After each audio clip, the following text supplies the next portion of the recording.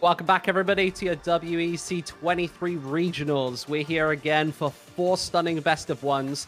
We've got a lot of Counter-Strike to play today, Tiddler. Yeah, we do, and we're back in the rounds of best of ones. You know, we were expecting a lot of best of threes because you have all these regions, but it seems like we want to go to the closer rounds of the best of ones, which is really interesting. I'm just going to check here the schedule. We're getting started with Turkey versus Albania, and then followed by Armenia versus Ukraine. Estonia versus Israel, and then going back to the best of threes at 8:30 or 20:30 CST, Belgium versus Czech Republic. So really action-packed day today. I feel like the first game is going to be close, and then we'll get to the Ukraine game. Might just be a little bit different in terms of firepower, but the other two, I think we're set up for a really good action-packed Counter-Strike day. Yeah, we've been talking about Israel and Ukraine, those CSGO teams, literally all week, and saying that they're some of the heaviest hitters actually in this tournament. But right now, we need to go to the Albania roster. Let's go through it. We'll see that on the screen right now. And do you want to take me through some of the fresher faces on this roster? Yeah, last time around last year, they had a little bit of a different roster. And I remember casting them. You could probably look at the clips here on this channel. It was like a real fiesta over towards the mid side. It was just players whipping out scouts every round of Mirage and 1v4 clutches and stuff like that. Like I say, you could probably find that on the clips on the Twitch channel.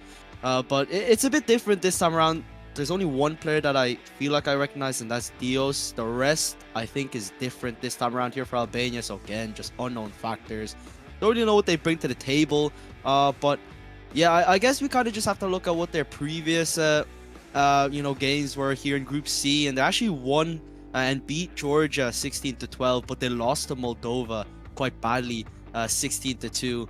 And then at the same time, Turkey absolutely destroyed Georgia.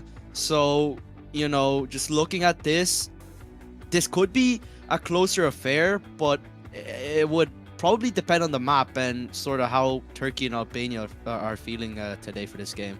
Yeah, we've got very up-in-the-air groups, and especially that's down to it being best of one as well, right? You don't have an entire best of 3 to stop and halt comebacks. We talked about the importance of winning every single pistol round just off the back of that. If you lose both of them, the map can go in the bin incredibly quickly. And we've been seeing loads of scrimmy Counter-Strike. We've been seeing lots of sort of default maps, and going to Mirage most of the time. We are yet to see the veto for this one, but let's see the roster of Turkey. That's on your screen right now. A couple of more familiar names here. Yeah, WEC23 is one of those players that, kind of come to mind immediately. I believe he's promoted to the Eternal Fire main team, in the midst of all their, chaos within the roster. But, the rest, I believe, are the Academy roster of Eternal Fire.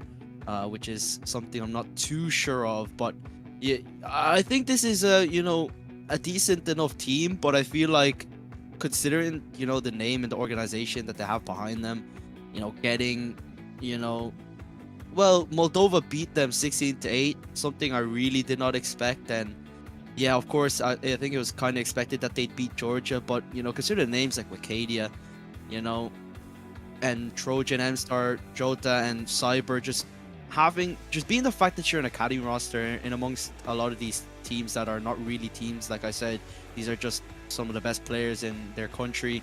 Just losing out to teams like Moldova, like 16-8. It doesn't really look great here, but Albania has been in that same boat, and it still looks like Turkey should be able to win this one out pretty comfortably.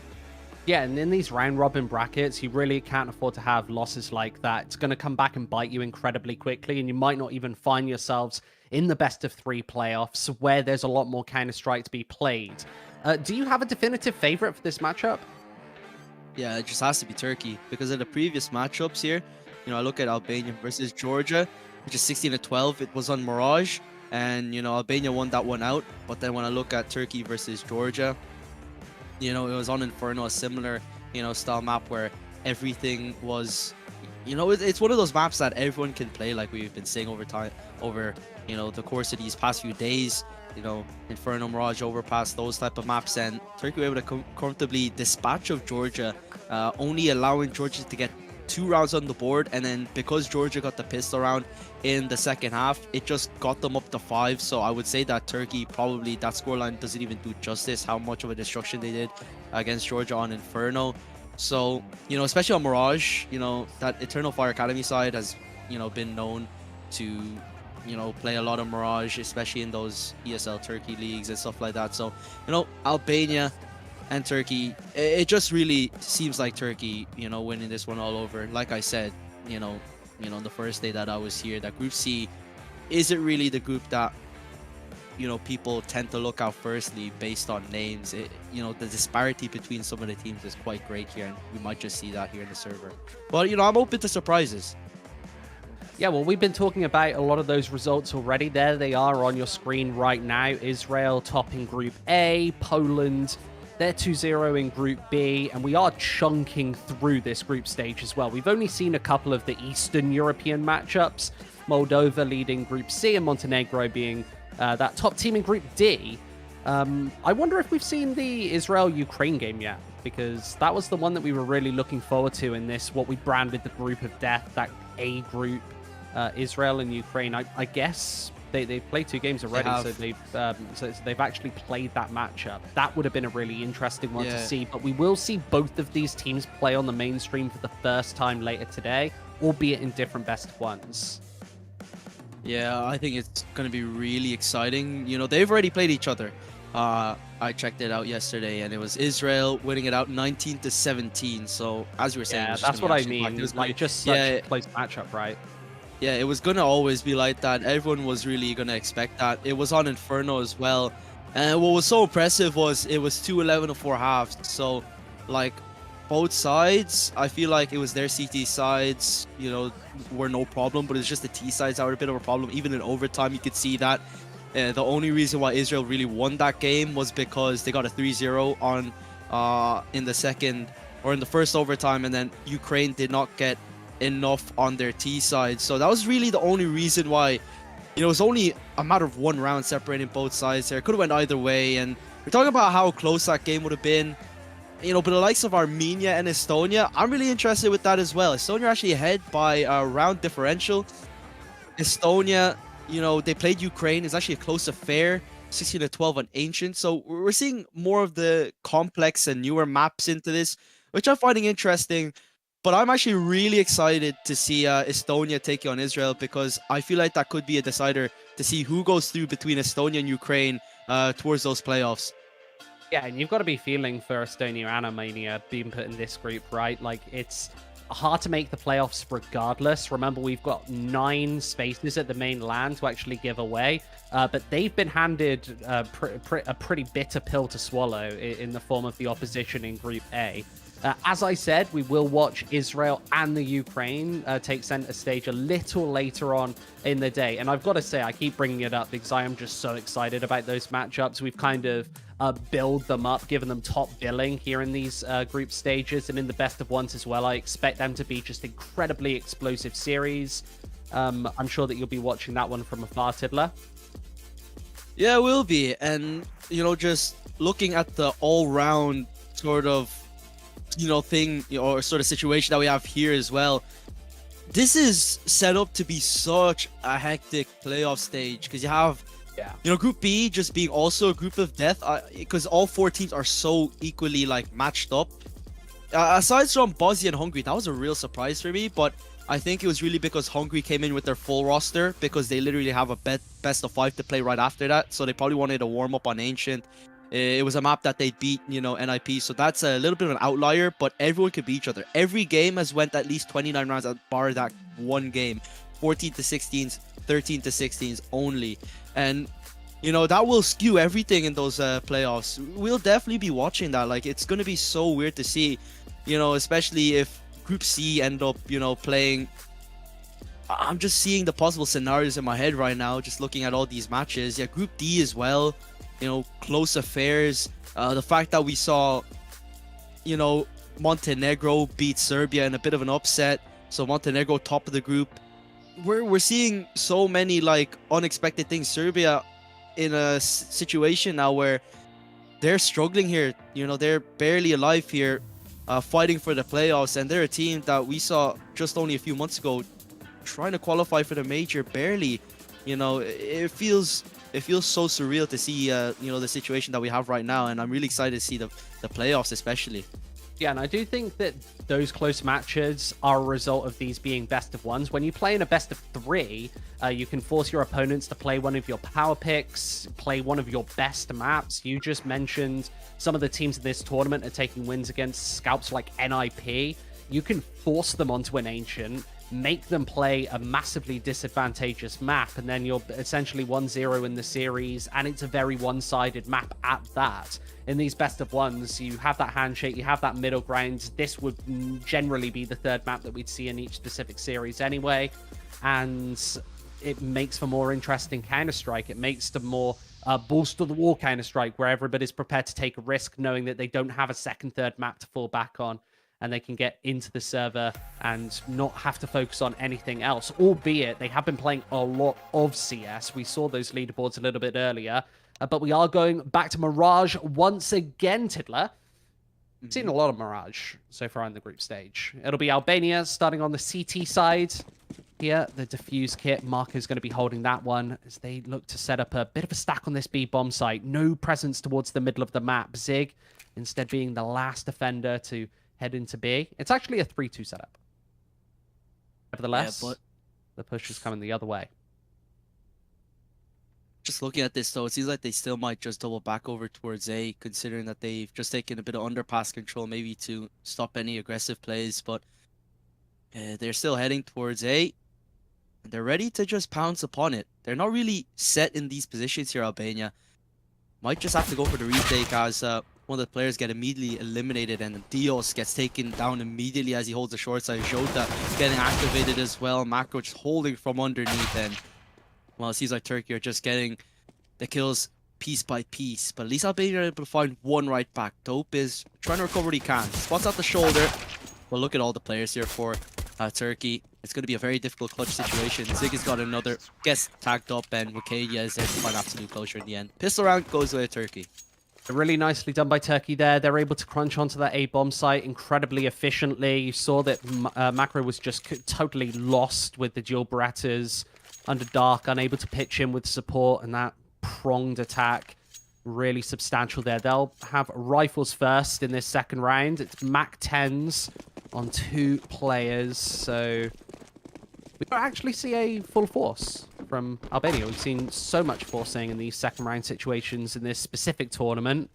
I feel like that's just the taste, the flavor of Counter-Strike that we see here in 2023. Nevertheless, it'll be a crunch onto the B-bomb site this time, a split. To be ready for this because they are walking into a stack.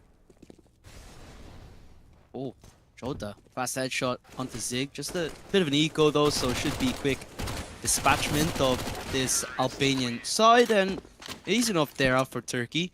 I could have been a little bit scared there, but I just trusted Turkey there ever since I just saw, you know, those shots starting to hit. They were in good positions here, Albania. Not really much that they could do there.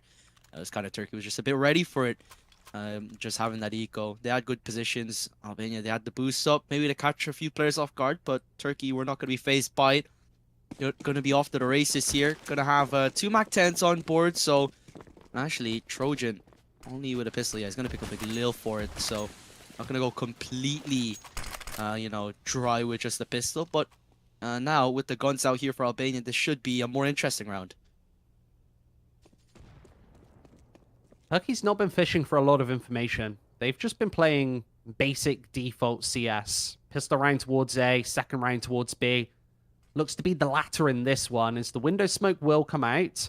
That gives them an option to excavate the underpass if needed. Nevertheless, 1 minute 20 seconds left against the first full buy that we've seen in this map.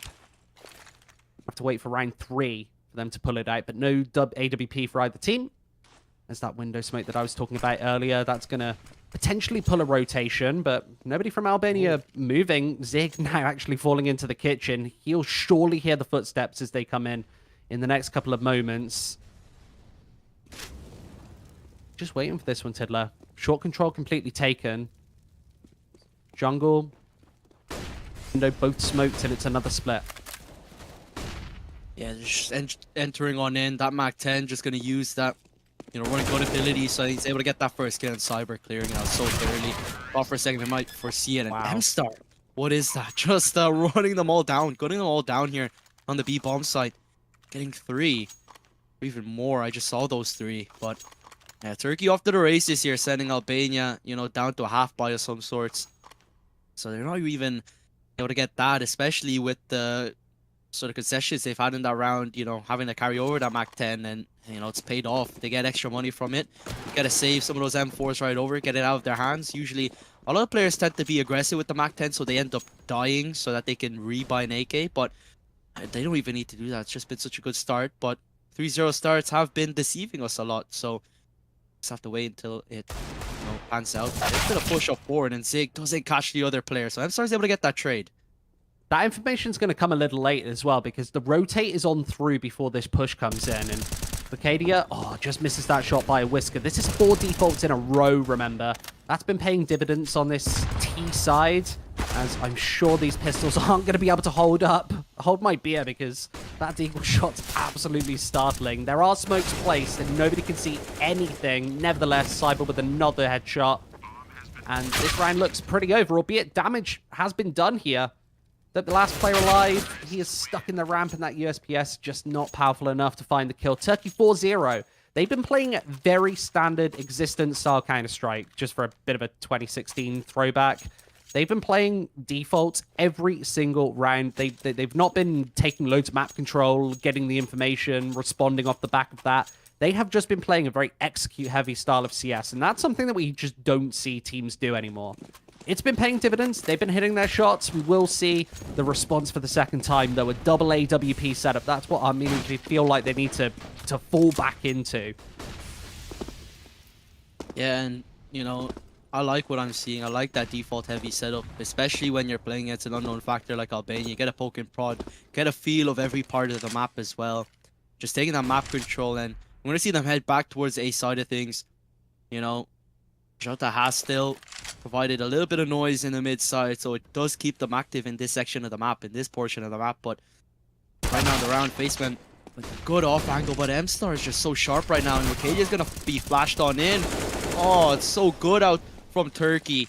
M-Star even grabbing another on that short player, and they're just destroying them piece by piece. Remember, this was a double up setup as well. Yeah, so that's so costly. Both of those snipers have dropped.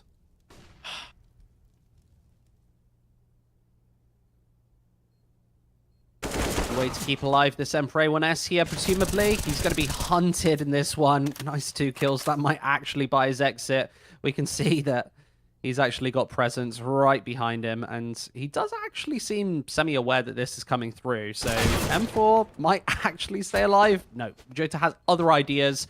Turkey, that's a 5th round, and another execute once again. They've just been playing such a retro style of CSGO. This is beautiful, though. All of these flashes landing. Everybody totally blind as that bomb site is just swarmed from every angle. Doesn't feel like Albania can see anything before these executes come in. They won't have much to work with here in round number 6. Just pistols, once again. They've been in this deadly eco cycle, and they're starting to let these rounds really get away from them here on Mirage. Peeking out from connector, trying to catch Shota, or rather, could be Arcadia this time around in that position. 2-1-2 default, just the basic default, the one that you always see, and including the player from Underpass. So this is just a basic default. Then, you know, as I was saying, just getting a feel. And Cyber in a battle in the ramp side macro has that kill, has his number up against the Deagles. They're gonna try and smoke themselves in. It's gonna be a battle again. Cyber is already pushed up forward. There's a Palace player as well starting to clear things out. Molotov flushing every single angle. This should be an easy Turkey execute from here on out. Look at the positions. You know, Albania are all just stuck in this one area of the map. And M-Star might just have a few here, but he could also fall. Depends who sees each other first, and it's going to be dope to see him. So that's going to be a call for Turkey to possibly rotate here to the B side. But it's going to be the CTs are also going to do that with Arcadia taking a bit of damage, quite a bit of damage at that. But he's able to get that kill, but that Molotov is good. Forces them back just that little bit. But this is going to be another huge encounter in this market side. But they've already lost the entire bomb site. They're even being forced out of market. That is a nice shot, though. They're being forced out of market with Molotovs, a smoke grenade. They basically have just 0 map control right now. They're stuck literally in the CT spawn. as that bomb goes down on B. There's just no way back in when you have that little map presence. They're already hunting upon short, and Jota, he's been doing such a lot of economical damage in all of these rounds. But this is where it starts to get interesting then. 6-0, we will see a buy once again. Potentially a double AWP setup. Remember that that's what Albania went to last time. I'd be interested to see if they want to follow it up with another one. Mirage, it's not unbelievably common, to be perfectly honest with you, to go for 2 snipers. Interested, though. Everybody really struggling on the scoreboard. 4 kills on just the one player, and everybody else is stuck between 0 and 1, practically. Just a stray deagle shot here and there.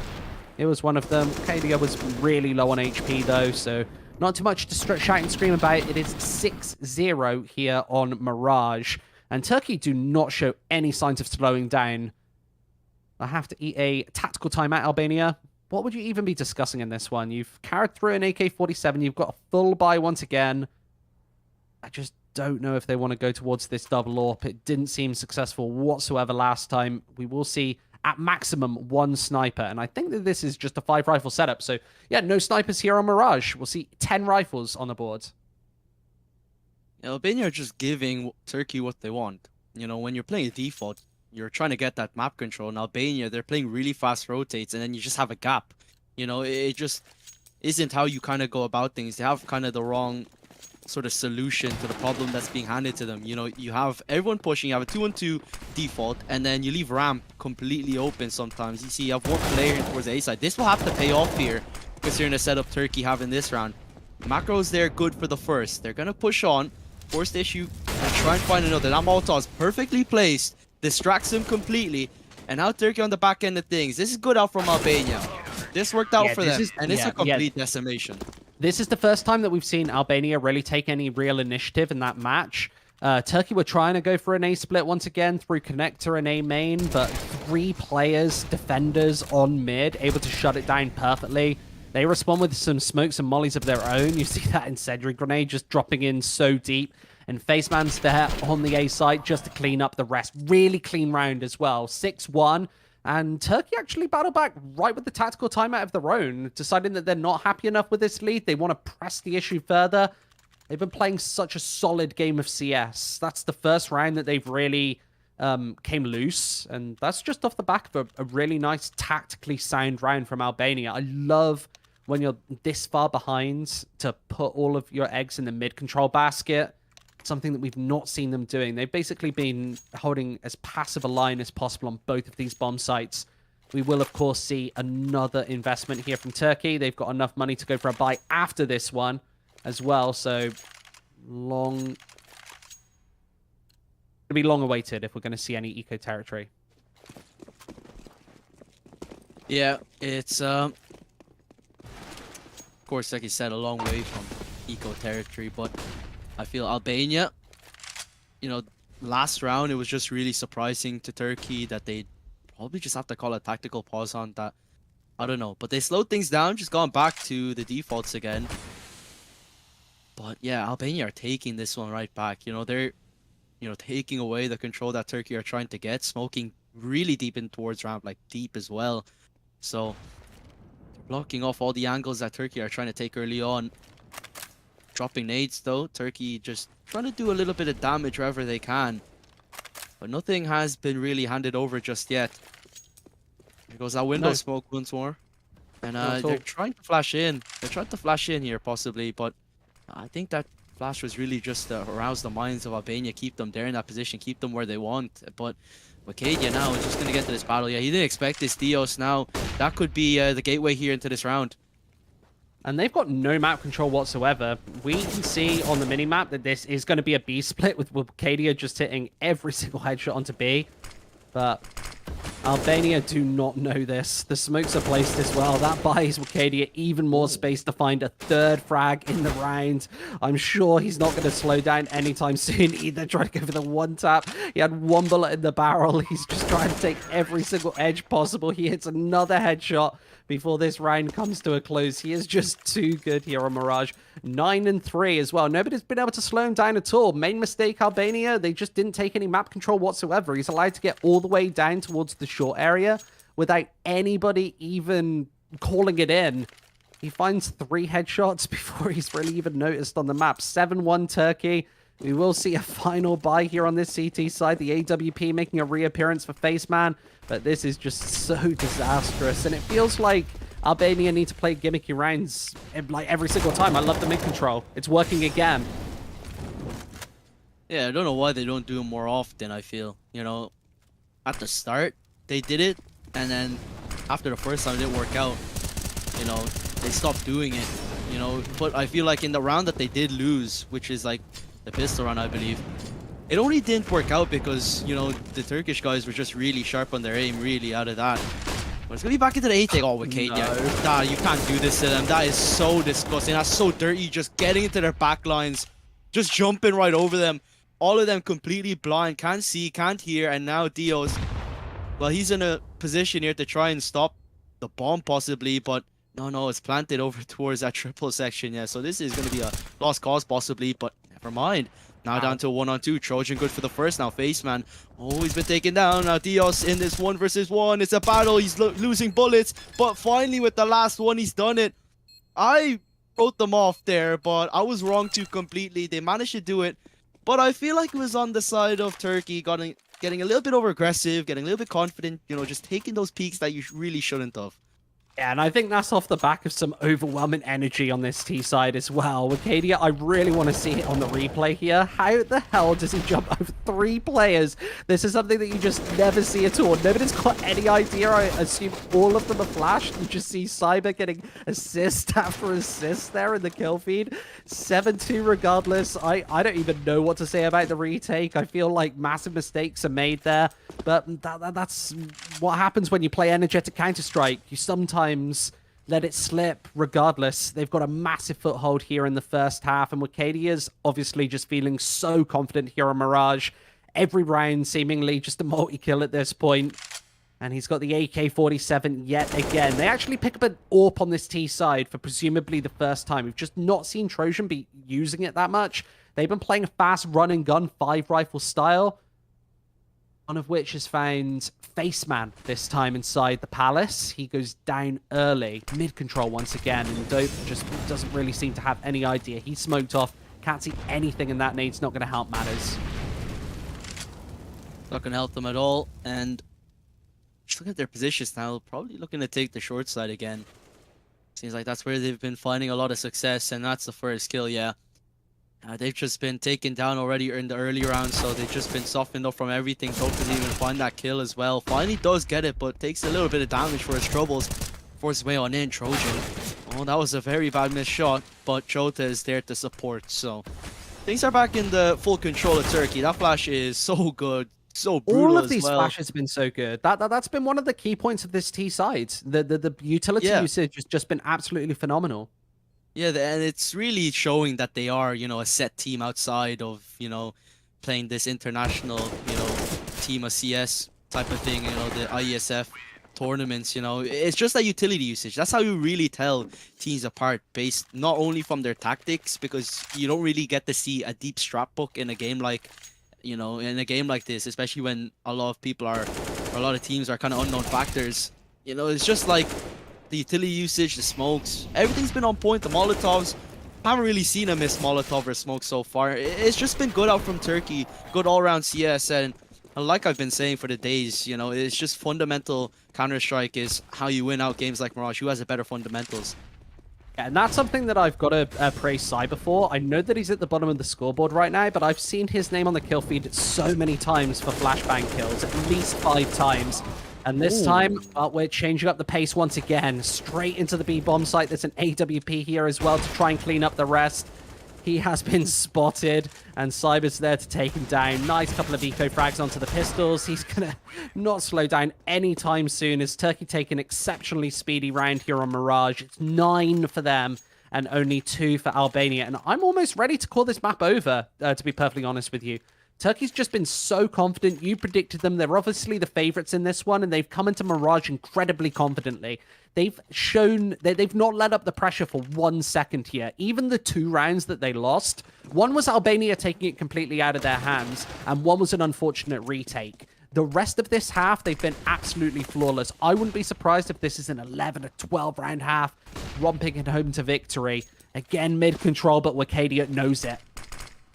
Yeah, but it's going to be a very difficult situation to get out of. Yeah, and Faceman is going to take him down, rightly so. Cyber immediately back on the kill feed, not for a flash assist this time around, but for a frag, for a headshot. But the two Turkey sort of legions are kind of split completely away from each other.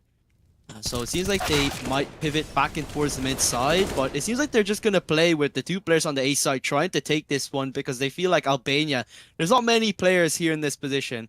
And that's just been the case so far. I think that's why it's just been so easy. Every time they walk into a section of the map, aside from mid, there's just been, you know, one or two players on the actual bomb site itself because they know they've used so much, you know, manpower into taking this mid control. It seems like Turkey have been so good at adapting, and even though they don't have all the numbers here, you know, when they're executing on in, they've been able to take it relatively easily. And both players coming from CT, very difficult one to try and retake at this. And look at this angle. Dios there for the immediate trade, but now 1-on-3. That's a missed op shot, but Trojan's not going to miss that second time around. So, like you said, this map looks like it should be done from here on through, because, you know, if you just look at how the way Turkey are playing and then you translate it over to the CT side, it just doesn't seem like Albania are going to be able to stop that. It's certainly shaping up that way. And when you've got 4 players above this 10 kill mark, only 1 for Albania, 4 for Turkey, it's not the case of just shutting down one single threat on your opposing team. You have to actually dismantle this entire roster simultaneously. And I just don't see that happening anytime soon. It's going to take some sensational deagle shots in this particular round to make that happen, and that is what's happening in the first moments of round number 13. We've still got a minute 30 left, and the B site might already be falling. I can see Cyber is just poking. There's no defenders towards this side of the map, Tiddler. Yeah, and like I've been just saying the last round, they've just been able to catch Albania when there's only 1 or 2 players on the bomb site. So regardless of how many numbers Turkey do put into this bomb site, they usually are able to take this area of the map. And I don't think that gun barrel has been spotted, just so thin. It's the very edge of that AK-47. He's jump spotting Faceman now. Gonna get into this battle, and Cyber, an easy takeout for him. Only a Molotov to try and stop things, but that's not gonna do much. Cyber is just gonna hold it down, and Dios not even gonna get a chance, not even gonna land a bullet with that AK. And Turkey just continue on here, 11-2. It's just been so dominant, and Albania just haven't gotten running here. Even that mid play that they've been doing, you know, sometimes periodically, it's really only been catching Turkey off like as a surprise rather than, you know, Turkey just not being able to handle it. Rather, it's just been, you know, they've been able to do it twice, but whenever they've tried it outside of those 2 rounds that they've won, Turkey have been able to read it every single time. So it's not even a problem anymore for them, and they're gonna go out with a full buy and all appear on Faceman. We'll see what they're gonna be able to do this time. Not really too much mid control. They're just gonna hold it from connector and short. And Cyber was the only player sub 10 kills. That triple's just put him right back in the mix. He's not looking like the slower player on Team Turkey anymore. Wicadia just doing what he does. We've seen this all map. Slips up connector, and it's just totally unbeknownst to them. There are more smokes to place as well. Turkey haven't even used half their utility yet. They're finally throwing down those final Molotovs. But yeah, this round looks over again. It's a 4 versus 3, but this is going to be so hard to get back into. Yeah, it's just going to be way too difficult for them to find their way back in.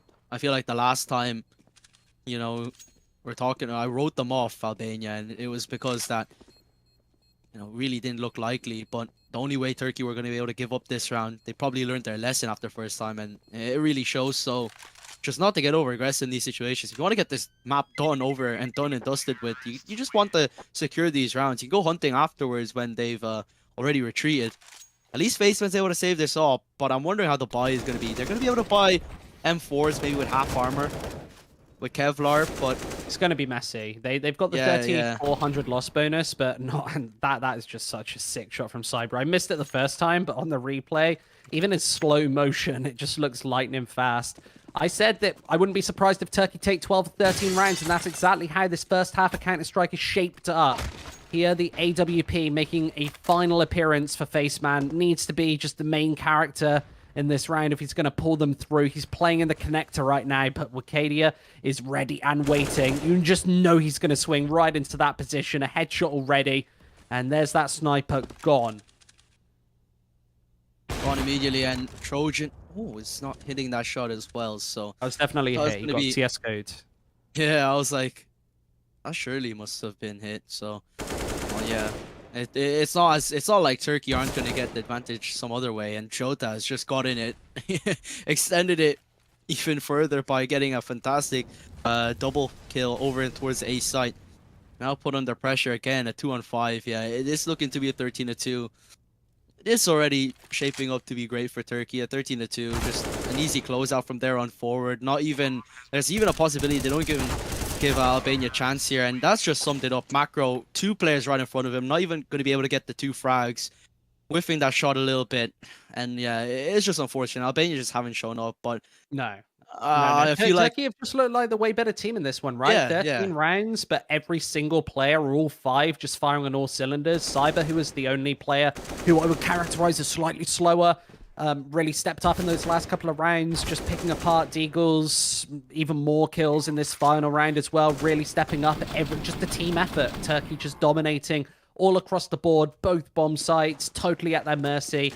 It's 13-2, and honestly, this could have been a 14-1 as well, right? Like, just call it over at this point. A pistol round separates them from the finish line as they need to dismantle a B push to basically finish off this map.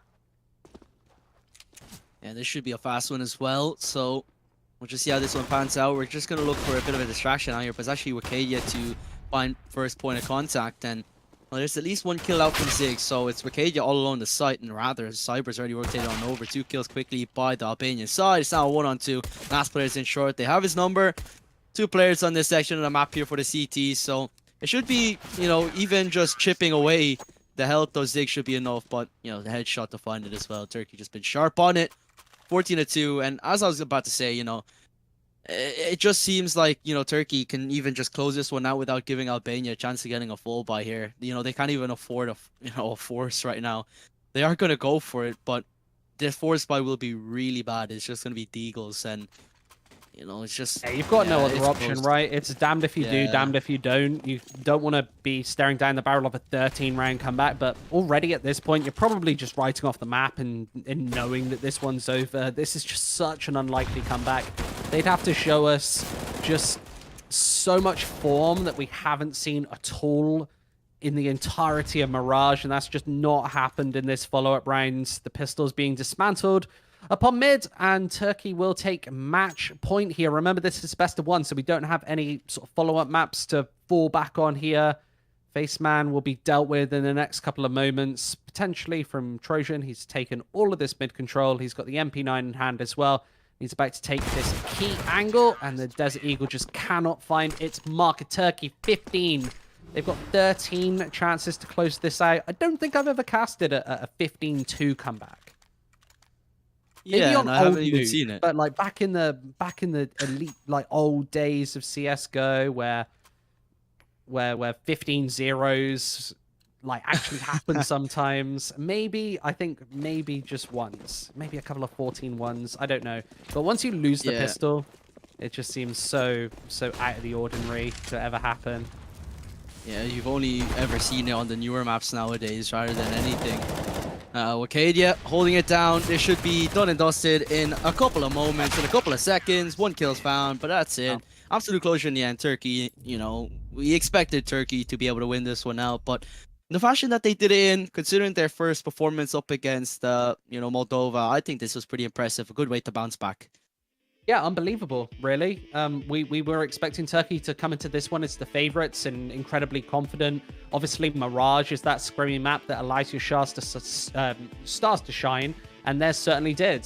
Just everybody playing lights out Counter-Strike. Nobody slowed down and let off the pace for an absolute second. We thought when it got to sort of like 7-2, 8-2, that Albania might actually have a foothold back in. They had found the answer of mid-control, that they were playing a more aggressive game of CS, and that was sort of catching Turkey off guard just once or twice.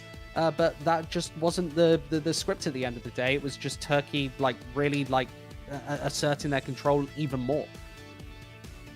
Yeah, it just really, I don't think we can analyze it just much more because, you know, I think there was just a huge disparity between both sides. You said it before, Group C, you know, you have Moldova and Turkey who are actual teams outside, and you have Albania and, you know, I believe Armenia who, you know, are just, they're not really teams outside. They are just, you know, they switch around every year when they compete for these qualifiers. So, you know, not really going to expect anything unless they had some great individual talent. But, you know, they were individually there. It's just that as a unit, you know, they weren't able to do much. And it's great practice playing against a big team like this. You often don't get the opportunities to play for prize money, for the prestige of LAN, in a proper tournament, on the live stream as well. That's got to be in the back of your heads. Nevertheless, this live stream has 3 more matches left to be played. We're going to take an intermission just before, a bit of an extended break before we go into our next triage of games.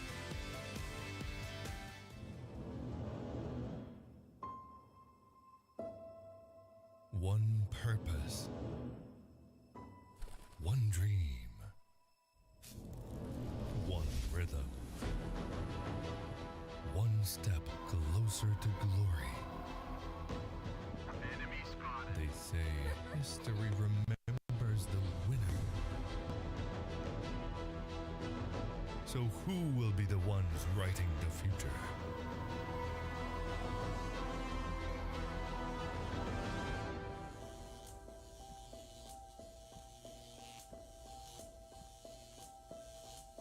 The halls of power call for their kings. The ones who won't back down. The ones who believed.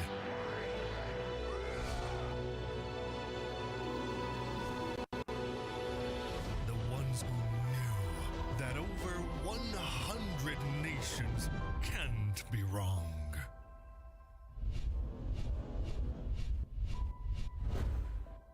Join the fight between August 24th and September 3rd as Yash becomes the world's esports capital.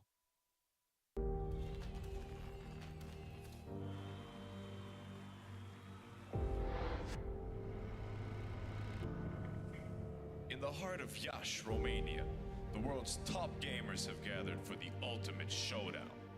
IESF brings heart-stopping matches across a variety of gaming genres in an electrifying experience that celebrates the passion and dedication of esports athletes from around the globe. This is more than just a tournament. This is where champions are born, legends are made, and anything is possible. Get ready to witness the ultimate display of skill, strategy, and heart. The IESF World Esports Championship. It's about to take your breath away. Do you think you've got what it takes? The challenge will be tougher than ever.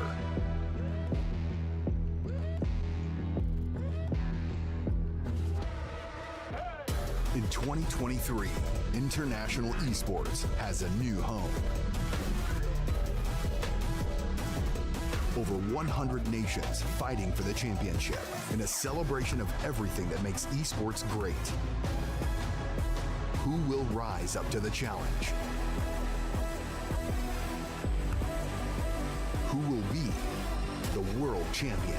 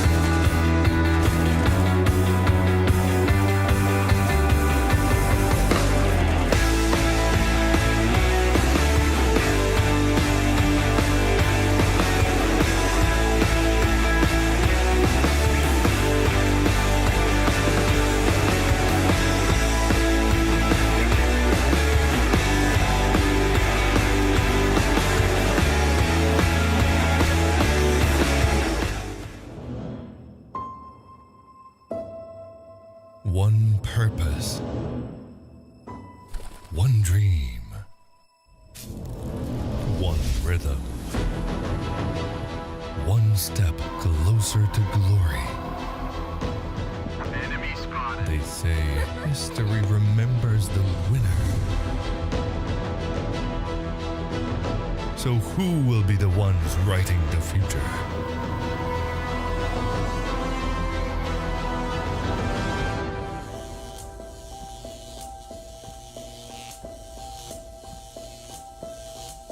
The halls of power call for their kings. The ones who won't back down. The ones who believed.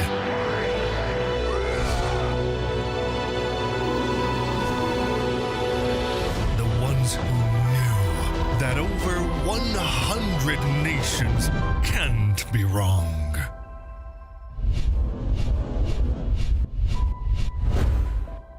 Join the fight between August 24th and September 3rd as Yash becomes the world's esports capital.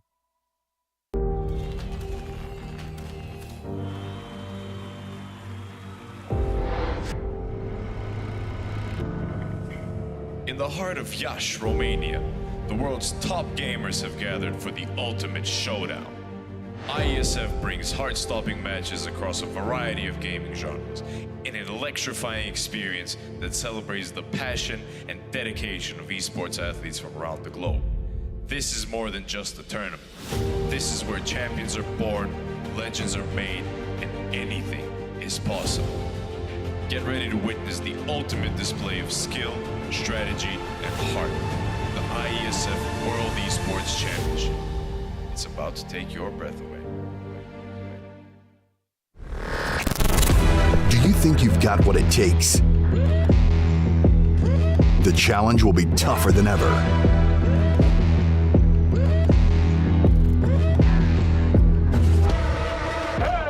In 2023, International Esports has a new home. Over 100 nations fighting for the championship in a celebration of everything that makes esports great. Who will rise up to the challenge? Who will be the world champion?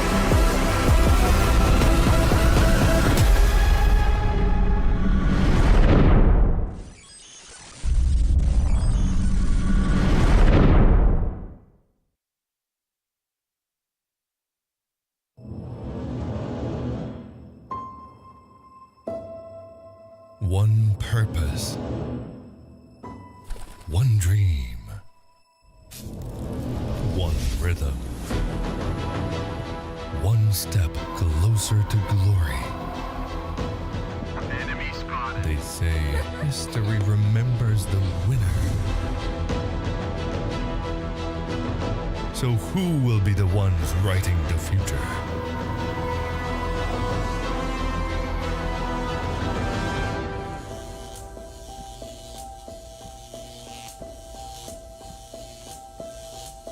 The halls of power call for their kings.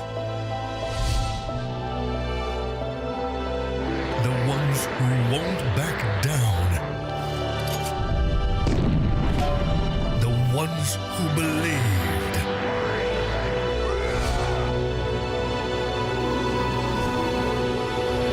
The ones who knew that over 100 nations can't be wrong.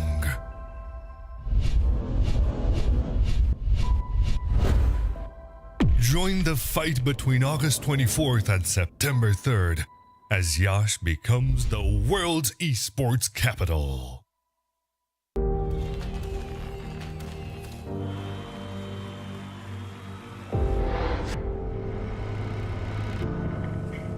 In the heart of Iași, Romania, the world's top gamers have gathered for the ultimate showdown.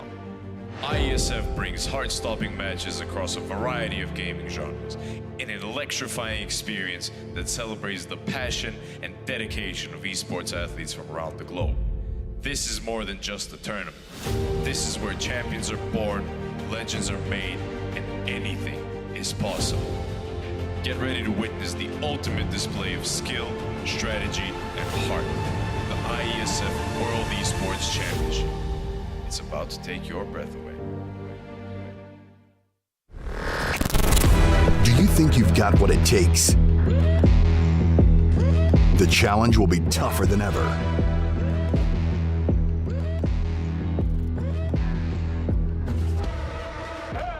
In 2023, International Esports has a new home. Over 100 nations fighting for the championship in a celebration of everything that makes esports great. Who will rise up to the challenge? Who will be the world champion?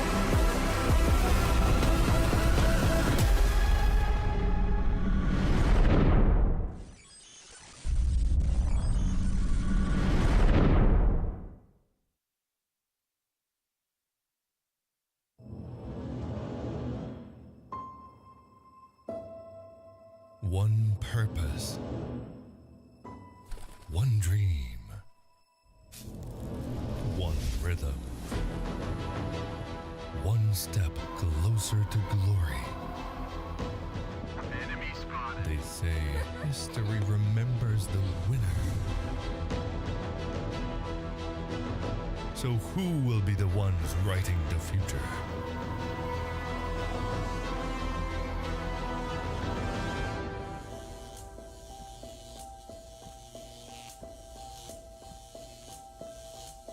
The halls of power call for their kings. The ones who won't back down. The ones who believed.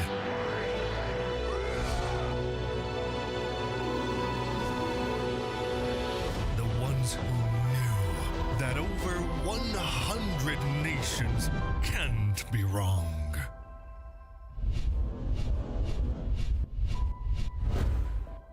Join the fight between August 24th and September 3rd as Yash becomes the world's esports capital.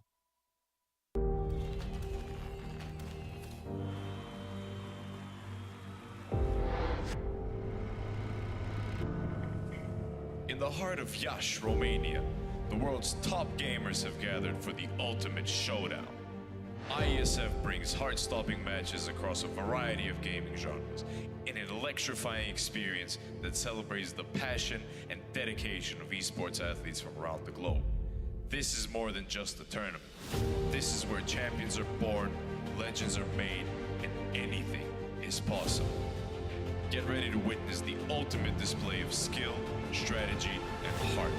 The IESF World Esports Championship. It's about to take your breath away. Do you think you've got what it takes? The challenge will be tougher than ever.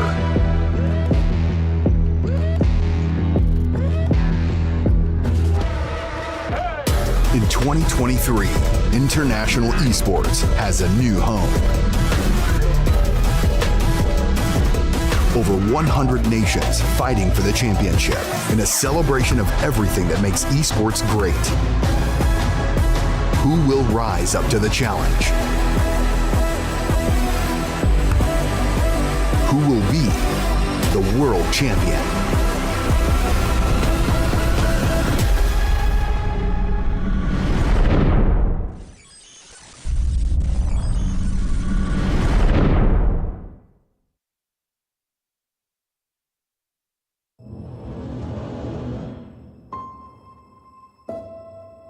One purpose, one dream, one rhythm, one step closer to glory. They say history remembers the winner. So who will be the ones writing the future?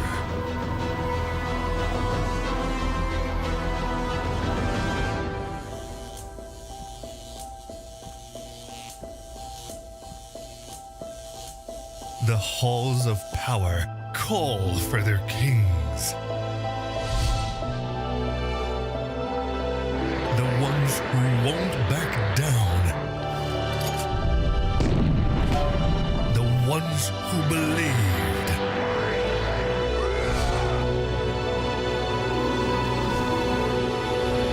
The ones who knew that over 100 nations can't be wrong.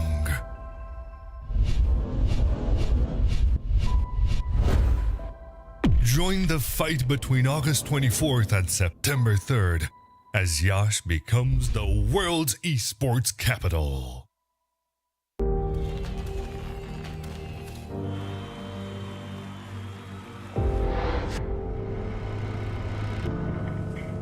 In the heart of Yash, Romania, the world's top gamers have gathered for the ultimate showdown.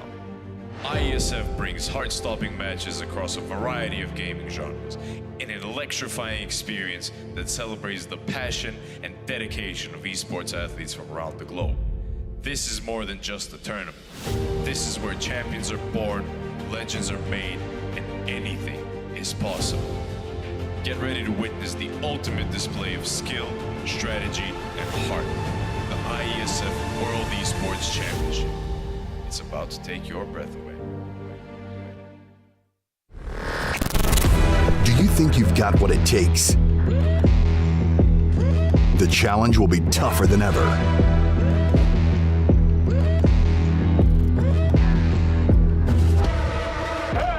In 2023, International Esports has a new home.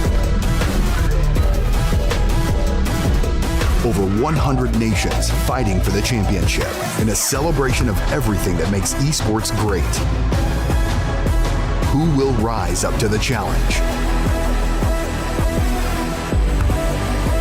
Who will be the world champion?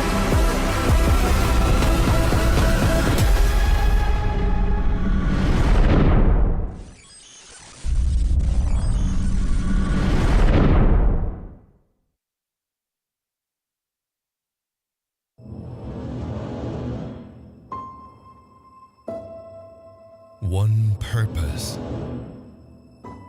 one dream, one rhythm, one step closer to glory. Enemy spotted. They say history remembers the winner. So who will be the ones writing the future?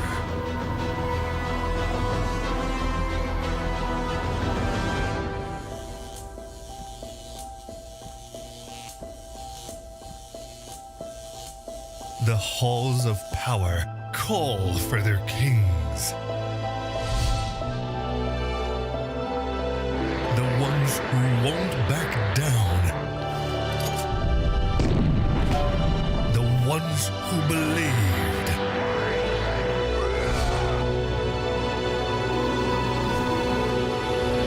The ones who knew that over 100 nations can't be wrong.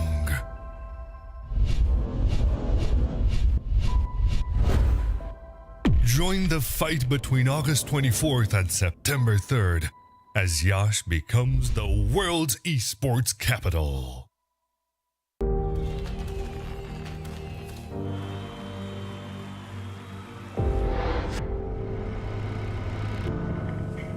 In the heart of Yash, Romania, the world's top gamers have gathered for the ultimate showdown. IESF brings heart-stopping matches across a variety of gaming genres in an electrifying experience that celebrates the passion and dedication of esports athletes from around the globe. This is more than just a tournament. This is where champions are born, legends are made, and anything is possible. Get ready to witness the ultimate display of skill, strategy, and heart. The IESF World Esports Championship. It's about to take your breath away. Do you think you've got what it takes? The challenge will be tougher than ever.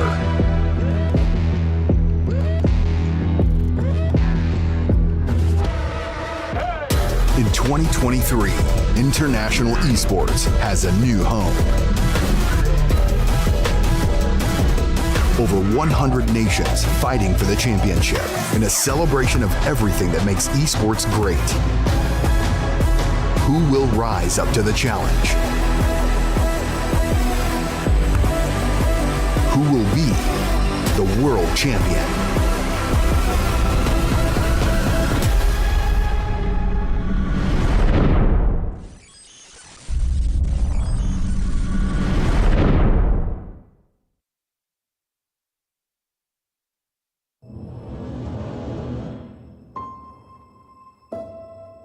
One purpose,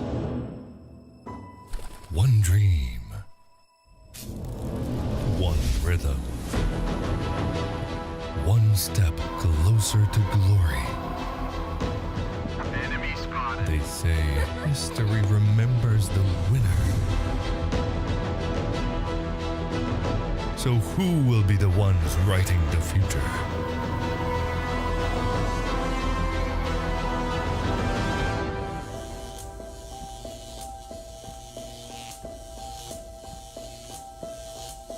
The halls of power call for their kings. The ones who won't back down. The ones who believed.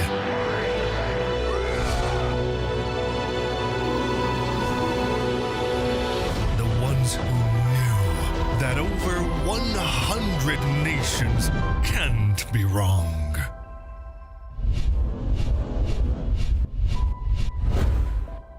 Join the fight between August 24th and September 3rd as Yash becomes the world's esports capital.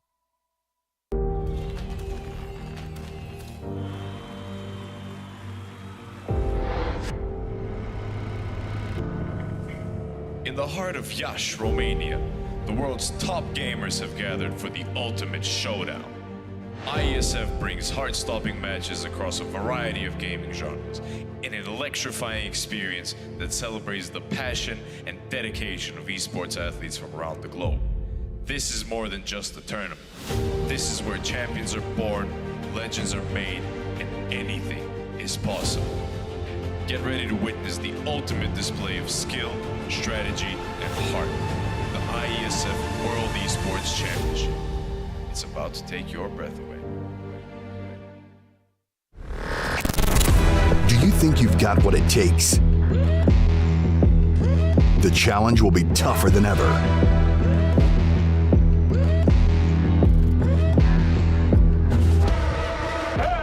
In 2023, International Esports has a new home.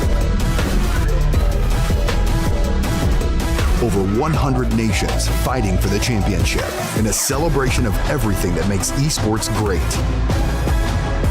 Who will rise up to the challenge?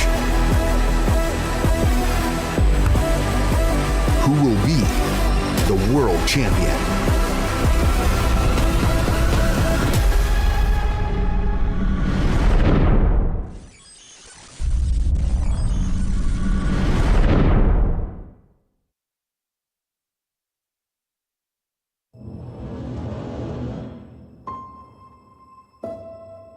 One purpose,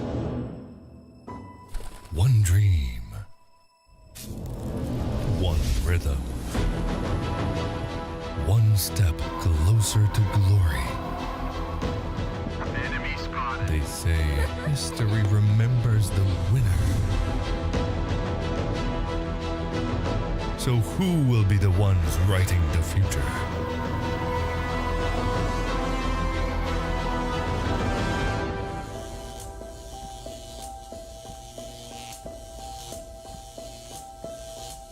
The halls of power call for their kings.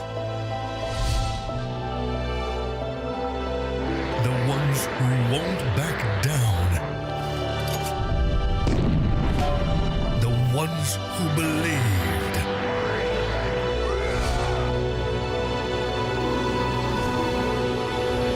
The ones who knew that over 100 nations can't be wrong.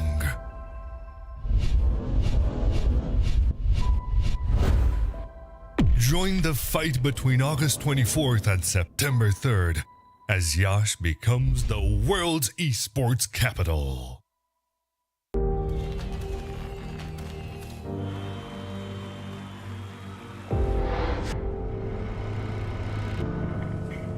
In the heart of Iași, Romania, the world's top gamers have gathered for the ultimate showdown.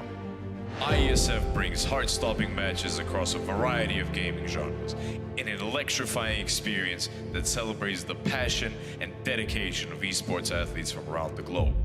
This is more than just a tournament. This is where champions are born, legends are made, and anything is possible.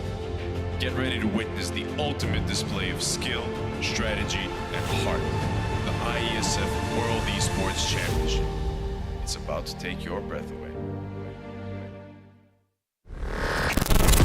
Do you think you've got what it takes? The challenge will be tougher than ever.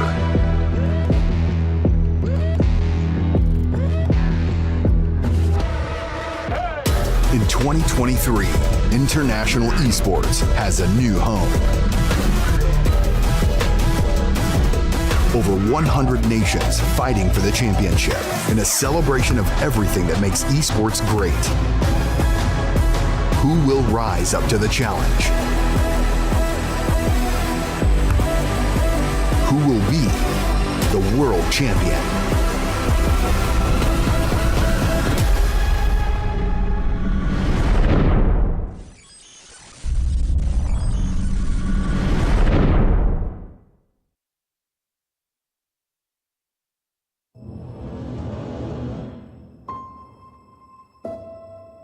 One purpose,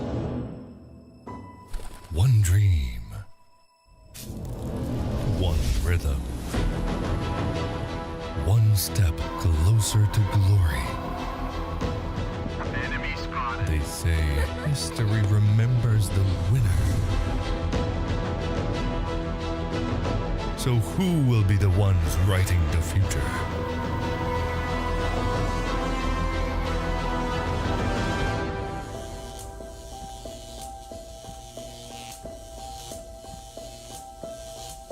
The halls of power call for their kings. The ones who won't back down. The ones who believed.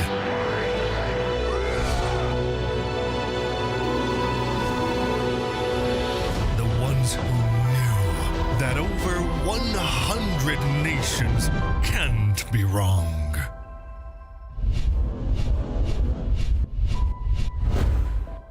Join the fight between August 24th and September 3rd as Yash becomes the world's esports capital.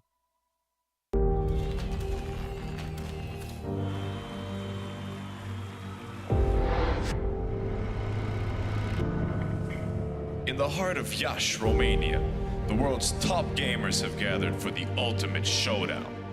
IESF brings heart-stopping matches across a variety of gaming genres in an electrifying experience that celebrates the passion and dedication of esports athletes from around the globe. This is more than just a tournament. This is where champions are born, legends are made, and anything is possible. Get ready to witness the ultimate display of skill, strategy, and heart. The IESF World Esports Championship. It's about to take your breath away. Do you think you've got what it takes? The challenge will be tougher than ever.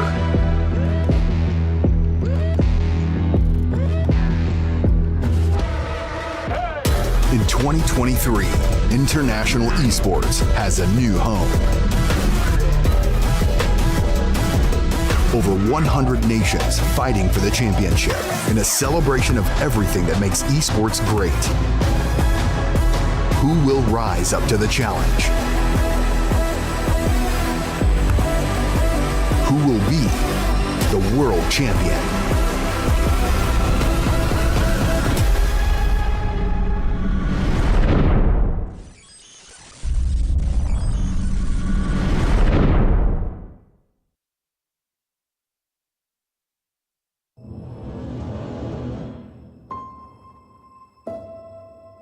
One purpose. One dream. One rhythm. One step closer to glory. Enemy spotted. They say history remembers the winner. So who will be the ones writing the future?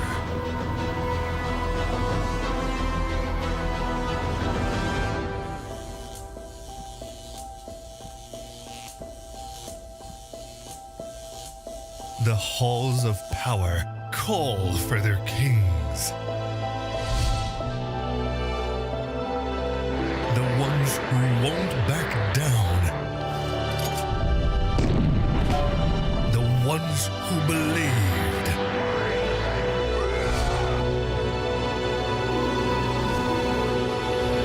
The ones who knew that over 100 nations can't be wrong.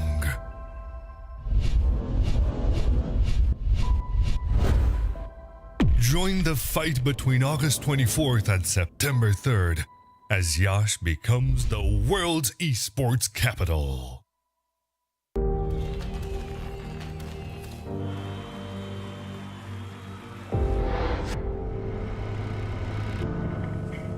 In the heart of Iași, Romania, the world's top gamers have gathered for the ultimate showdown. IESF brings heart-stopping matches across a variety of gaming genres in an electrifying experience that celebrates the passion and dedication of esports athletes from around the globe. This is more than just a tournament. This is where champions are born, legends are made, and anything is possible. Get ready to witness the ultimate display of skill, strategy, and heart. The IESF World Esports Championship. It's about to take your breath away. Do you think you've got what it takes? The challenge will be tougher than ever.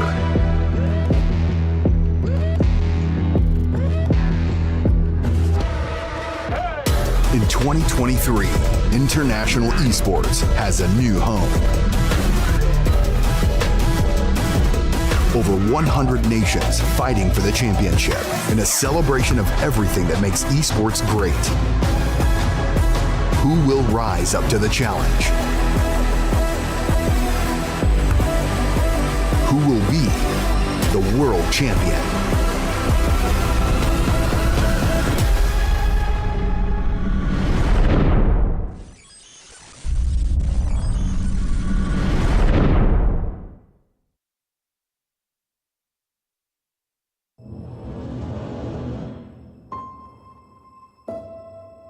One purpose. One dream. One rhythm. One step closer to glory. Enemy spotted. They say history remembers the winner. So who will be the ones writing the future?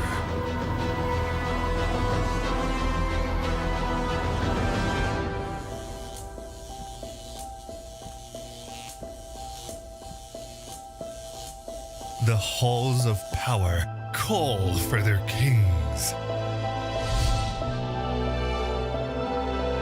The ones who won't back down. The ones who believed.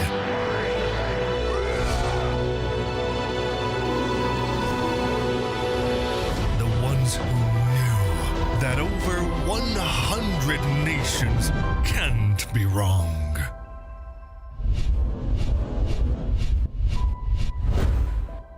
Join the fight between August 24th and September 3rd as Yash becomes the world's esports capital.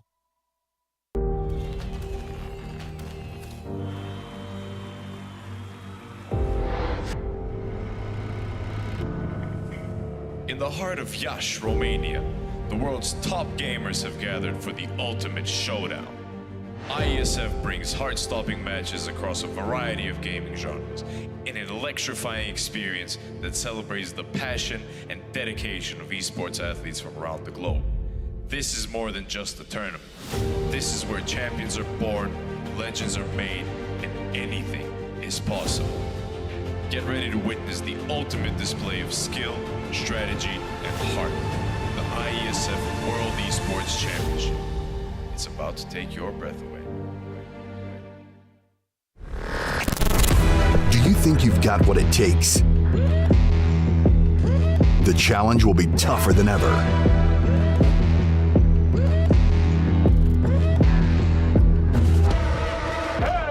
In 2023, International Esports has a new home. Over 100 nations fighting for the championship in a celebration of everything that makes esports great. Who will rise up to the challenge? Who will be the world champion?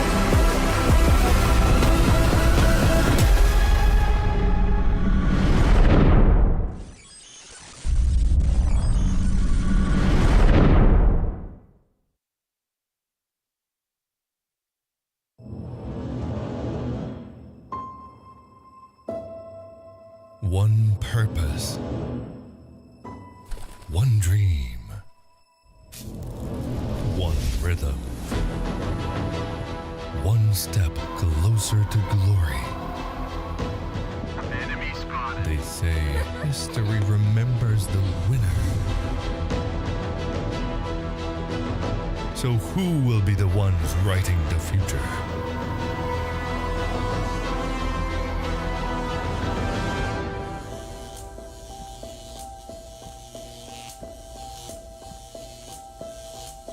The halls of power call for their kings. The ones who won't back down. The ones who believed.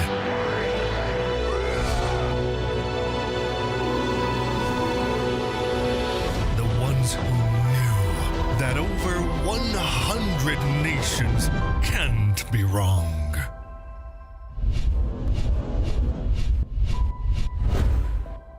Join the fight between August 24th and September 3rd as Yash becomes the world's esports capital.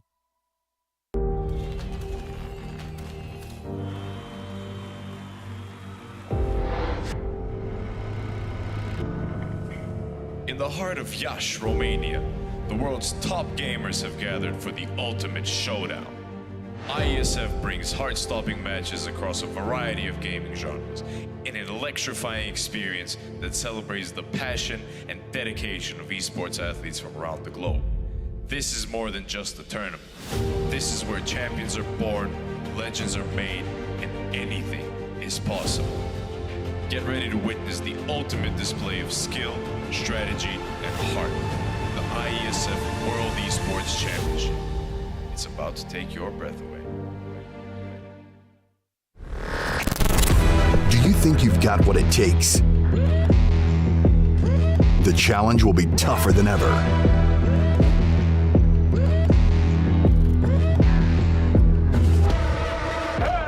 In 2023, International Esports has a new home. Over 100 nations fighting for the championship in a celebration of everything that makes esports great. Who will rise up to the challenge? Who will be the world champion?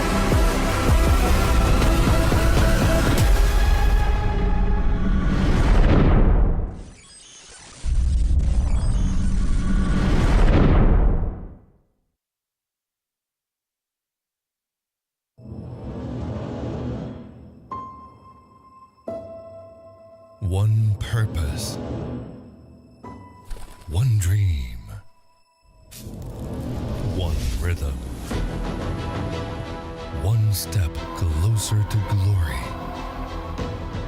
Enemy spotted. They say history remembers the winner. So who will be the ones writing the future?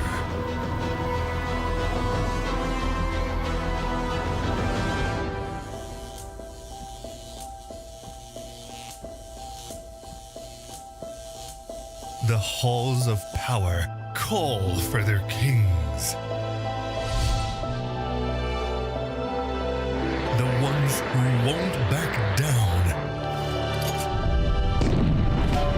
The ones who believed.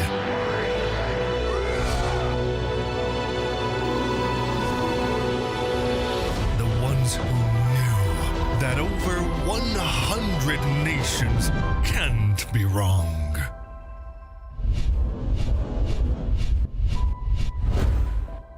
Join the fight between August 24th and September 3rd as Yash becomes the world's esports capital.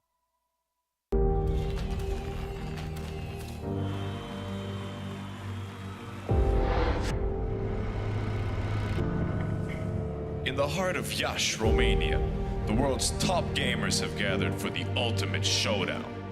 IESF brings heart-stopping matches across a variety of gaming genres in an electrifying experience that celebrates the passion and dedication of esports athletes from around the globe. This is more than just a tournament. This is where champions are born, legends are made, and anything is possible. Get ready to witness the ultimate display of skill, strategy, and heart. The IESF World Esports Championship. It's about to take your breath away. Do you think you've got what it takes? The challenge will be tougher than ever.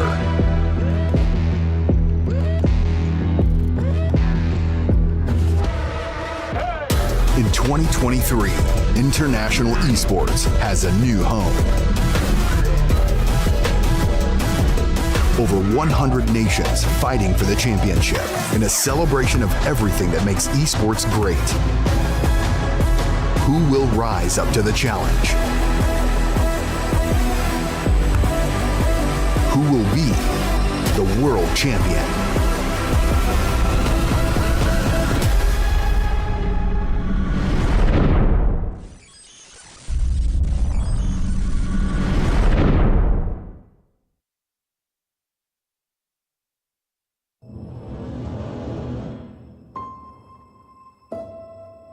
One purpose, one dream, one rhythm, one step closer to glory. They say history remembers the winner. So who will be the ones writing the future?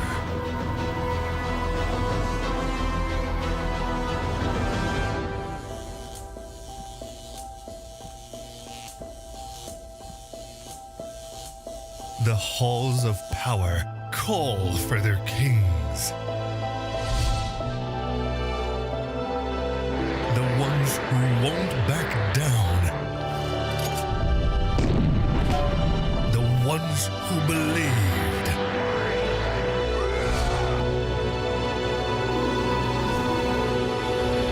The ones who knew that over 100 nations can't be wrong.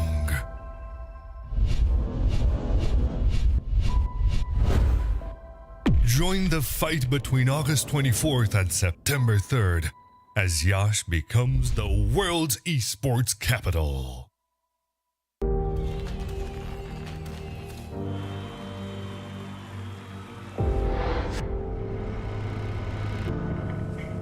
In the heart of Yash, Romania, the world's top gamers have gathered for the ultimate showdown.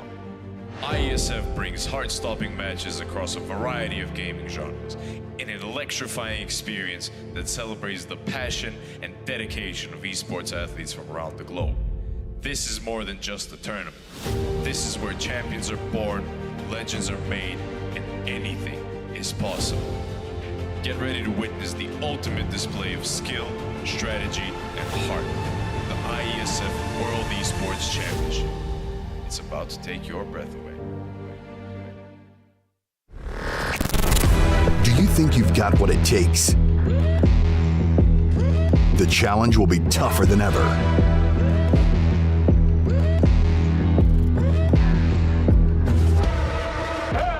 In 2023, International Esports has a new home. Over 100 nations fighting for the championship in a celebration of everything that makes esports great. Who will rise up to the challenge? Who will be the world champion?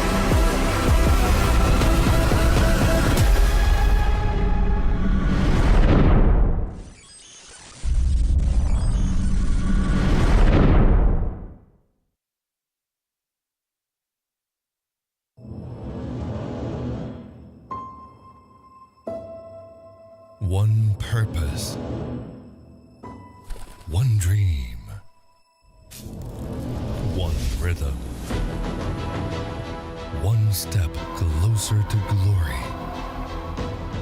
Enemy spotted. They say history remembers the winner. So who will be the ones writing the future?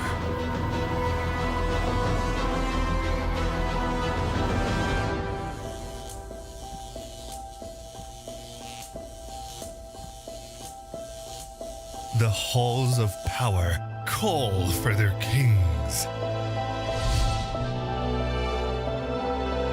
The ones who won't back down. The ones who believed.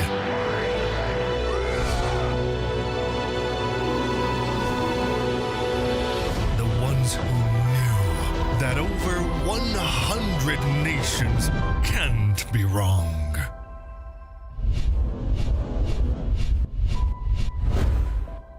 Join the fight between August 24th and September 3rd as Yash becomes the world's esports capital.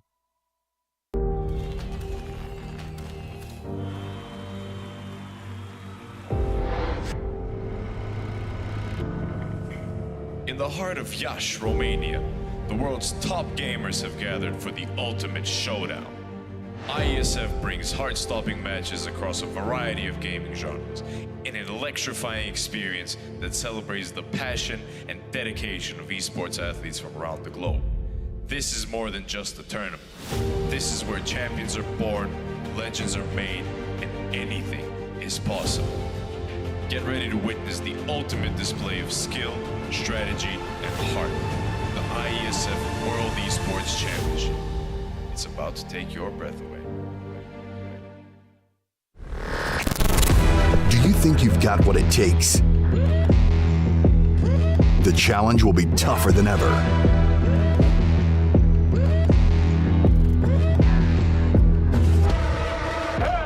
In 2023, International Esports has a new home. Over 100 nations fighting for the championship in a celebration of everything that makes esports great. Who will rise up to the challenge? Who will be the world champion?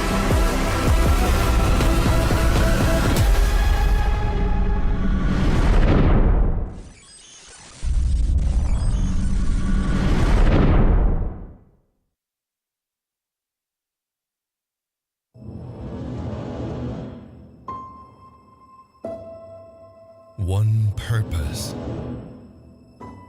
one dream, one rhythm,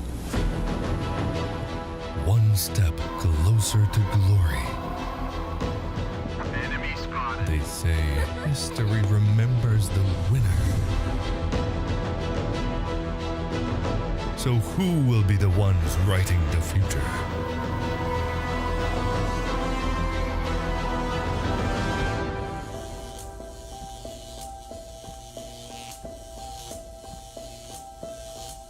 The halls of power call for their kings.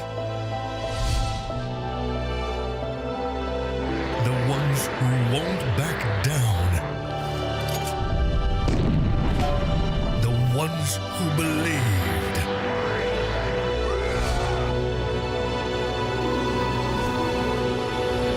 The ones who knew that over 100 nations nations can't be wrong.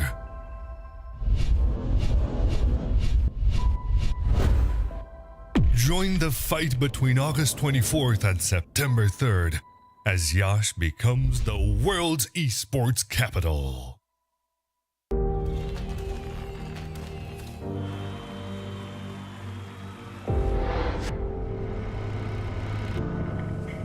In the heart of Iași, Romania, the world's top gamers have gathered for the ultimate showdown. IESF brings heart-stopping matches across a variety of gaming genres in an electrifying experience that celebrates the passion and dedication of esports athletes from around the globe. This is more than just a tournament. This is where champions are born, legends are made, and anything is possible. Get ready to witness the ultimate display of skill, strategy, and heart. The IESF World Esports Championship. It's about to take your breath away. Do you think you've got what it takes? The challenge will be tougher than ever.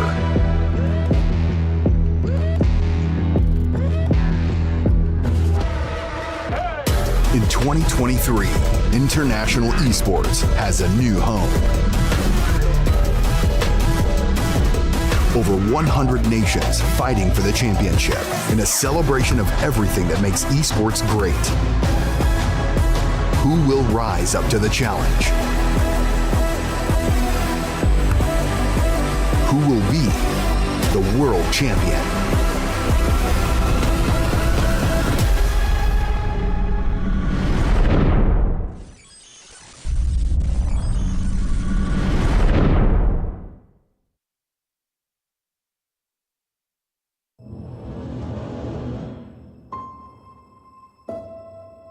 One purpose, one dream, one rhythm, one step closer to glory. Enemy spotted. They say history remembers the winner. So who will be the ones writing the future?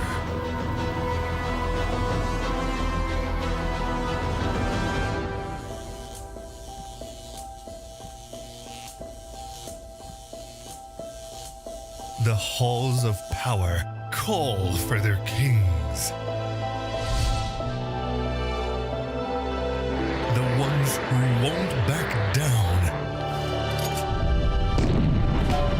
The ones who believed.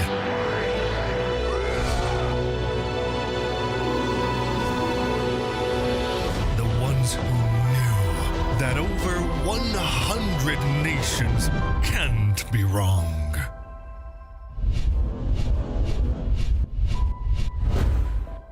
Join the fight between August 24th and September 3rd as Yash becomes the world's esports capital.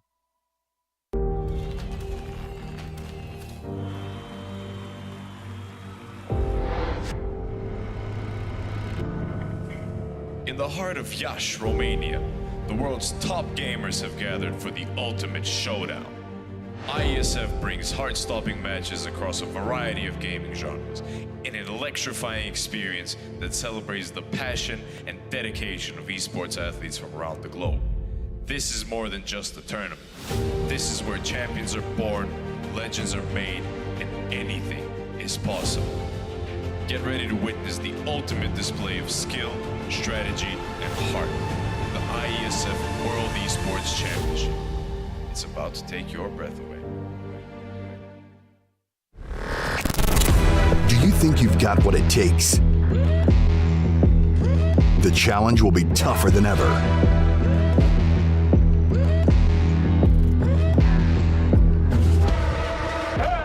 In 2023, International Esports has a new home. Over 100 nations fighting for the championship in a celebration of everything that makes esports great. Who will rise up to the challenge? Who will be the world champion?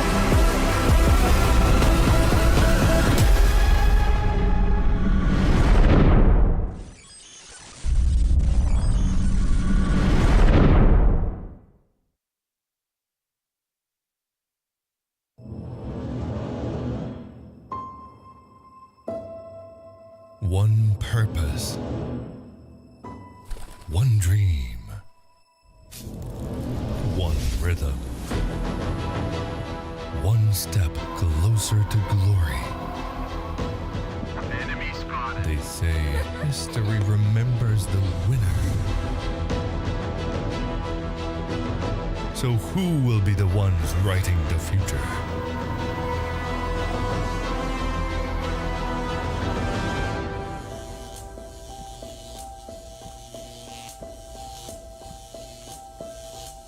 The halls of power call for their kings. The ones who won't back down. The ones who believed.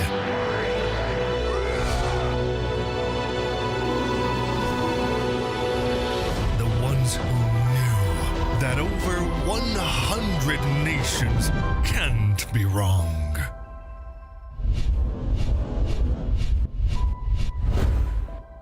Join the fight between August 24th and September 3rd as Yash becomes the world's esports capital.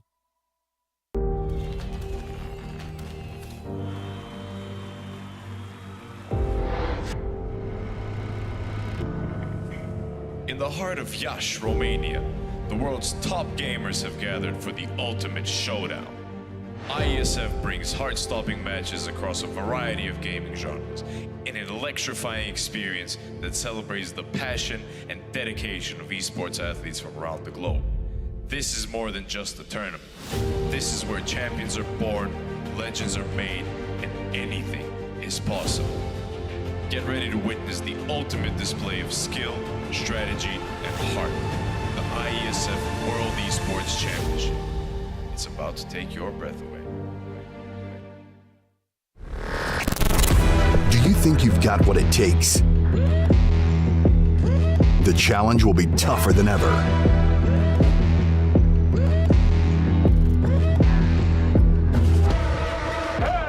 In 2023, International Esports has a new home.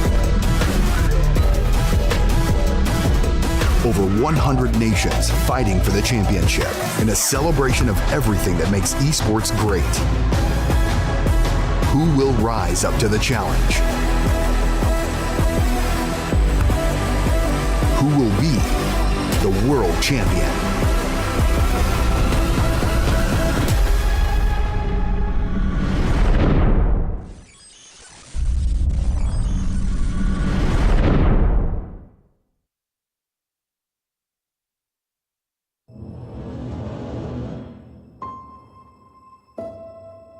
One purpose.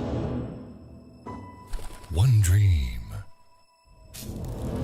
One rhythm. One step closer to glory.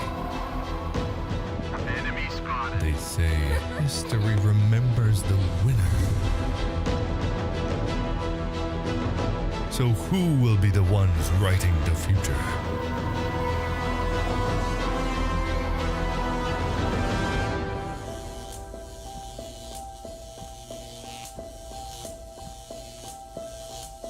The halls of power call for their kings. The ones who won't back down. The ones who believed.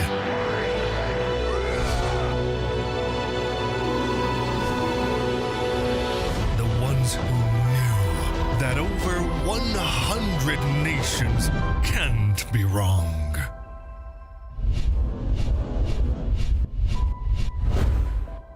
Join the fight between August 24th and September 3rd as Yash becomes the world's esports capital.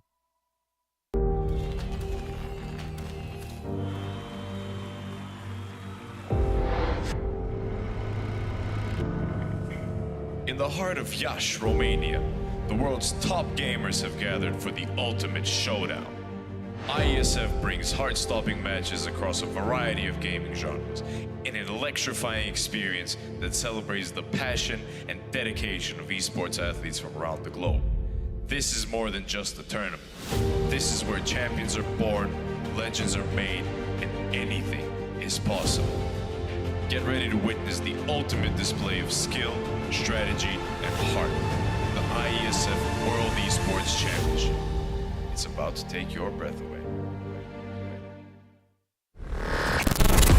Do you think you've got what it takes?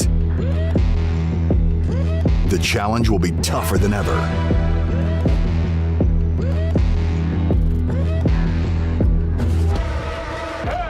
In 2023, International Esports has a new home. Over 100 nations fighting for the championship in a celebration of everything that makes esports great. Who will rise up to the challenge? Who will be the world champion?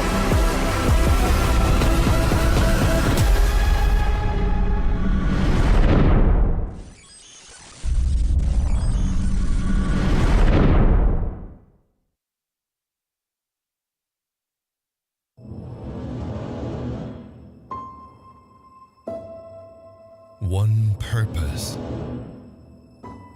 one dream, one rhythm, one step closer to glory. Enemy spotted. They say history remembers the winner. So who will be the ones writing the future?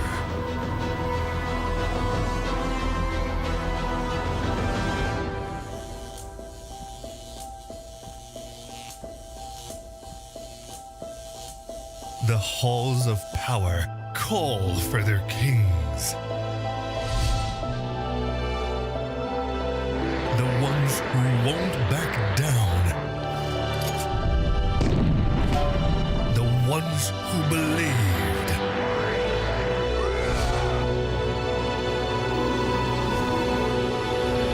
The ones who knew that over 100 nations can't be wrong.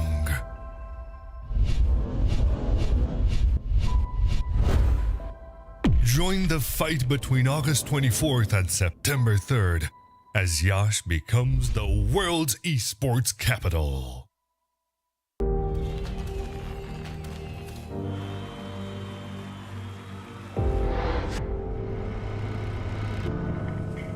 In the heart of Yash, Romania, the world's top gamers have gathered for the ultimate showdown.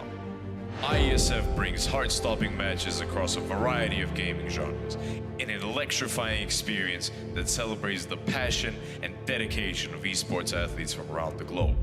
This is more than just a tournament. This is where champions are born, legends are made, and anything is possible. Get ready to witness the ultimate display of skill, strategy, and heart. The IESF World Esports Championship. It's about to take your breath away. Do you think you've got what it takes? The challenge will be tougher than ever.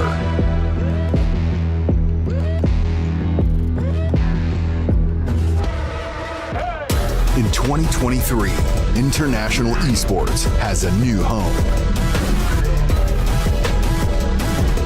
Over 100 nations fighting for the championship in a celebration of everything that makes esports great. Who will rise up to the challenge? Who will be the world champion?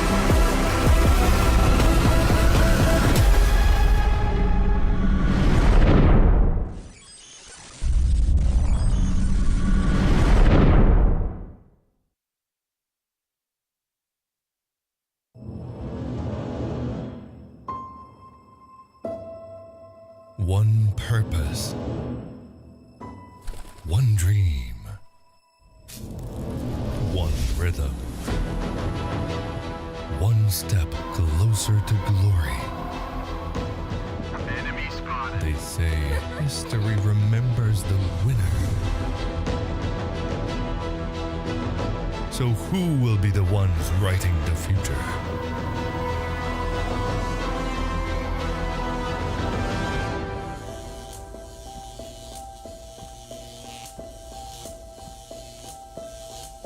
The halls of power call for their kings. The ones who won't back down. The ones who believed.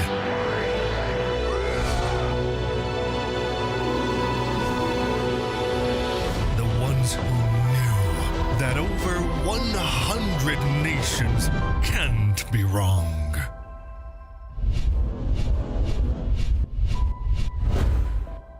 Join the fight between August 24th and September 3rd as Yash becomes the world's esports capital.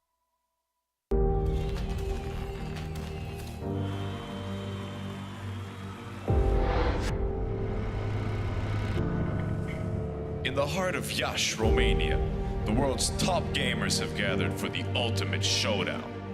IESF brings heart-stopping matches across a variety of gaming genres in an electrifying experience that celebrates the passion and dedication of esports athletes from around the globe. This is more than just a tournament. This is where champions are born, legends are made, and anything is possible. Get ready to witness the ultimate display of skill, strategy, and heart. The IESF World Esports Championship. It's about to take your breath away. Do you think you've got what it takes? The challenge will be tougher than ever.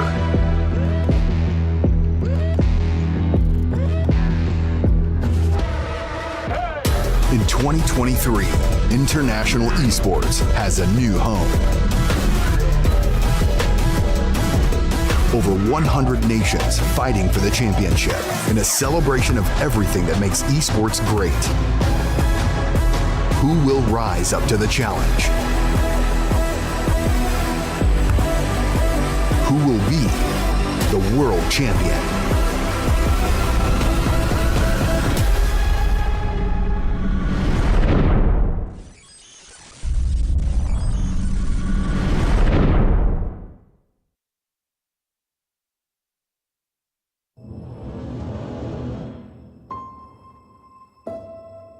One purpose, one dream, one rhythm, one step closer to glory. Enemy spotted. They say history remembers the winner. So who will be the ones writing the future?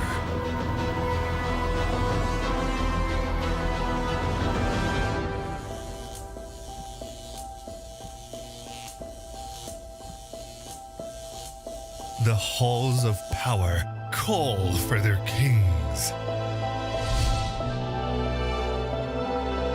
The ones who won't back down. The ones who believed.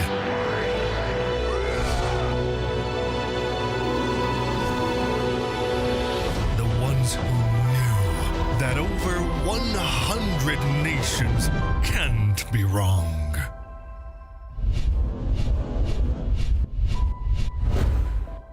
Join the fight between August 24th and September 3rd as Yash becomes the world's esports capital.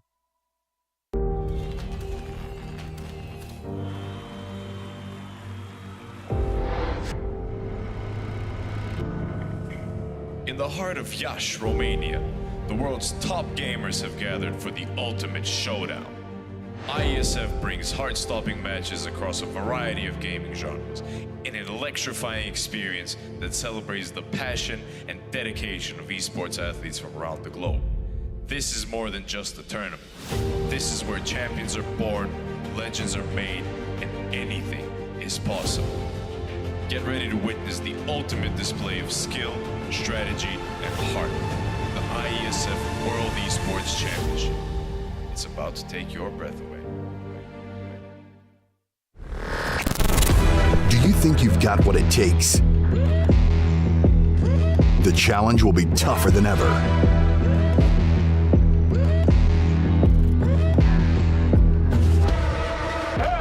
In 2023, International Esports has a new home. Over 100 nations fighting for the championship in a celebration of everything that makes esports great. Who will rise up to the challenge? Who will be the world champion?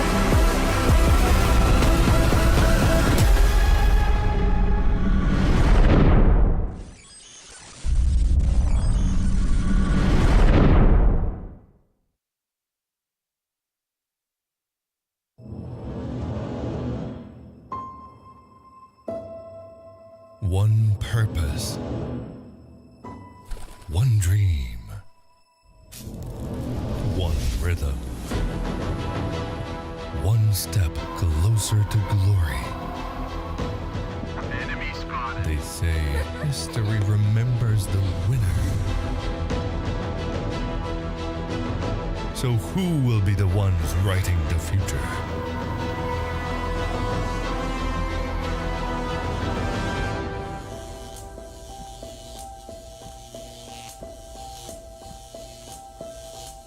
The halls of power call for their kings.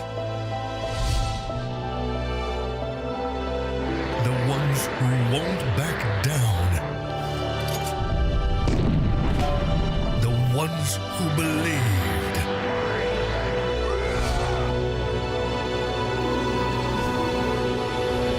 The ones who knew that over 100 nations can't be wrong.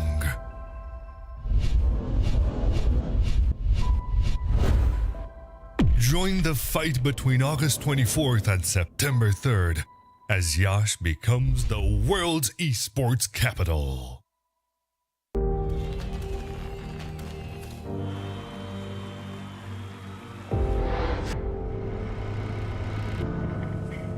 In the heart of Iași, Romania, the world's top gamers have gathered for the ultimate showdown. IESF brings heart-stopping matches across a variety of gaming genres in an electrifying experience that celebrates the passion and dedication of esports athletes from around the globe. This is more than just a tournament.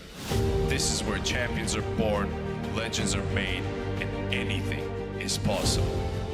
Get ready to witness the ultimate display of skill, strategy, and heart. The IESF World Esports Championship. It's about to take your breath away. Do you think you've got what it takes? The challenge will be tougher than ever.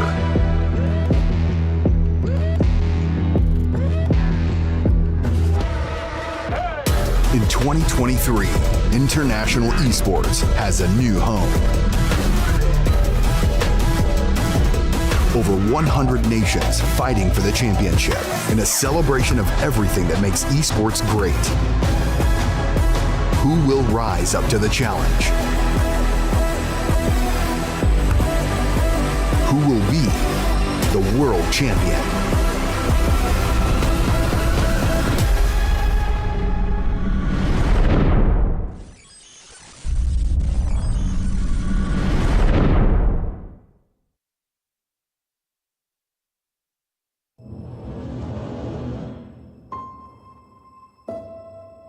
One purpose, one dream, one rhythm, one step closer to glory. Enemy spotted. They say history remembers the winner. So who will be the ones writing the future?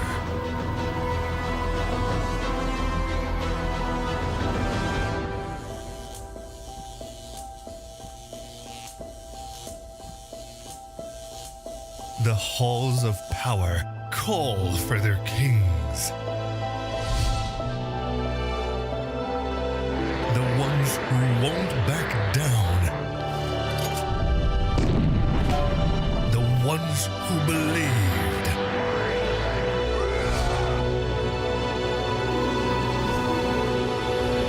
The ones who knew that over 100 nations can't be wrong.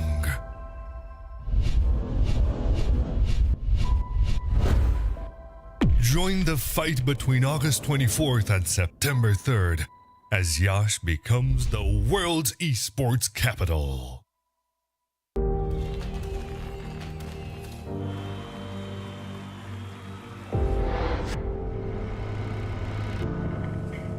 In the heart of Yash, Romania, the world's top gamers have gathered for the ultimate showdown. IESF brings heart-stopping matches across a variety of gaming genres in an electrifying experience that celebrates the passion and dedication of esports athletes from around the globe. This is more than just a tournament. This is where champions are born, legends are made, and anything is possible. Get ready to witness the ultimate display of skill, strategy, and heart. The IESF World Esports Championship. It's about to take your breath away. Do you think you've got what it takes? The challenge will be tougher than ever.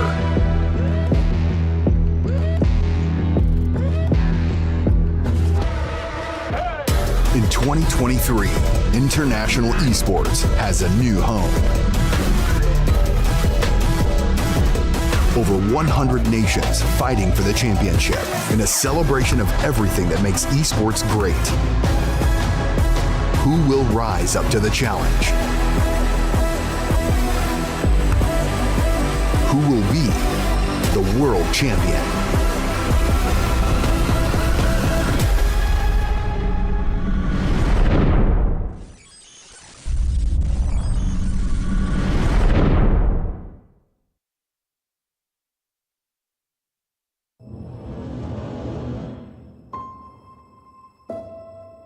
One purpose, one dream, one rhythm, one step closer to glory. Enemy spotted. They say history remembers the winner. So who will be the ones writing the future?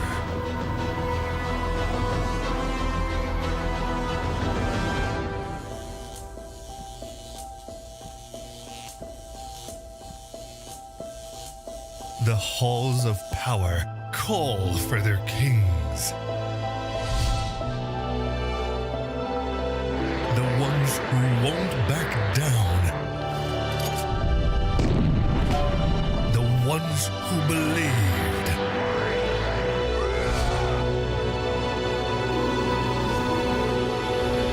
The ones who knew that over 100 nations can't be wrong.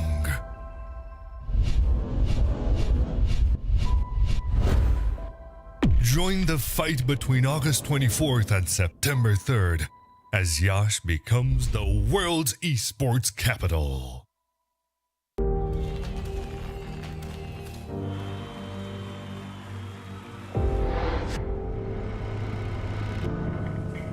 In the heart of Yash, Romania, the world's top gamers have gathered for the ultimate showdown.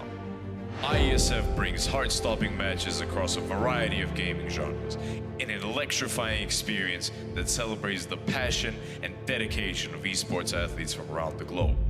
This is more than just a tournament. This is where champions are born, legends are made, and anything is possible. Get ready to witness the ultimate display of skill, strategy, and heart. The IESF World Esports Championship. It's about to take your breath away. Do you think you've got what it takes? The challenge will be tougher than ever.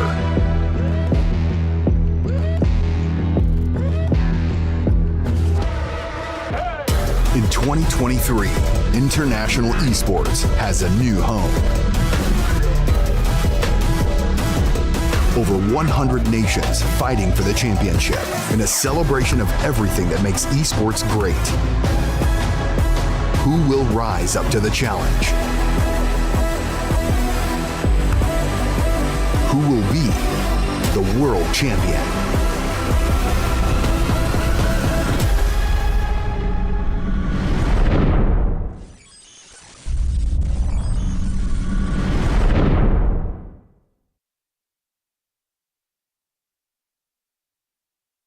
And so we return after a bit of an extended break. The last day before playoffs underway as we have 3 more matches to determine who makes it there. And, well, we still got the leaderboard to run through, but that's what we've got Squid here for us. Yeah, this is going to be a really exciting matchup because this is quite the close group. Ukraine, who's just obviously our favorite here today. We've been teeing them up and queuing them off all week. Them and Israel being the sort of top 2 teams in this group by far. I'm really excited to see them because this is their first appearance on the main stream.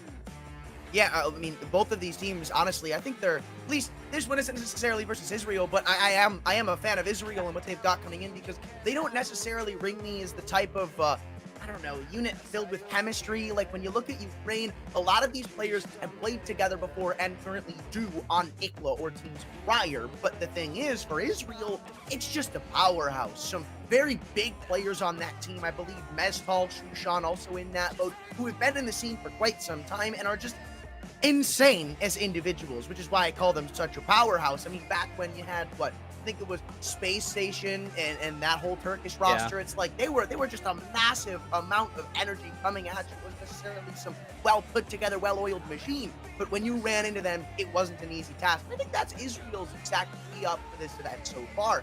But yeah, and that's, by the way, the reason why we're queuing them up, because Israel are playing next in that third best of one of the day. We've got 4 total best of ones coming at you. And I was just talking in the break how I love best of ones. I think you can get all of the Counter-Strike out of the way. You don't have to worry about an extended best of 3 and saving strats and tactics.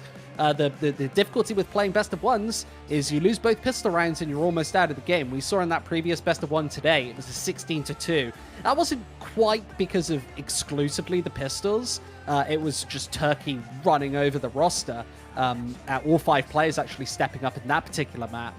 But best of ones, you blink and you miss it sometimes. So I expect that's going to be the case in the next 2 games because we've got the Ukraine playing in this one and then Israel playing a little later today. I wonder if we can see that leaderboard though, because we've played a lot of Counter-Strike already in this best of 1 group stage. And we're looking at Group A, Antran, which is this group of death. That's what we've branded it as. But yeah, this is a really interesting series altogether. You know, this matchup specifically, before we go too deep into it, I think it's not even necessarily so one-sided just because Ukraine is such a good team, but more so because Armenia, it's kind of the opposite, right? Like, the more and more you look into this team, the more questionable it gets for some of the players, where almost every other team in this event has some semblance of experience, has some form of notoriety when it comes to their individuals, maybe some good pugging stars, but that's, I mean, I can't even brand that for Armenia. You've got a couple of good players, but some of them aren't even level 10.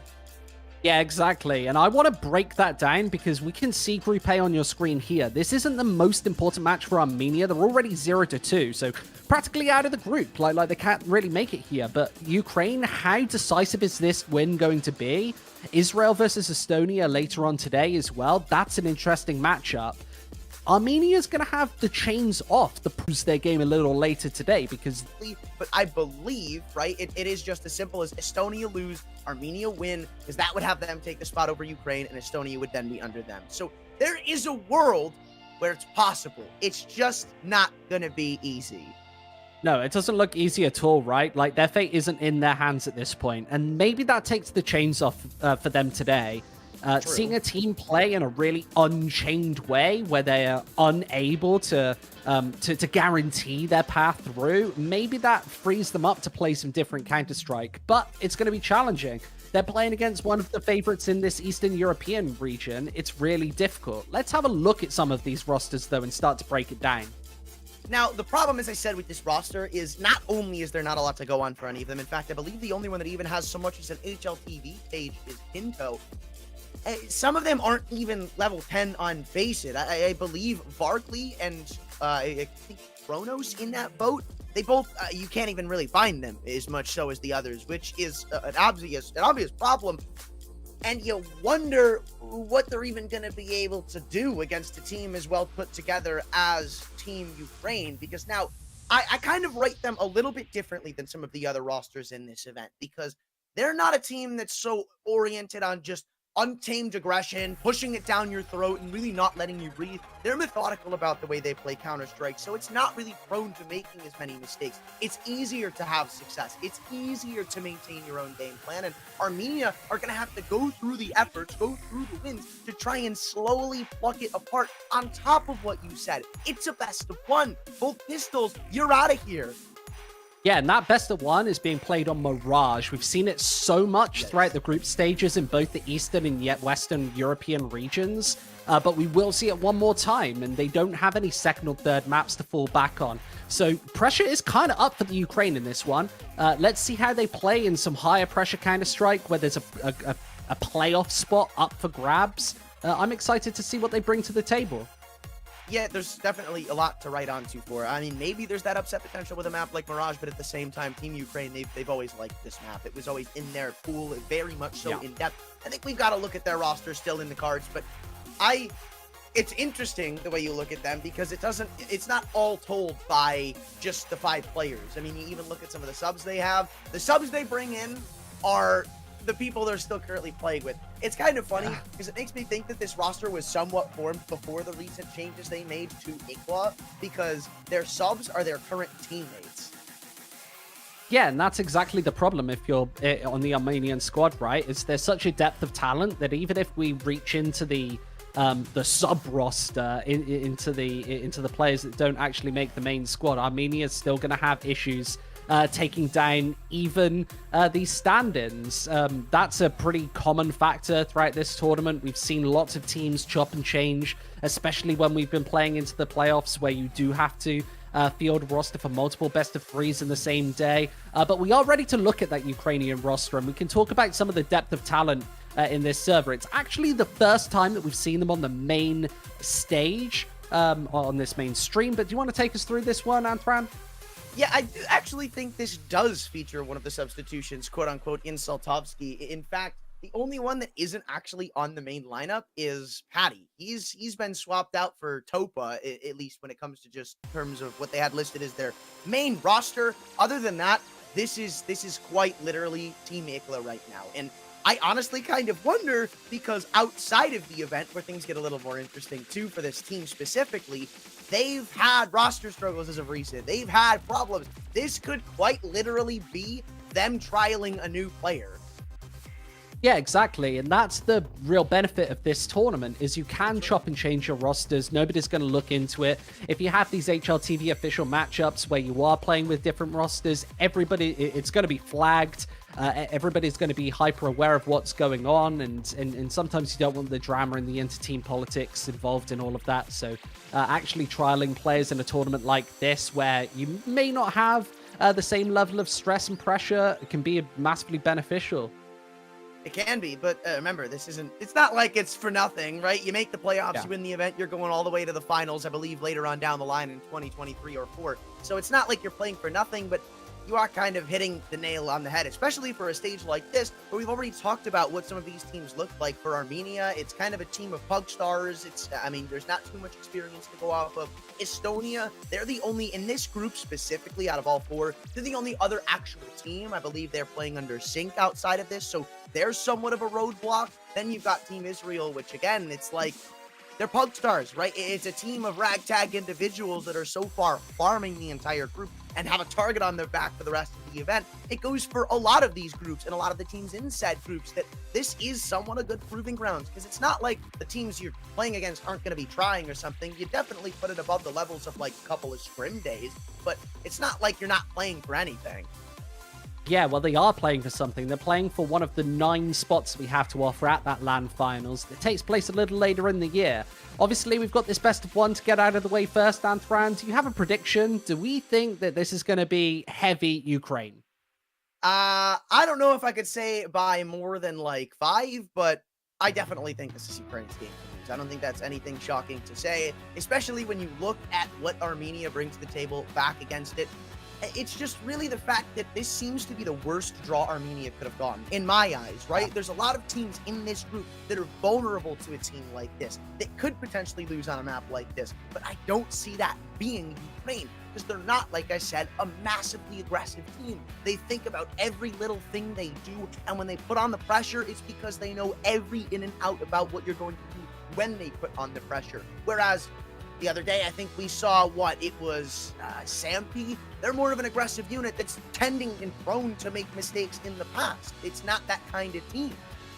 Yeah, we talked about Group A being the group of death.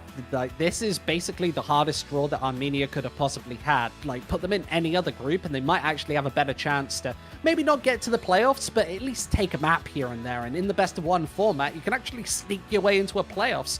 Just by beating two of the teams. But in Group A, when you've got to play not just the Ukraine, but Israel, that's so much harder. It makes your path to victory, like, not impossible, but definitely much more challenging than it otherwise would have been. Yeah, and I don't even know what we can count on for Armenia, because when I tell you I dug for these guys, I really dug. But, like, there's no ESEA teams to look at. There's no long ago HLTV. I think maybe Mikahar has, like, one team played in another, like, regional event kind of like this. 2016 though. I mean, that was quite that's a long time ago. And yeah, when we talk about digging into the history books, that's like ancient history in CSGO, right? Like, the game has only just been released. But I can confirm that the players are just joining the server, so we will be getting started in the next couple of moments. I hate going for scoreline predictions, Anthran, but can I push you for one? I don't think so, bro, right? Because, like, I think this literally comes down to pistols for Armenia. I mean, I don't even know if Ukraine really need them to win. I could easily see a world where Team Ukraine lose both pistols and still win this map like 16-8. But the problem is, pistols in this day and age, they're very 50-50. I mean, you can even see teams like Armenia steal them off of Ukraine, and that's going to change the score. But if you really want one, if you're really going to twist my arm, I'll give you 16-6. Maybe I give Armenia a little bit of credit beyond the winning and losing of pistols. I think that's a safe number for them. It just depends if they and when they get their rifle rounds. Obviously, there's still a knife round to worry about too, so that can be put into a factor. And maybe we don't even see Saltovsky show up at the start, who's usually the front runner for this roster, and probably far beyond him. But yeah, no, I don't really see Armenia accomplishing very much in this. Yeah, 16-6. That's a very one-sided scoreline there, right? So that kind of shows you as the audience how one-sided this matchup could potentially be. We've already seen a 16-2 thus far today. This is probably the most one-sided set of matches that we've seen thus far in the group stages, though. There's a lot of games being played actually off the stream that we don't get the privilege of covering here on the main broadcast. But yeah, these are, we're showing some of our top talent, right? We had the Ukraine actually play Israel over the last previous couple of days. That went to overtime with Israel winning it 19-17. That's a really massive matchup thus far in the group. Remember, it doesn't just affect whether you make it out to the playoffs or not, but it also affects the seeding. So that's really important. And in this Eastern European quartile, you don't necessarily want to have those problems coming right into the tournament. We will be getting started in this one in the next couple of moments, though. We're just sorting out some tech issues. But yeah, in the meantime, we've got that 16-6 prediction. Any sort of standout for Armenia? How do they sort of turn this one around, Anfran? Like, clutching at straws, but this is tough. Varkley is really the only one you can look at. I mean, the skill level, and again, I really don't like basing it off of face it stats alone, but there is quite literally nothing else to base it off of. And the skill difference between he and the rest of his team it's kind of astounding. We're talking like 800-900 elo difference. And then beyond that, it's like the others are pretty much barely scraping the barrel of being level 10, if even that at all. So maybe, just maybe, Varkley can get 3 kills a round, make the job a lot easier. I think, honestly, if they're going to get any round, it's probably coming from him. I'm not sure what else to base it off of, to be quite honest. Maybe if Fem doesn't come to the table, I'd already talked about Saltovsky. I believe he's the offer for this unit.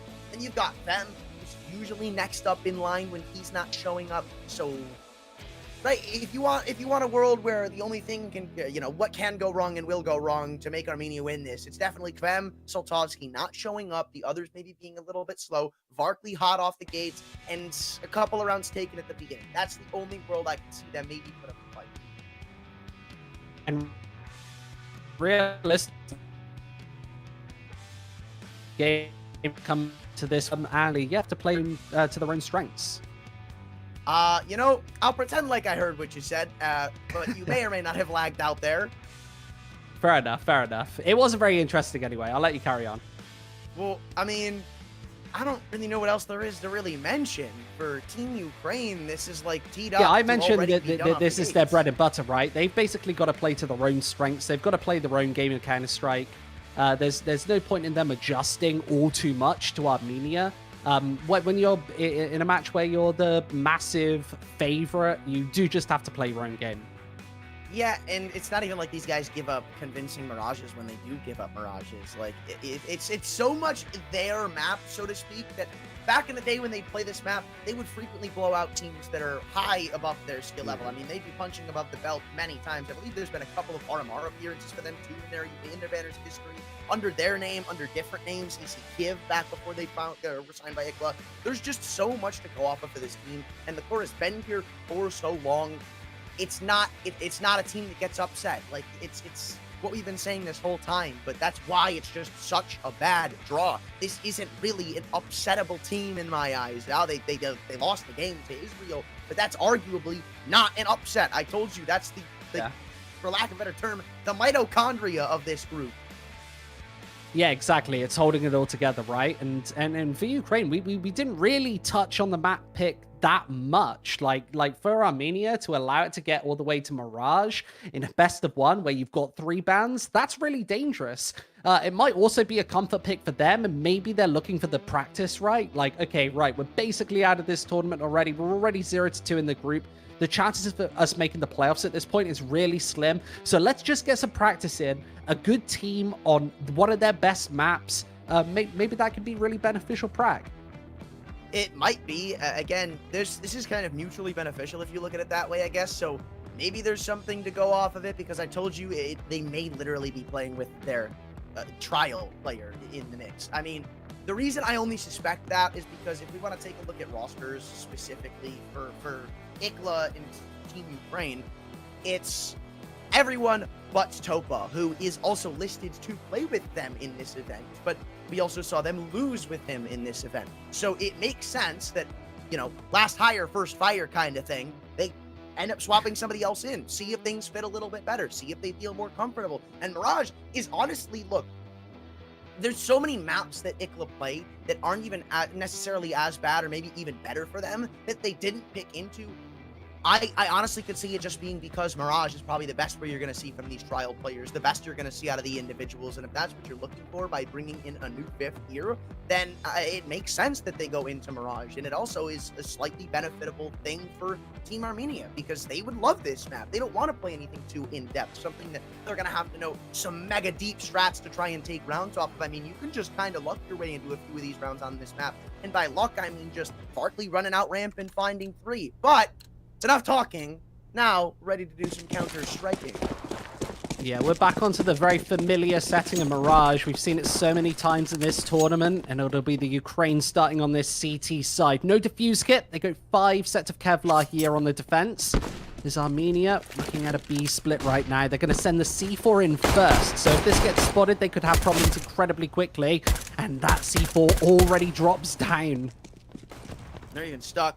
Cannot get out of the halls. Ben, looking around for this last round. At least giving them the info required. Shouldn't be too difficult to shut them down. Now, the only one that's falling back is Kenzie's already overwhelmed remaining T player. Middle of the site, Varsity does well to find 2, but told you the win con was him getting 3, so swing and a miss.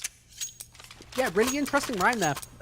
Very rookie mistake to send the bomb in first. I didn't know if they were going for an elaborate fake through the connector, send that C4 back through underpass as soon as it was spotted, but they didn't really have an exit strategy. And the Ukraine's going to just tie that up and chain you apart 7 days of the week. 1-0 for them. They'll have the rifles first. It will not be a force-up investment here for Armenia. They'll eat the pistols. And a 0-2 loss before we've even really got started in this series. This is what the Deagles can do. Some information already, but this is just such easy work for the FP9. I mean, at least the FP9's the one final kill. That's what you want. SMG's getting some cash. Not too shabby, and even if you recover all the M4s, it's not that big of a loss for Ukraine, honestly. If you're going to No, lose not any at all. guns, you want it to be the SMGs. Exactly. They're able to retrieve the M4A1Ss, build up maximum kill bonus from those weapons. And they're going to start 2-0, Anthran. Good opening, but it's what we expected. And to be expected, now as the rifles come out, we get to see what these individuals can really put back up the plate for a fight. Down mid, and it looked like for a moment in time they were good at space, but instead, it's hesitation, and hesitation that actually wastes a lot of utility on Team Ukraine's. Yeah, expect to see this type of round from Armenia much of this first half. Lots of defaults, just taking map control and slowly trying to execute these bomb sites. In the meantime, this FAMAS, they're chewing through them. FaZe is in such a bad position, and it's a one-tap to take him down. Ukraine are looking so confident here on Mirage as 1 versus 3. Barkley's the one we wrote off, but maybe we write him off here too. Not in the good way, as he's just written off of the round. Fem does not struggle to take off heads in the opening engagement. And now Ukraine really start to put pen to paper already, it seems. That's a convincing rifle win. Nothing even all that fancy. You see, BYR, it's just one flash that, mind you, doesn't even hit. He pops through a cone smoke and finds 2. That just kind of goes to show how much we set this up to be a one-sided affair. It shows what sort of mood the Ukraine are in today, right? They're not slowing down for anybody. Usually it's the T side controlling this pace, but they're not letting up for even 1 second. Charging onto mid means Armenia is forced into more of an execute-heavy round here with the pistols. Those smokes go down, jungle, CT spawn, it'll be smoked off, but I don't see the Ukraine hiding up behind them. There's only one player in the site, though, so this is somewhat vulnerable, but they picked the wrong spots to try and hit, and with 4 of them instantly falling, frag on Kentizor means absolutely nothing. Micah Hart out with the deagle. He's given the opportunity at BYR's head, but an opportunity that he won't take. So it's opportunity for Ukraine up to 4, and down in the dumps are Armenia. Yeah, those kills came in so fast. Just Ukraine collecting those pistols. Yeah, the smokes were nice. There were massive gaps in them, though. And the Ukraine are just not going to slow down anytime soon. No bomb plant for Armenia, so the money is looking a little sketchy. Remember, they saved for this one and bringing out the AWP for the first time here on Mirage. It'll be the only sniper rifle presence on this server. They'll actually send that sniper towards the middle of the map to open up. It's going to be a respect-demanding start. Saltovsky knows now what the line is and what cannot be crossed. However, this may be instantly exchanged back or not. Kronos looking to double down as he knows somebody's an underpass. Kinto's come through the smoke to spot him out. And there fall your 2 big hitters for Team Ukraine on paper. It's Topa and BYR, both to try and hold the fort down. He doesn't let this go. Instead, he's waited for the push to come through. It's a 1v4, and Ukraine looks like they're going to falter for at least the 1 round. Topa doesn't even seem to head over heels to attempt this 1-on-4. Yeah, they were totally isolated too. BYR felt like he needed to take a risk into the ramp room. Probably the correct decision in a 2 versus 4, but unable to find anything more than bullets in the face, and it will be Armenia's first round on the board. That C4 confirms it, and maybe they'll rip all of the rifles away. Now they know Topper's position. We talked about him not being in the server, but apparently they've switched it back in for this one. Sometimes those rosters change at last second. We know that there were tech issues coming into this map, so it could have something to do with that. But 4-1, that's the confirmed scoreline here. Nice to see Armenia find a round early when they get the rifles out, presumably. It was all down to the opening pick from that AWP. Middle of the map, cracking it open. Ukraine has had a policy of lots and lots of mid-control, so seeing them shut down early, that's going to be so beneficial for the Armenian squad coming into later this half. They'll have another buy to fend off against here. Lots of money built up. Remember, those first 4 rounds for Ukraine were just so one-sided, keeping so many people alive, barely a rifle dropped. They're afforded another follow-up investment here in round number 6. That's just part 1, right? I mean, it's good to see them shut down this mid-aggression from Team Ukraine, but now what's the response? What do Team Ukraine do now that the mid-control is off of the limits and they have to take somewhere else on the map? Well, so far it's fairly reserved. I told you, this isn't necessarily a team that's going to go with out-of-pocket aggression. Instead, just more methodical, and that's exactly what this approach aims to be. As they stack 3 up towards A, they've got the right idea and now have to thwart off an A presence. Doesn't seem too friendly. Kronos leading the charge. He's been spotted. This is guaranteed information to take with the M4 taking first contact. BYR doubling down before the trade comes through. The ops traded us out, but in the 4-on-3 with site control, You've not got anything more. No CT presence, nothing in jungle. Still looking for more back fem. He's dropped the bomb. Wait, there's still a player sticking out inside of the smoke. It's a 1v3 for Mike Kahar. It may be up to a clutch, but one that won't be found. It's hectic, it's chaotic, but Team Ukraine shut it down. Yeah, and the big change up there, the resemblance of the AWP there on the defense for the first time isn't able to do too much, but Ukraine just had every single player on the bomb site. That rotate was so fast. They know that Armenia probably aren't going to be faking in this map in particular. We've not seen it from them. Potential for it in the pistol round, but just didn't end up happening. 5-1, Ukraine back to winning ways. And they also retrieved this AWP back into round 7. That's been playing towards the middle of the map here. That's the big change up here on the defense. So a smoke is needed in every single one of these rounds to fend them away. Steps into the connector instead, where there's another smoke waiting for him. Shoulder spotted. Mikahar actually pushes the bullet on the AWP. Oh, I feel like he doesn't believe it. That could have been a free kill, and now it's maybe going to blow up in their face. Saltovsky's still showing his presence at the top of the con. The AWP is here to play, and it doesn't look like it's going to go back against them. Mikahar, the only one putting up any semblance of numbers into this T side, and what is going on? Saltovsky can't hit the shot. And with the dude, what is going on, man? Everyone's out of ammo.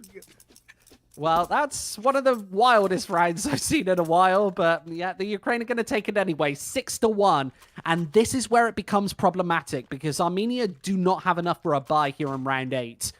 It's going to be deagles, body armor, maybe a couple of nades here and there. Last time they went towards the A execute, do they have another option? Mid control seems out of bounds with the presence of that AWP, though. Yeah, they've already shown they know how to take that space back with the utility. You saw that round, I believe they ended up throwing the one-way molly, so the smoke didn't work. Snapchat is just going to push up. You know you're against pistols, so there's really not much prohibiting you from taking this space. Look around the board, too. Not at Knowing all. that you're only against Eagles. Nobody's scared to take these fights. Even Saltovsky comes through to get his. We find ourselves in another 5 versus 2 Anthran. This one seems to be a 7-1 scoreline coming to fruition. Eden throwing in the flashbangs before the peaks are coming in. Ukraine looking drilled and serious. Here on Mirage. A 1 versus 5 here. Let's see if he can do any damage with this Desert Eagle. The money's just been a constant issue. The Ukraine haven't even been close to saving here in this map. So with one of those rifles gone, that's a little bit of reinvestment needed, but the walls are closing in. There's no way this AK is going to make it out alive. The Ukraine, they're everywhere. It's going to be 7-1, Anthran. Need someone else to step up, man. I mean, look, I pitched Varkley is the star-studded player, the front runner for Armenia. And That's so 2 far, kills. we've seen nothing from him, right? It's just been Mike Kahar, but it's also been with the AWP, so it's to be expected. However, now is the time where you need that to turn around a little bit. You had Fatty look good on some of these lurks. He was the one that won them their only round when they go into A. He needed that kill, or else there was still going to be a hellfire of things going against them. But so far, They just cannot deal with this AWP. They just can't deal with it. Looking over the smokes, they're missing in connector every single time. You need a deeper smoke. Yes, within the window, but also inside the connector to stop the presence of that AWP breathing fire upon mid. The Ukraine have been all over it since the start. Kinto and Kronos just 1 kill apiece here. He's still here, Anthran. He's just been spotted, and he's still not left. He's going to re-peek in, and he stopped looking on the AWP. Mikahar wasn't ready for this presence to still be available in Con. Now it's a 2-on-5. Again, and missing the AWP and half of their health for both of the remaining players. Varkley on the other side of the map with a meaningless kill onto PYR. And it'll be shut down as quickly as it was started. 8-1, all but guaranteed as Fem's jiggle on the USP locks it in. And you've got to do something to slow down this AWP at this point. You just cannot give him free reign of the entirety of mid. They're peeking. This is a firing range. We'll see it once again in the replay. Multiple kills. Also, chance for a third on that A-bomb site as well. And that gives so much space to the AK-47s and M4s. They're all retrieved to just go swarming in. Ukraine not even gonna stop when they're out of ammo. Pistols out constantly. We'll see a shaky buy once again. Mid totally open. There's no smoke for connector. This is such a problem. It's been, and it'll continue to be, at least for the one. Saltovsky's picked up the reins though once more, and they've already run the risk of letting that pop deal 3 on the bomb site. What is, they got 2 kills on Cat, and they split up A. That's insanely interesting. Now BYR has thrown down his last piece of utility in an attempt to prolong his life. Eventually, Mikahar's going to spam this, but Does he do it at the right time? He's no way he's just timing and gone back around the stairs. Mikahara is going to expect him to have gone all the way into the A ramp with this. So now the time is ticking against him, and both the remaining players have regrouped up with one another. And even BYR, has he just spotted him? Well, Mikahara certainly has, as they both group up and await the inevitable push to come through. Head spotted in Tom, they both swing together, and it'll be a free trade for Team Ukraine. One of the closest rounds yet, beyond the only one they converted, but that just goes to show how comfortable Ukraine are. Even on 1 HP, BYR doesn't feel pressured to stand still and hope for the best. Yeah, and they play that 2 versus 1 perfectly. Play it as a unit. BYR given an option to actually rescind his way back towards the stairs, as you mentioned. And the Ukraine not going to be giving away easy rounds like that. They know they need a win here in the best of 1. 9-1 being the scoreline, though. Remember, this is max loss bonus for Armenia, so we will see the rifles come out in the majority of these rounds closing. And again, it's the AWP upon mid to open up. This time, window hasn't been smoked. This utility has just been such a problem for Armenia. They just one-way mollied. He's just peeking around it, though. Are you, what is going on here? They don't even know that anybody's under belt. They don't even bother checking it, clearing it whatsoever. And BYR gets away with the double. Now it just feels like he's the problem to worry about. We pitched up Saltovsky to be the main headlining issue, but I mean, BYR has just been a one-man army at this A-bomb site. Finally, they deal with the up, but it's only for a matter of time, as that kill will be instantly exchanged hands, and I'd assume they'll pick up the big green. But actually, no, 3 AKs, might as well keep them. Yeah, as soon as you walk away from the AWP, you do just walk into BYR, right? He's just been such a threat and menace on that A-bomb site. We see a massive gap in that window smoke once again, and BYR just not being dealt with, given so much freedom to take some space. That's a good kill because he's able to go up for even more. 10-1, double digits already. We saw a 16-2 earlier on today, and this could be even more one-sided. Against the Pistols, this should be an easy cleanup for BYR. They've been running right into this AK-47 for quite some time. He's still got it in his hand and finally able to take him down, but it's a USPS to shut them away. And Fran, this has just been such a one-sided half, and the Pistols cannot really even do much damage. It kind of feels like Team Ukraine are just DMing at this point. I mean, look at the opening kill. That's Team CS. Anything beyond that, it's just, why not re-swing Khan here? Why not just peek ramp dry? Why not just run into Palace? There's been nothing stopping them. At every step of the way, Ukraine just walk into these angles, even after being a man down in some cases, and just get themselves multi-kills. Nobody trades, which is an issue we have seen with more of the puggy teams, right? They're not really great when it comes to the spacing and trading aspect. They get blocked apart for it. Again, this one-way molly's ruined their window smoke once more, and there's no semblance of mid-control when Saltovsky's here. Yeah, Saltovsky knows that as soon as he puts that molly down, he's got free reign onto mid, and they just do not know what to do about it. He's been cautioned back, though, onto 16 HP, so this might buy them slight glimmers of hope, maybe a little bit of respect, but he's going to re-engage regardless right into Kinto's AK. Tried to get the opening pick back up for Team Ukraine, but instead only hands over the man advantage, or at least puts us back to level footing. They're still going for these swings off catwalk, and Fem's just stolen another from window. Unbeknownst to them, he continues his fighting and continues his aggression.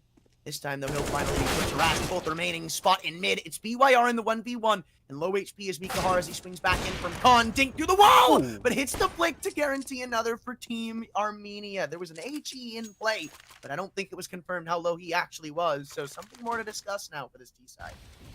Yeah, the first gaps, the first mistakes from Team Ukraine, they basically all peek into Kinto's AK-47. He's able to pick up 4 kills at mid before he's actually dealt with by BYR. This is just such a good shot, though. How clutch is that? Low HP, able to nail it anyway. A second round for Armenia, but it just feels like such a long stretch. They'll have the AK-47s and 1 AWP here in round number 14, and Saltovsky's not actually spotted them upon short. Kills anyway. Yeah, eventually that smoke's help is only going to go so far, and you're just going to walk straight into the jaws of the big green.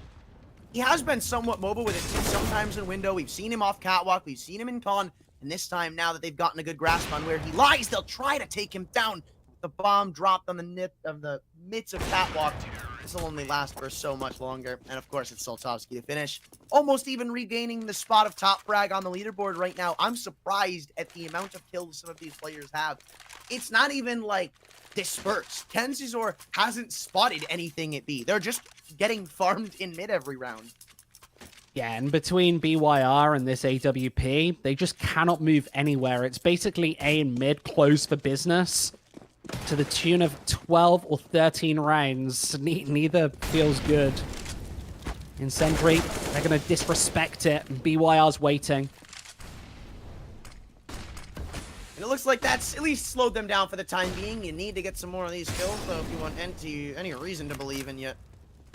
Needs fly in, peaks keep coming through. This time Quem won't miss, and they still yet to deal with the A anchor and BYR. Nice little spray transfer should put this to a close, and Quem all but guarantees it's a very clean finish to the half for Team Ukraine, and one that we didn't entirely get shocked by. Only 2 for Team Armenia, and even then, it was kind of off of the back of some big openers that they wouldn't really get again. You think of the one round they find at the beginning of the game, it's because they shut down Saltovsky in mid, but from there, it's just a desert when you look at the category of rounds. And BYR up to 20 kills here, just at halftime alone. What a brutal half he's had. Armenia just haven't been able to escape him as well. It's not like he's been retaking towards B because he's been shutting them down early. 3 rounds here is the difference between the Ukraine and the finish line here in the best of 1. No follow-up maps to fall back on. This pistol round, no kits again. We see that more and more in Counter-Strike these days. Wanting to shut this B split down early. The bomb lingering towards short. They do have that connector smoke. I expect this one to be deeper and a little bit better. Just see on the minimap alone. Look how deep it goes. They're ready for the Glocks in the meantime. And the Ukraine have just such a foothold. And Armenia don't even know what to do at this point. I mean, they could be in so many different places. These fights don't even favor them. Too many heads given off, the too many P250s, and the only one to talk back about is Barkley's on the USP. But now you've got Mikahar. Maybe he's a bit of more of a reliant player on the B site, though. Needed more than one, and one's all you're going to get. So it is just Barkley, and he has not been a factor this game entirely. I mean, almost at the bottom of the scoreboard. He'll have a chance to change that for now. And now I guess he's second in line. So from last to second, you like to see it. But he'll still need a bit more in the 1v2. And this isn't really one you can afford to just save on to. So instead, he'll walk up, baits out the first peek. Kenzazor has shown face of where he's at positioning-wise. Where's the second? Where's this crossfire in place? Spotted around the man pillar. Barkley's running back in a USP against a P250. But he's also got no kit, so you'll need to take the fight. And BYR, that's where he shines. Team Ukraine, they'll let it get close, but they won't let it fall. Yeah, you noted the main issue. No kit, no time. 14 rounds Ukraine. That's a beautiful round as well. They play patient, take the mid control with a deep connector smoke, and the P250's there to chew them all apart. Valiant effort from Barkley, but not going to happen. It's the Ukraine staring down the barrel of a really quick win here on Mirage. They just need 2 rounds now, and I'm sure that Armenia are going to be forcing up until the bitter end. You think? Certainly would. Mid control. That seems to be the difference maker here for Ukraine. They've been efficient at taking it in that pistol. I'd expect if this half was much longer that we'd see more of their mid. I don't know. I feel like it's just a one-sided, or like a one-dimensional T-side really put them in this hole. Besides, the more I think about it, the less we actually saw them take presence on the B apartments at all. Beyond losing the pistol in the first half, they never went B. Yeah, no, they didn't pressure it in the slightest. And now they've given the Ukraine such a massive lead. The A-bomb site's fallen yet again. That C4 will be planted. I can confirm that. Unless this Deagle has anything to say about it. Mikahar, though, he's trying to chirp up for this one already, too. And even though he won't find the third, he's done well to at least get them back to even footing. But that's where BYR shines so many times. The master of the A site. The halls call for their king, and he's currently sitting in its throne. 15-2 with 13 chances for Ukraine to solidify their spot, I believe, in playoffs. There might be back-to-back 16-2s here on the mainstream. We saw one a little earlier today, and the Ukraine is shaping up to do the same. Armenia, they just haven't shown their best here in this particular map. Nothing really to talk of note of their T side. And it will be the Ukraine likely taking this series here really just early on. Again, defaulting towards the middle of the map, and a little bit of hope here for the CTs. Off the team flash no less, but they spotted the shoulder of the man at A, so still we seem vulnerable. Fatty's at max 7, though, is put in a very inopportune spot for Team Ukraine to try and deal with. They'll need Kvem to walk out into Tetris. They'll need him to find this next pick, or to deal with the site anchor. Things could go catastrophically wrong if this Balkman falls, though. That's exactly what this is teeing up to be. Round decisive kill comes through from Kvem's ramp push, but he's slowing it down. Yeah, they don't need to force the issue here. They've still got over a minute on the clock. That C4 still waiting in the T-spawn. Options open. Saltovsky's trying to buy them some map control elsewhere. Take the middle of the map and give themselves an option out of being forced into this A site. Is where they'll really eventuate, slow though. with this one. I mean, it should be, right? With the little space you've been allocated, you'd assume A would be the goal, but that smoke all but telegraphs exactly what they want to do. Actually, maybe not. No, it's just a top con. Could also be used for a potential cat split, but they've still got their eye on that one as Kvem finally makes his move out of the A ramp, awaiting presence. Ollie's thrown in jungles, so his teammates assisted getting up through Khan, and the Mag 7's dealt with, not even by Kvem, but it's just a good clear by Topa's UMP. 20 seconds to go, and now the bomb is guaranteed. Jungle's out of their hands, they have a disadvantage, and no kits. Hinto, he'll have to start shining up soon with this Deagle in through CT spawn, but now they've both regrouped. They've got one smoke, maybe you throw it on the bomb, cause a commotion, get on top of it, and try to ninja. Other than that, though, you're going to get outgunned at almost every step of the way. They've been allowed to creep out through CT spawn, though, so it's not all for nothing. Taps come through, and now they're both spotted around through triple. This is now turned doable with only 1 HP on the back of Topa. Kronos will hit the shot, and it's close, but not one that, again, Ukraine will win. Gotten away with so many of those close, tight-knit 1v1s that eventually they'll fall against them for at least the one. Yeah, 2 seconds or so left on that bomb. Armenia do survive in this one. And as you said, they threw the smoke down on the C4, caused a commotion, and the Deagles were able to be deadly. 15-3, though. Armenia, they'll at least have a chance to buy this half. They'll take a tactical timeout as well. Don't often see teams take tacks this late in the game. I suspect there might be something technical in nature behind this one. The Ukraine, they don't actually have a buy in this. I imagine that they're going to disrespect it, force all the way through. Like, I absolutely anticipate that they'll do that here. We'll find out in the next 10 or so seconds. Basically have this map at their fingertips, at their mercy. Do anything. There's not many wrong decisions. No technical intentions. Mark it down as the time Squid was wrong. First in forever. Doesn't happen often. It's rare. I can vouch for that. They don't 12 disrespect it, though. chances It's to just finish. Deagles. And, I mean, this is a team that's known to be good with some of these hand cannons, too. So I won't hold them out of it, but for Team Ukraine, I've got to say, I'm it's also not surprised like by their that, favorite. Anthran. I thought that they Same. were going to just force the issue until the very end, say, we're way better than these guys, and force up basically until the end, or at least a couple of times. Don't want to take any chances here on the group stage. Watch that spam. Mikahar, he's not completely invulnerable to this. You will hear the reload, so I'd imagine if maybe you peppered in a couple of bullets, you give away the fact that you're the only one holding ramp, you reload, you could get pushed down. But now presence is taken elsewhere towards the B site, in which it looks like Saltovsky's already ripped off the head, looking for double trouble. But Kronos will even it out for now and keep us stable. Not for long, though. Stability will be broken by an inevitable B push. Yeah, every kill this T-side gets increases the potency of those pistols. See if they can overwhelm the solo defender on this B-bomb site. They've missed their timing. Another wrapping Transition in. out. Is Beware still looking for this kill? I think he's just trying to sell presence.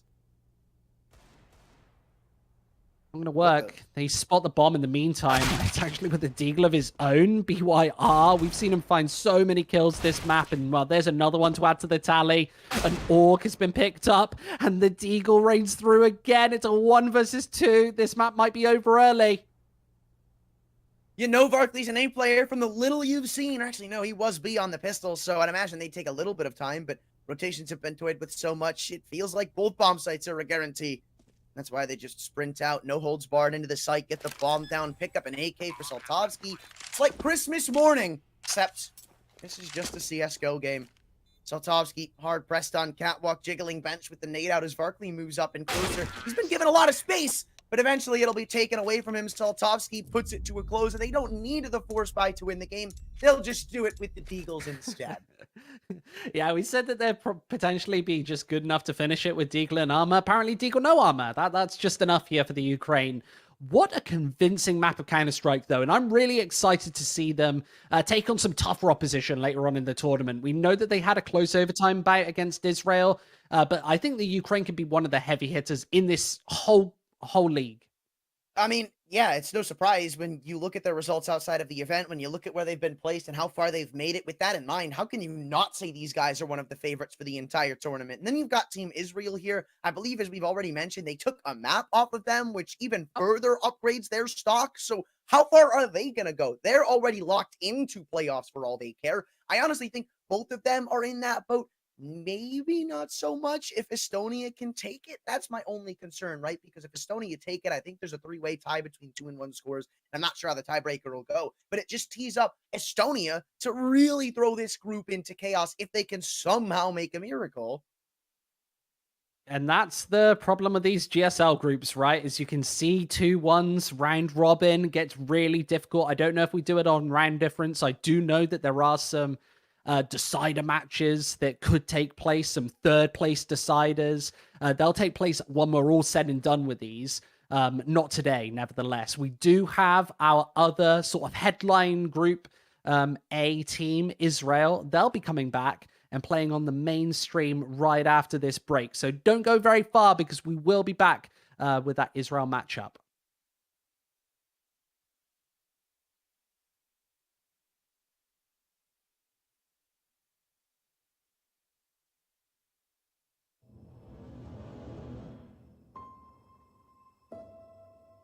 One purpose, one dream, one rhythm,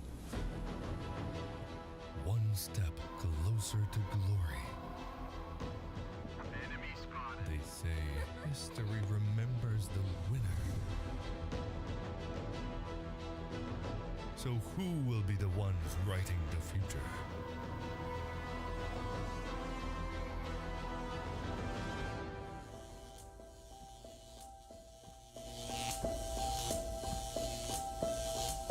The halls of power call for their kings. The ones who won't back down. The ones who believed.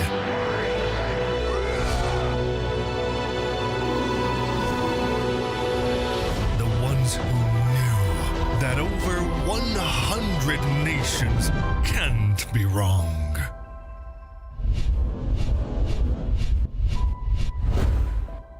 Join the fight between August 24th and September 3rd as Yash becomes the world's esports capital.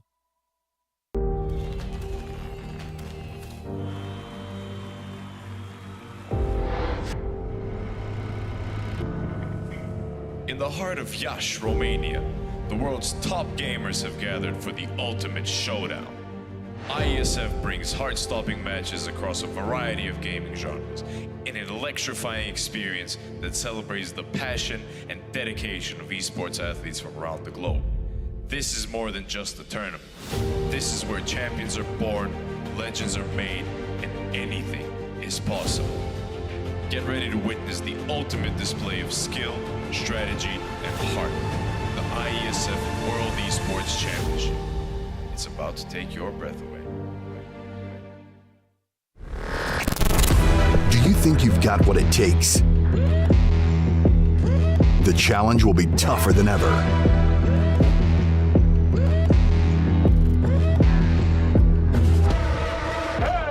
In 2023, International Esports has a new home. Over 100 nations fighting for the championship in a celebration of everything that makes esports great. Who will rise up to the challenge? Who will be the world champion?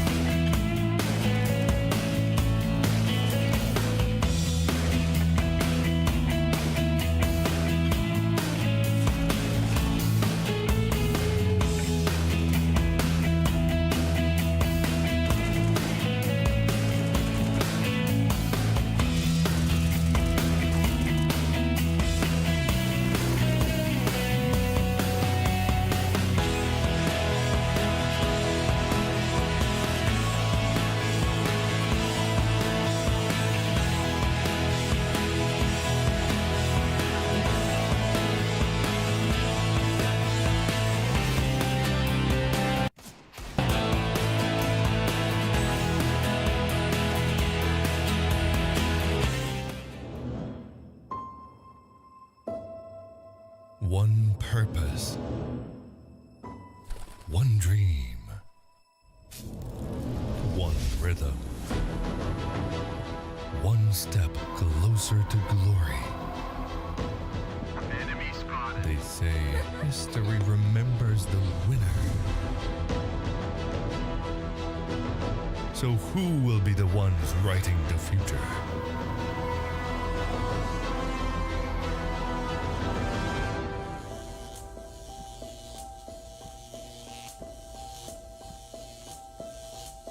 The halls of power call for their kings.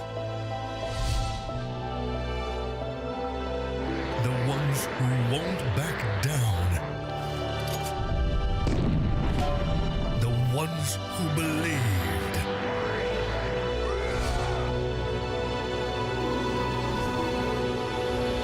The ones who knew that over 100 nations can't be wrong.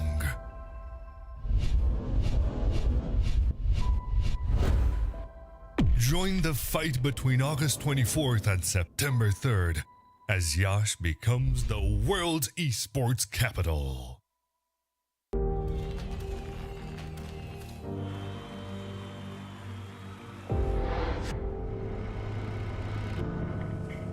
In the heart of Yash, Romania, the world's top gamers have gathered for the ultimate showdown. IESF brings heart-stopping matches across a variety of gaming genres in an electrifying experience that celebrates the passion and dedication of esports athletes from around the globe. This is more than just a tournament. This is where champions are born, legends are made, and anything is possible. Get ready to witness the ultimate display of skill, strategy, and heart. The IESF World Esports Championship. It's about to take your breath away. Do you think you've got what it takes? The challenge will be tougher than ever.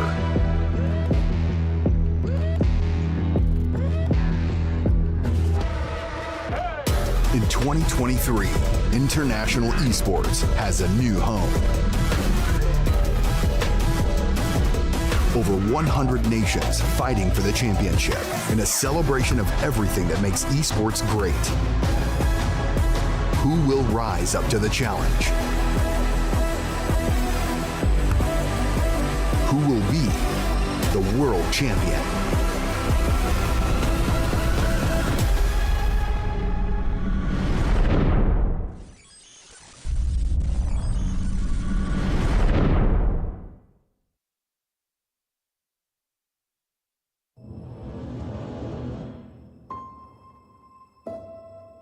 One purpose.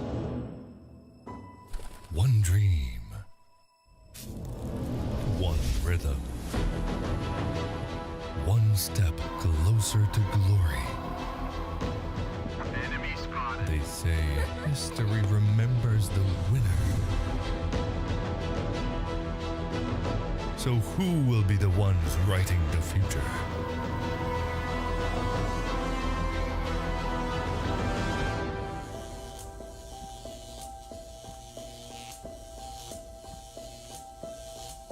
The halls of power call for their kings. The ones who won't back down. The ones who believed.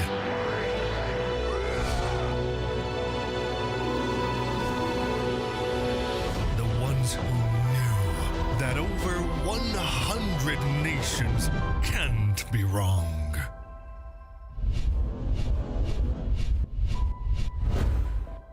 Join the fight between August 24th and September 3rd as Yash becomes the world's esports capital.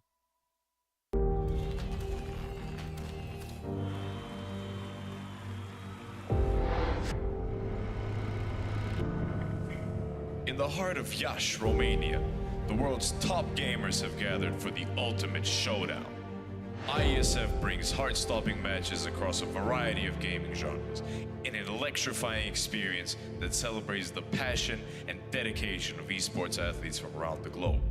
This is more than just a tournament. This is where champions are born, legends are made, and anything is possible. Get ready to witness the ultimate display of skill, strategy, and heart. The IESF World Esports Championship. It's about to take your breath away. Do you think you've got what it takes? The challenge will be tougher than ever.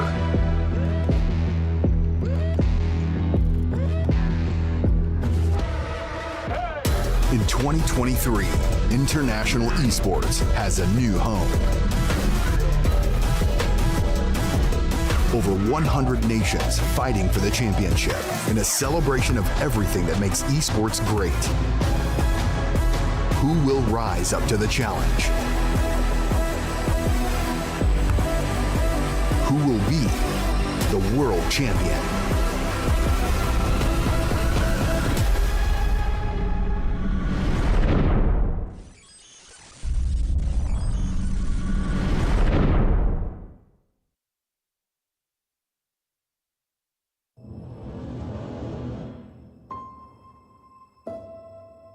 One purpose,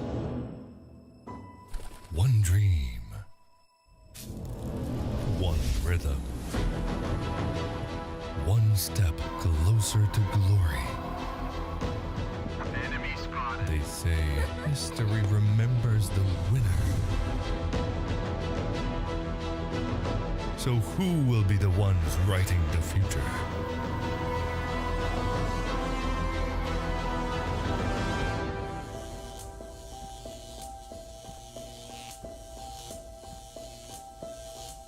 The halls of power call for their kings. The ones who won't back down. The ones who believed.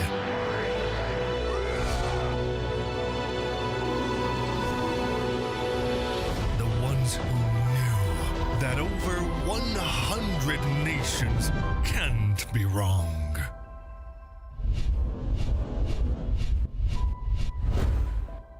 Join the fight between August 24th and September 3rd as Yash becomes the world's esports capital.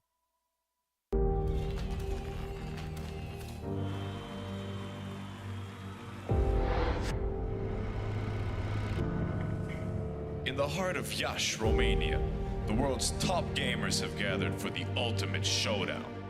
IESF brings heart-stopping matches across a variety of gaming genres in an electrifying experience that celebrates the passion and dedication of esports athletes from around the globe. This is more than just a tournament.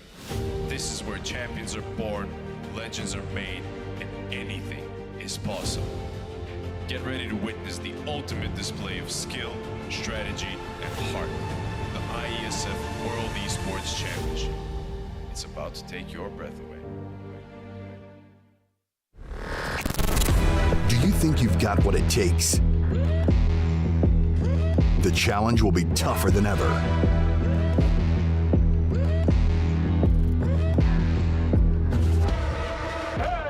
In 2023, International Esports has a new home.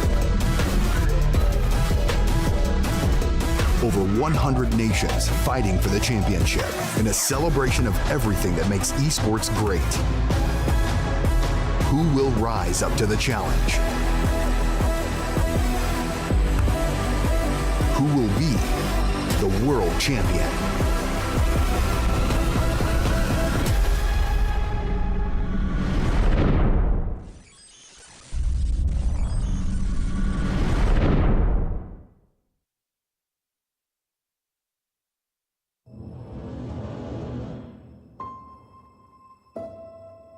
One purpose, one dream, one rhythm, one step closer to glory. They say history remembers the winner.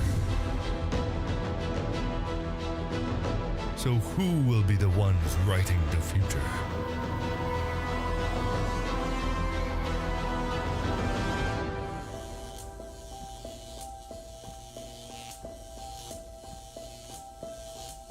The halls of power call for their kings.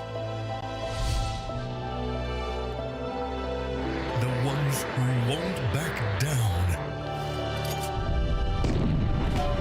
The ones who believed.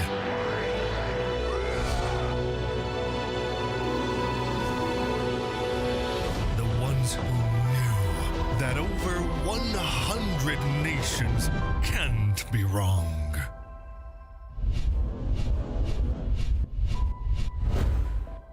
Join the fight between August 24th and September 3rd as Yash becomes the world's esports capital.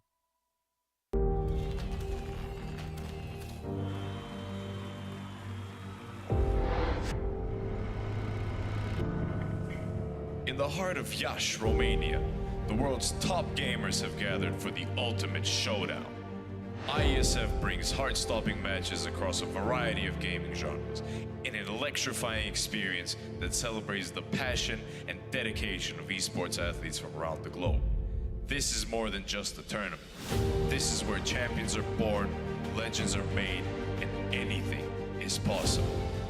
Get ready to witness the ultimate display of skill, strategy, and heart. The IESF World Esports Championship. It's about to take your breath away. Do you think you've got what it takes? The challenge will be tougher than ever.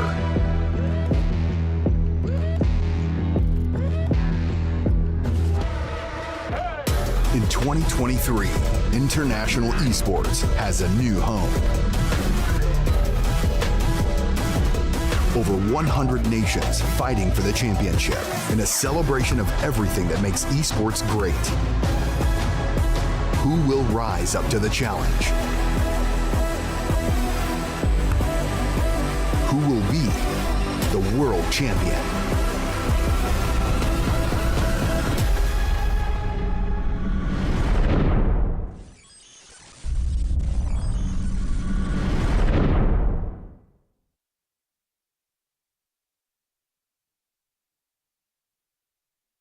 And so we return once more. It's the last game of Group A, actually, if I'm not mistaken. Estonia and Israel, a team of a powerhouse versus an actual team. Well, they're 2-0, so how bad can it possibly be? Yeah, they played beautifully, Israel, in this tournament. Obviously, that win against the Ukraine is kind of the crown and the creme de la creme achievement here in Group A. That basically guarantees their pathway out. But remember, if Estonia win this one, we get a really complicated situation. Yeah, it's not just like it's already done for Israel, as much as we'd like to say it, because it might not be if Israel lose. If Estonia take it, it's a three-way tiebreaker between Ukraine, Israel, and Estonia for a 2-in-1 bracket. It's chaos, and there's this whole weird debacle where you can't even really pick two of them out of the bunch. It's not like the only teams they've lost to are the two down. I don't know. You get the gist. It's too complex to call, but it won't be if Israel just take a game that should be theirs. Yeah, but because if Estonia win, we get this awkward love triangle, right? Where each team has beaten the other, and Armenia's lost to everybody. They're 0-3, so they're not going to be in the playoffs. I can confirm that. But everybody else kind of vying for their place at this point. And the Ukraine would love to see Estonia lose this matchup, because that means that they are in the playoffs alongside Israel. And maybe we'll even see a rematch here in the regionals. As we go later into this tournament. Remember that we give away 9 spots here to the LAN finals, but let's dig deeper into this matchup and have a little look at some of these teams. First up is Israel too, and it is not like they are diving low when it comes to the talent pool. Shushan, he's actually Flamesy's brother, if people don't know. That's a little fun fact. They've grown up playing Counter-Strike together, and he's, with no disrespect intended, the forgotten of the two. And now he's kind of looking to prove his way back up. I saw him play back in ESEA Advanced a few seasons ago.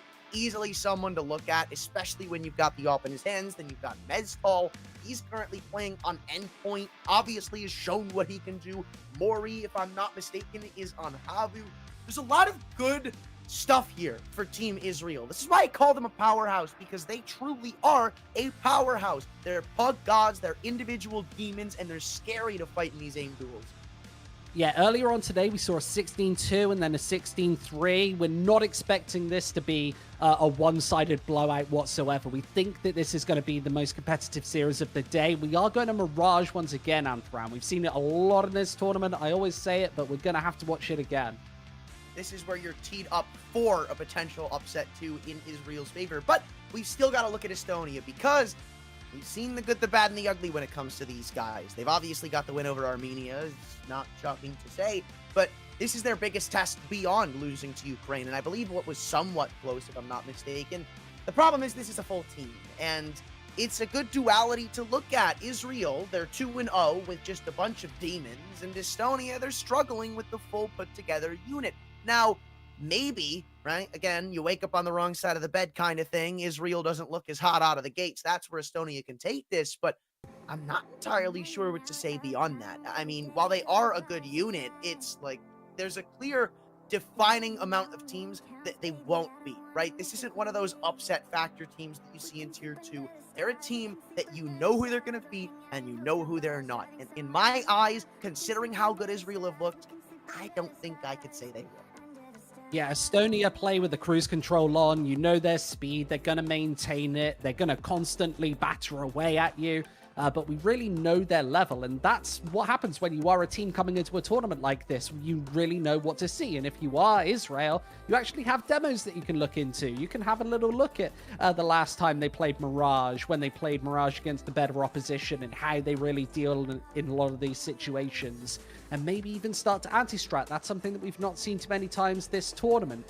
Considering lots of these teams are actually playing other tournaments around this one, right? Like there's loads of Counter-Strike at this tier of play being played all of the time. So maybe that puts you at a bit of a deficit, a disadvantage. Maybe you see a bit of fatigue fall into play because there is a lot of CS to be played in this particular tournament as well. You've got best of threes later, but obviously we're in the best of ones today, and it's a map of Mirage away from the playoffs for really either of these teams. That's the scariest part too, right? It's not just Mirage. It's not just a bunch of demons in, a pug setting that are hard to take aim fights against. Yeah. It's a best of one for playoffs. It is do or die for Estonia, who, I mean, even just outside of this, it feels like it's a lose-lose the more and more I picture this from Estonia's perspective. Like, if you win, great, you were supposed to win, but you're still not in playoffs. If you don't win, just lost to a pug team. Like, how? I mean, it hurts to think about. And Estonia, they also haven't been looking great outside of this event, so they might even be bound to make some changes off of something like this happening. I mean, it might be a stretch, but it still could be somewhat realistic considering everything going into it for Estonia.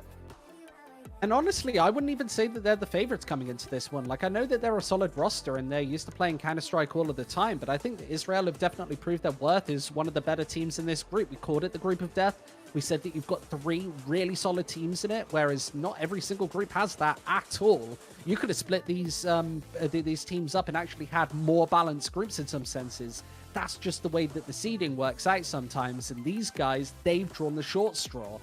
Means that they have to play Counter-Strike and fight the hard way. They've got to win this map. It's not like it's free by any stretch of the imagination, and I'm not even entirely sure what the win con's going to be inside of the game. Maybe denying that off in Shushan's hands, maybe keeping them on some low buy rounds until Meztal can maybe, get into his group, or maybe stop him from getting into his group regardless. There's a couple of identifiable weak spots if you're Sync, and it maybe could go both ways in that department where you think, yeah, Sync, they come in with a big target on their back. Being a team, it's a lot easier to do research on them and figure out how they play. But for Sync, you know who the heavy hitters are on this team. It's not like it's hidden. So if you can figure out early on, maybe where Shushan's playing, oh yeah, he's having a great game playing from Khan, but we'll just subvert that and try to demand respect with some fast B approaches. There's good ways that Sync can try and counteract the individuals, but the problem will be if they all show up, which has been the problem against Israel the entire group stage, where it seems simple, but it's not a weakness that's always going to be there. Yeah, and I've said it before, and I'll say it again. We're playing on Mirage here today. That's a map that brings out the individual stars. Like if it's going to be really hard to avoid just one player. The rotates are really fast. You're able to get the AWP back onto the bomb site really damn quickly. We just saw that in the previous map, right, where an AWP just single-handedly held out the middle of the map from start to finish. Even finding open picks on the T side where needed. 5 AK-47s. Everything's really viable on Mirage. We've seen lots of the double AWP setup actually whipped out in this tournament as well. That's something that a couple of the underdog teams have actually been falling back onto. So when you've got this many options, it's quite hard to see a favorite team fall apart. And Mirage is a map that really brings out your pug stars. So a team like Israel, I don't think they're in a big deficit at all. Let's say that we switch it and we're playing on an Ancient or an Anubis where you can really get the tactics rolling, then maybe we see something different. But we are getting into this map right now. We talked about it before. It's Mirage once again, and Estonia starting on that CT side after we deal with a quick technical timeout. We've seen a couple of these today, but we'll see another one, Anthran. I hear typing, so I can't imagine it's going to go for too long. But no, I've been promised that it won't happen for too long. I'm excited about this matchup. I think that this is probably our better one for today. 4 best of ones in total. I'm confident in saying that this is our headliner, so to say. Israel, they'll start on the CT side. It's exactly where you want to be, too. A lot easier of a time to try and get activated. A lot easier of a time to try to get the AWP in your hands. And more viable, too, when it gets there. But look at this stack right now from Team... Oh, this is... It's a knife. Is this knife? Yeah, don't worry. Okay. Don't worry about it. I was into it. I thought this was the game. He said, gentlemen, don't pull out them pistols. The telltale sign should have been... Oh, maybe it's not the knife round. Maybe that's all been decided already.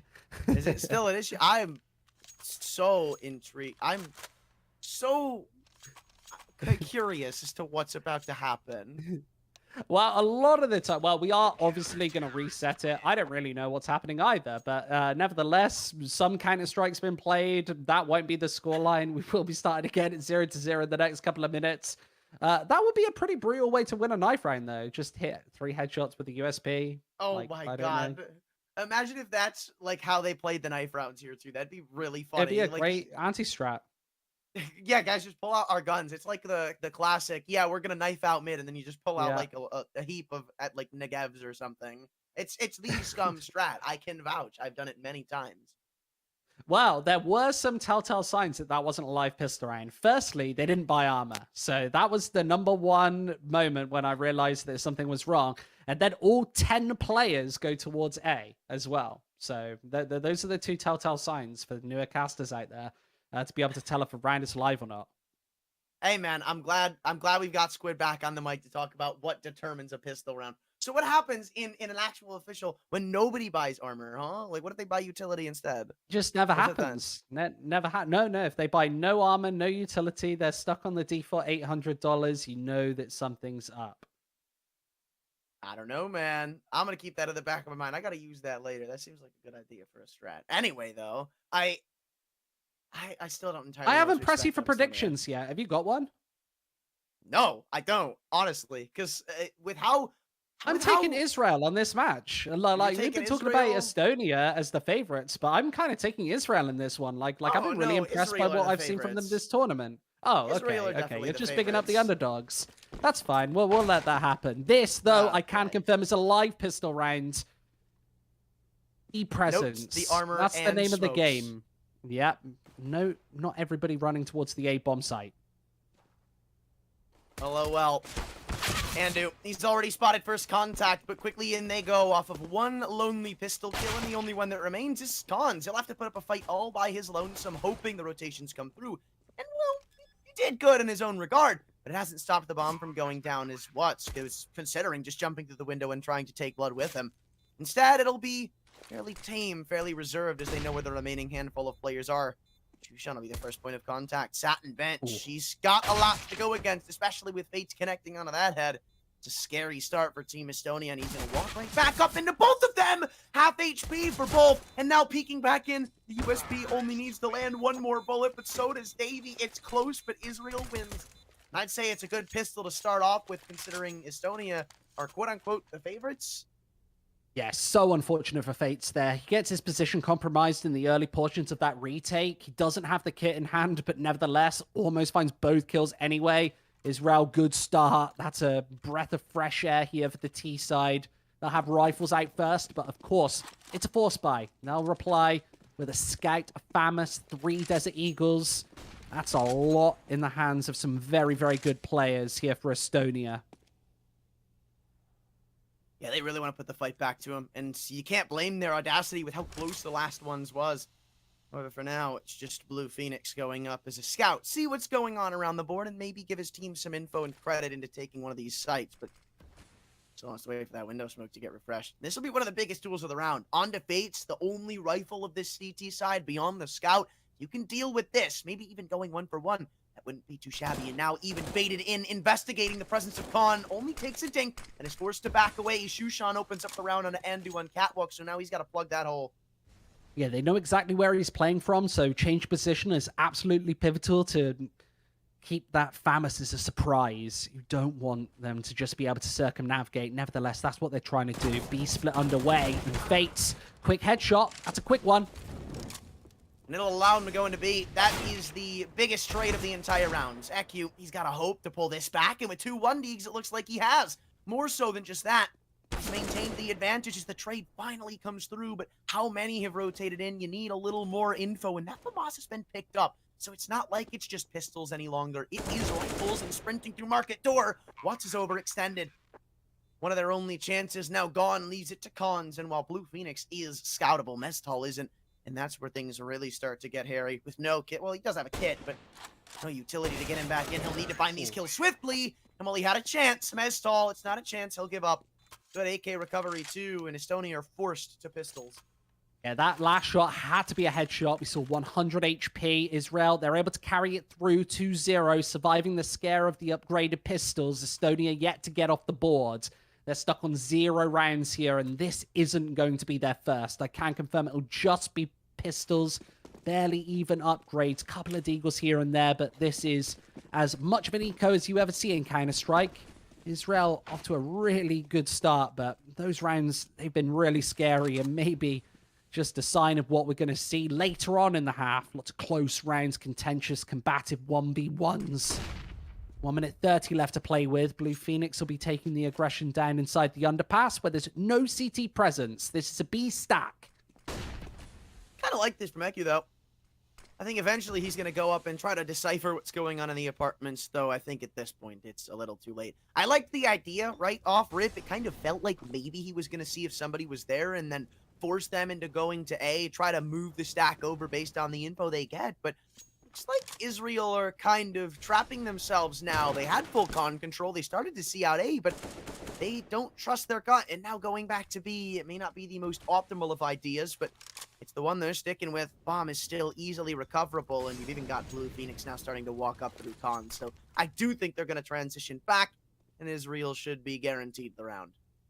Yeah, nice patience there, not walking into the stack, exactly what you want to do. Don't want to make these rounds too costly. This one's a guarantee at this point. We'll see the 3-0 conversion come into fruition. We've not seen that too much this tournament. The pistols, even full eco rounds, have been just so deadly. I'll send the SMG in to clean up some of these unarmored pistols. They know that there's a P250 right around the corner. They can be really, really potent, but yeah, these pistols, they're being cleaned up with ease. I don't expect all too much damage to be dealt, albeit there is a deagle remaining. But yeah, this is 3-0, and I like the patient approach from Israel. You want to avoid the stack. They waited, got all of the information up towards the connector, and they know that the A site is the correct option.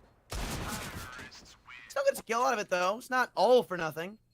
But that could kind of be a double-edged sword. Davy Beast could opt to throw an op to Shushan, and really early on, yeah, you might see the big green. And that's not anything welcoming. Estonia, their biggest round yet. It's not hard to say, considering we're only 3 in, but Shushan's one of the players I highlighted, saying, Israel, they might win via players like him alone, and he's already got his favorite gun.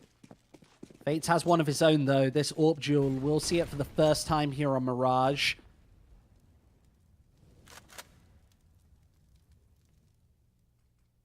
See much more than that, at least for now. Mori's starting to walk up towards Palace, though. This is just an A-pop. They haven't cleared the belt, but a 1-for-1 trade, considering the off positioning, is honestly pretty good. But now we get to see what that op's capable of as it takes a first name through CT spawn. Blue Phoenix is clearing all the way up and dropping into Sandwich. Cons won't accomplish anything but death, and they still don't have much control. A smoke's gone deep to try and provide a wall, but it's Gap. And Aku's fishing around it for the kill. Blue Phoenix jiggling both angles before he eventually spots the dome of Aku, and with a flawless exec past the first 2 kills, Israel show how good they're gonna be in this game. Yeah, really vital round for Israel. Shushan, he wins the AWP duel against Fates for the first time here on Mirage. Beautifully done. This APOP executed beautifully. Felt like Fates really had a chance before he was picked off, and then the AK-47s make clean work, easy pickings of the rest.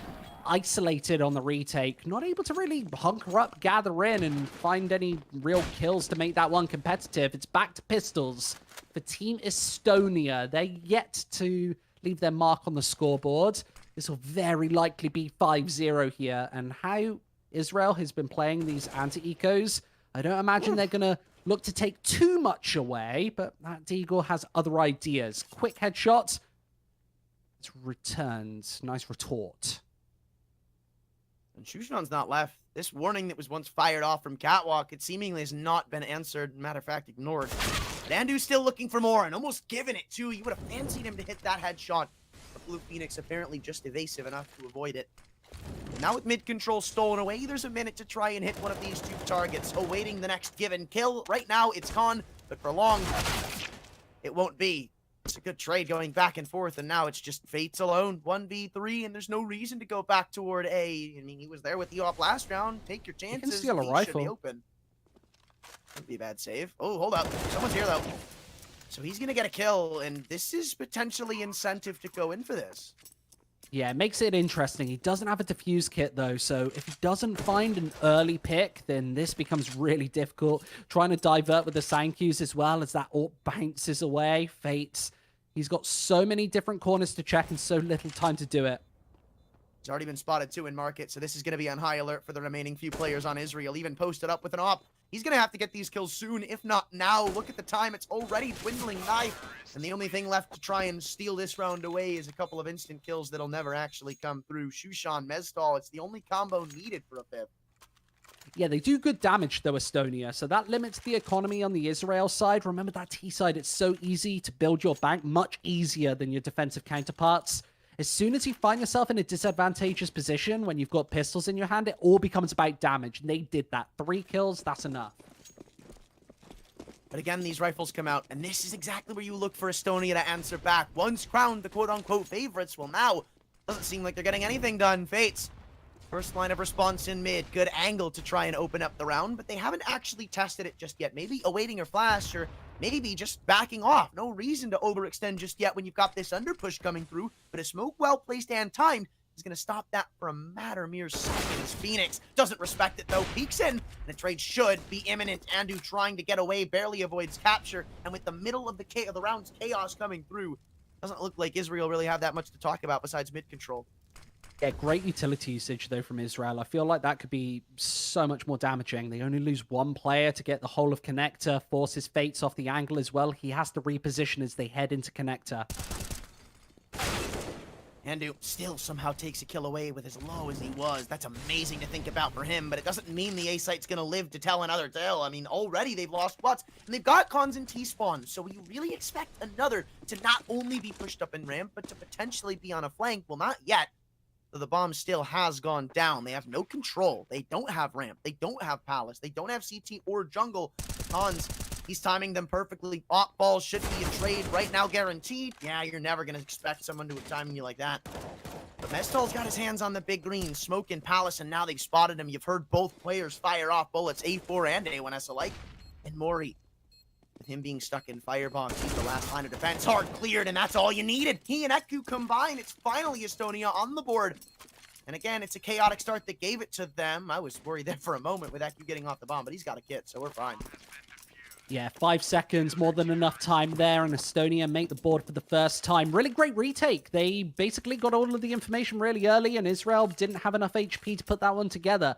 5-1, their first loss here on Mirage, and that AWP will be in the hands of Fates once again. He got completely counted out of that round, by the way. First by flashbangs, then Connector smoked. He basically didn't have any look in once again, just at all, and he's at the top of the scoreboard, so such a pivotal player to knock out of the equation early, just with a couple of flashbangs. This time, that's the difference.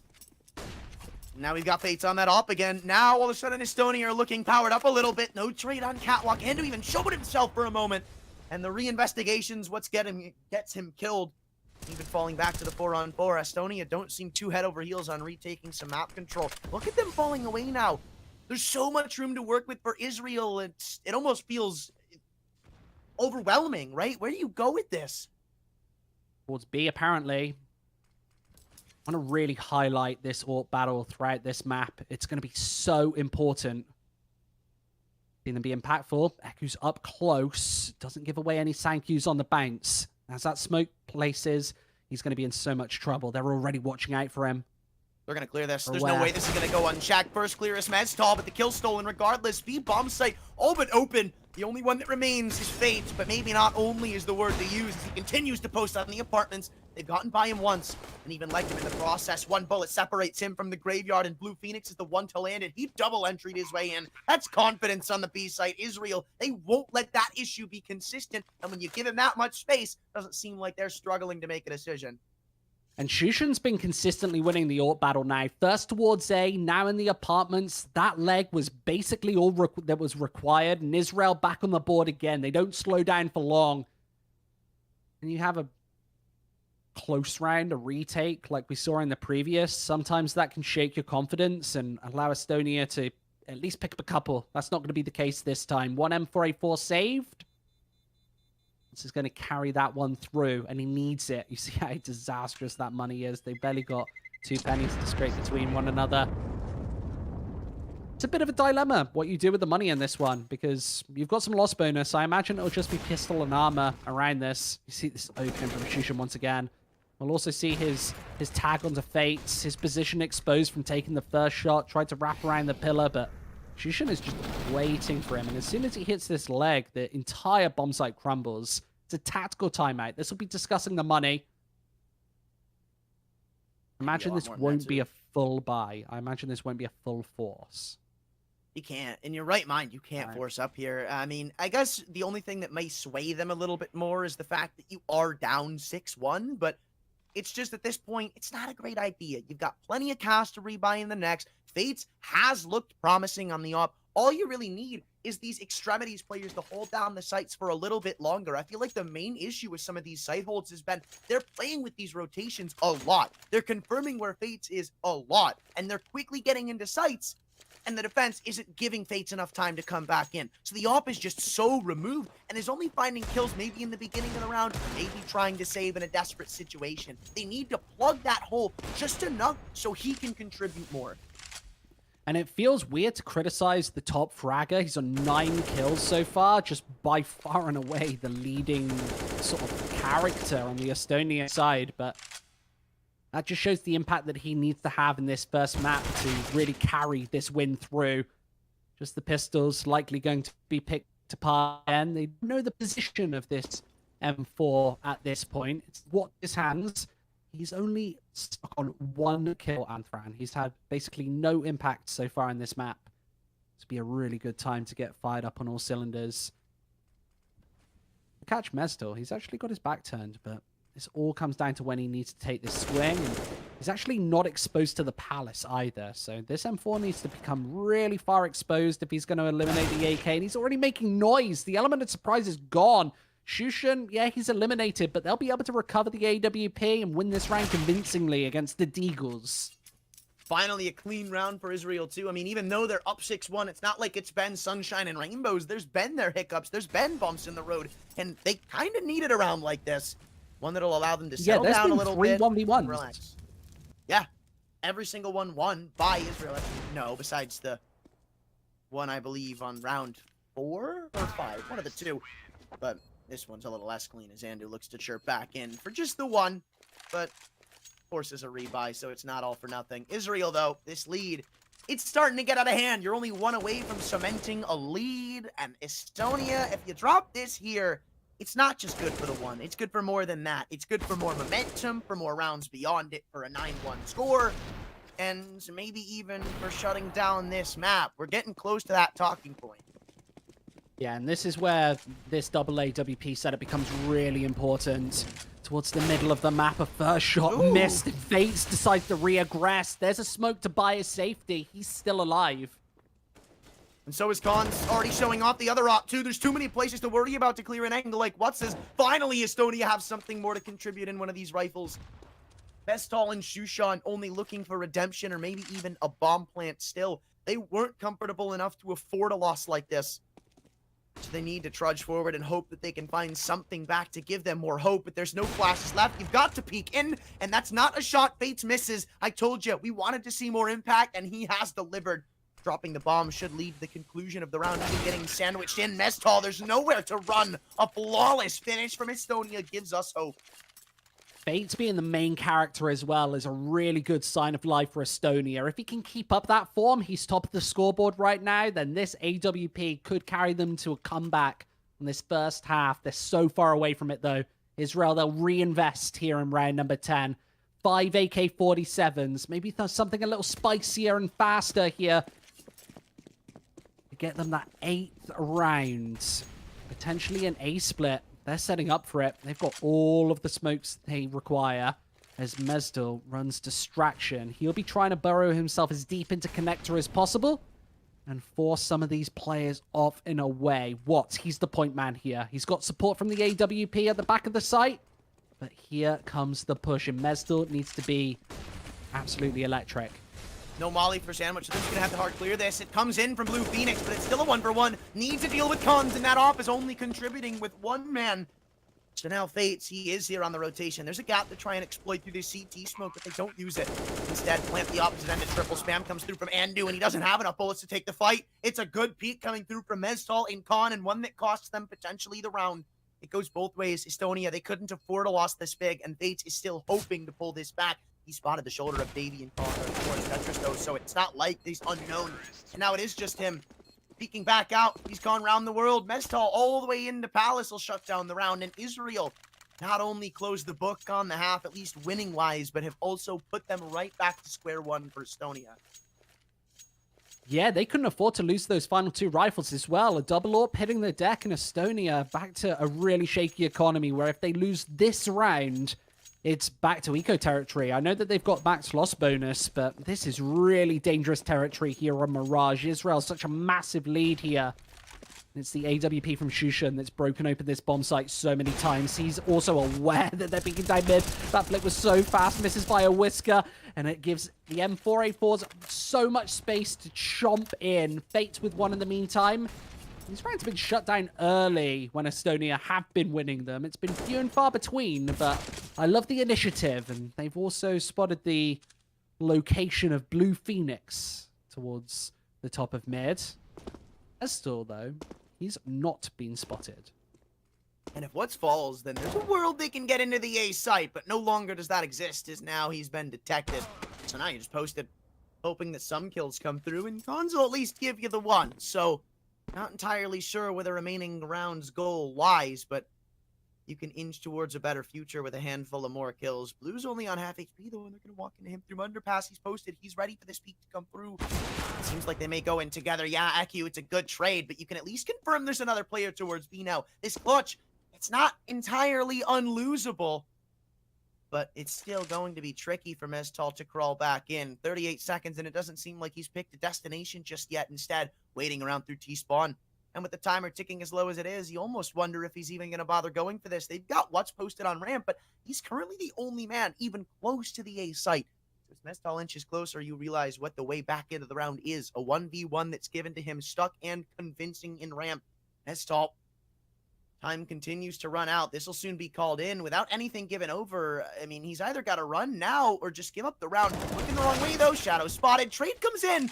But now there's no more time left. So you imagine he goes a little bit faster to get to that duel. This round is a talking point, but instead, it's just a closer from Estonia with some extra hiccups in the road. Yeah, I love what's his position there inside the ramp. He basically acts as a security camera. As soon as he finds that information, Fates is right back onto the A bomb site to stop that C4 from ever going down. Even at the 2v5 though, Anthran looks really scary. I love that double peek at the back of B.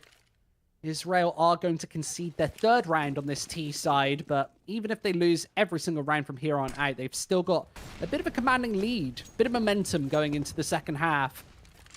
Want to keep it going with an A execute. Again, they've dropped those Molotovs and smokes back. They're going to pour those all in. We've talked about cons so many times, but needs more than just that one. Maybe not. They've set up a pretty banging crossfire. Watts has allowed further success through Underbalk. MP9 with 2. Way more than you would have expected it considering the gun in his hands, but the bomb plant still allocated to the remaining 2 players. So, again, they look to attempt this I'd say post-plant / retake. And they're going to have to try and consolidate a few of these players, catch some fights that are ill-willed through jungle that don't seem to be given. They're waiting for these smokes to fade. And Andu's even going to reroute through CT spawn, but they have lost one in transition. Fate's still in the stairs. Peek's going to be given, but it's not one that Meztal drops. He's lights out. Actually, that's Mori. And now they both tuck into CT spawn. Well planted for them. No utility back in. Andu not hiding his avenue of approach, hoping that a peek is given. And it will come through, but it's a double swing. You're not winning that. Israel are. Yeah, Mori's absolutely stellar in the afterplant there. He's the man to take the risk right above the double boxes. 9 for Israel. There's just nothing you can do about that. When there are smokes to actually buy his exit back onto the site and nobody's able to trade, Estonia just look totally dumbfounded and bamboozled. They're forced onto such a weak, wobbly buy. Scout, MP9, Deagles, not much else. This will be double digits, surely, for Israel. They've been so good at chomping away at these anti-ecos. Some of them have been slightly close, but they've already found the opening frag inside the underpass. That's Andu gone. That's not exactly a kill you're going to bring back. Problem is, everyone in this round is untradeable, and I don't necessarily like it with the low weaponry that they've got into this round. They haven't taken anything much beyond putting a player close in RAM. It felt like their entire round success hinged on not being spotted through underpass, but then you look at Andu and the way he's moving, it doesn't seem like he knew they could be out mid. And that's a problem in its own, but I guess it's one that you'd rather an eco than on a rifle. Still a 5-on-4 as Israel have slowed it down. It's an opportunity to try something a little bit different, try and open up the spacing, but I definitely agree with you. I'd certainly be closing the spacing if I was Estonia. Been losing so many players in these execute-heavy rounds, but success here solely relies on him placing the smoke at the right time, staying alive, and just buying precious seconds, stopping that C4 from clambering on through, but they might just decide to pass all the way through it anyway. Yeah, at this point, you kind of have to go through this smoke. You can't really afford to respect it, and now considering you've pretty much entirely avoided the A defense, there's not too much of a risk. Knowing nobody's close to that smoke, they charge out, but it's a 2-on-3 that's not impossible, and AQ continues to make it more realistic. Nade, if placed well, could do them so much right now as he continues to be a nuisance from CT spawn. Only option to delay as the second is spotted. Fates, AK comes through at the perfect time, and it's the USP to close. So much time eaten away by Israel, and it comes to their own undoing. A great finish from Estonia puts them in the 4. Yeah, the first anti-eco that Israel haven't been able to carry through, and it's down to the pistols to take them away. That MP9 as well, just chipping through. Beautiful from the CT spawn, and Estonia find another one on the board. It's 4. Can they carry that momentum forward, though? They will have the AWP presence in Fate's hands once again. Just the single sniper on the server. Israel, they have pistols. They've built to the bottom of their bank. What do they do now, Anthran, now that they're under pressure? I don't know. It looks like a B-pop. They've done this a couple of times now where after they've lost the round, they've just not done anything too complex. Might as well just go in for a site take, and one that they haven't tested too much is B. They'll only be met by a molly and an aid, but past this, it's one player's defense. It's EQ. At least Fates has come through now in the nick of time. They have started to buy him more allowance for having impact. We need more kills.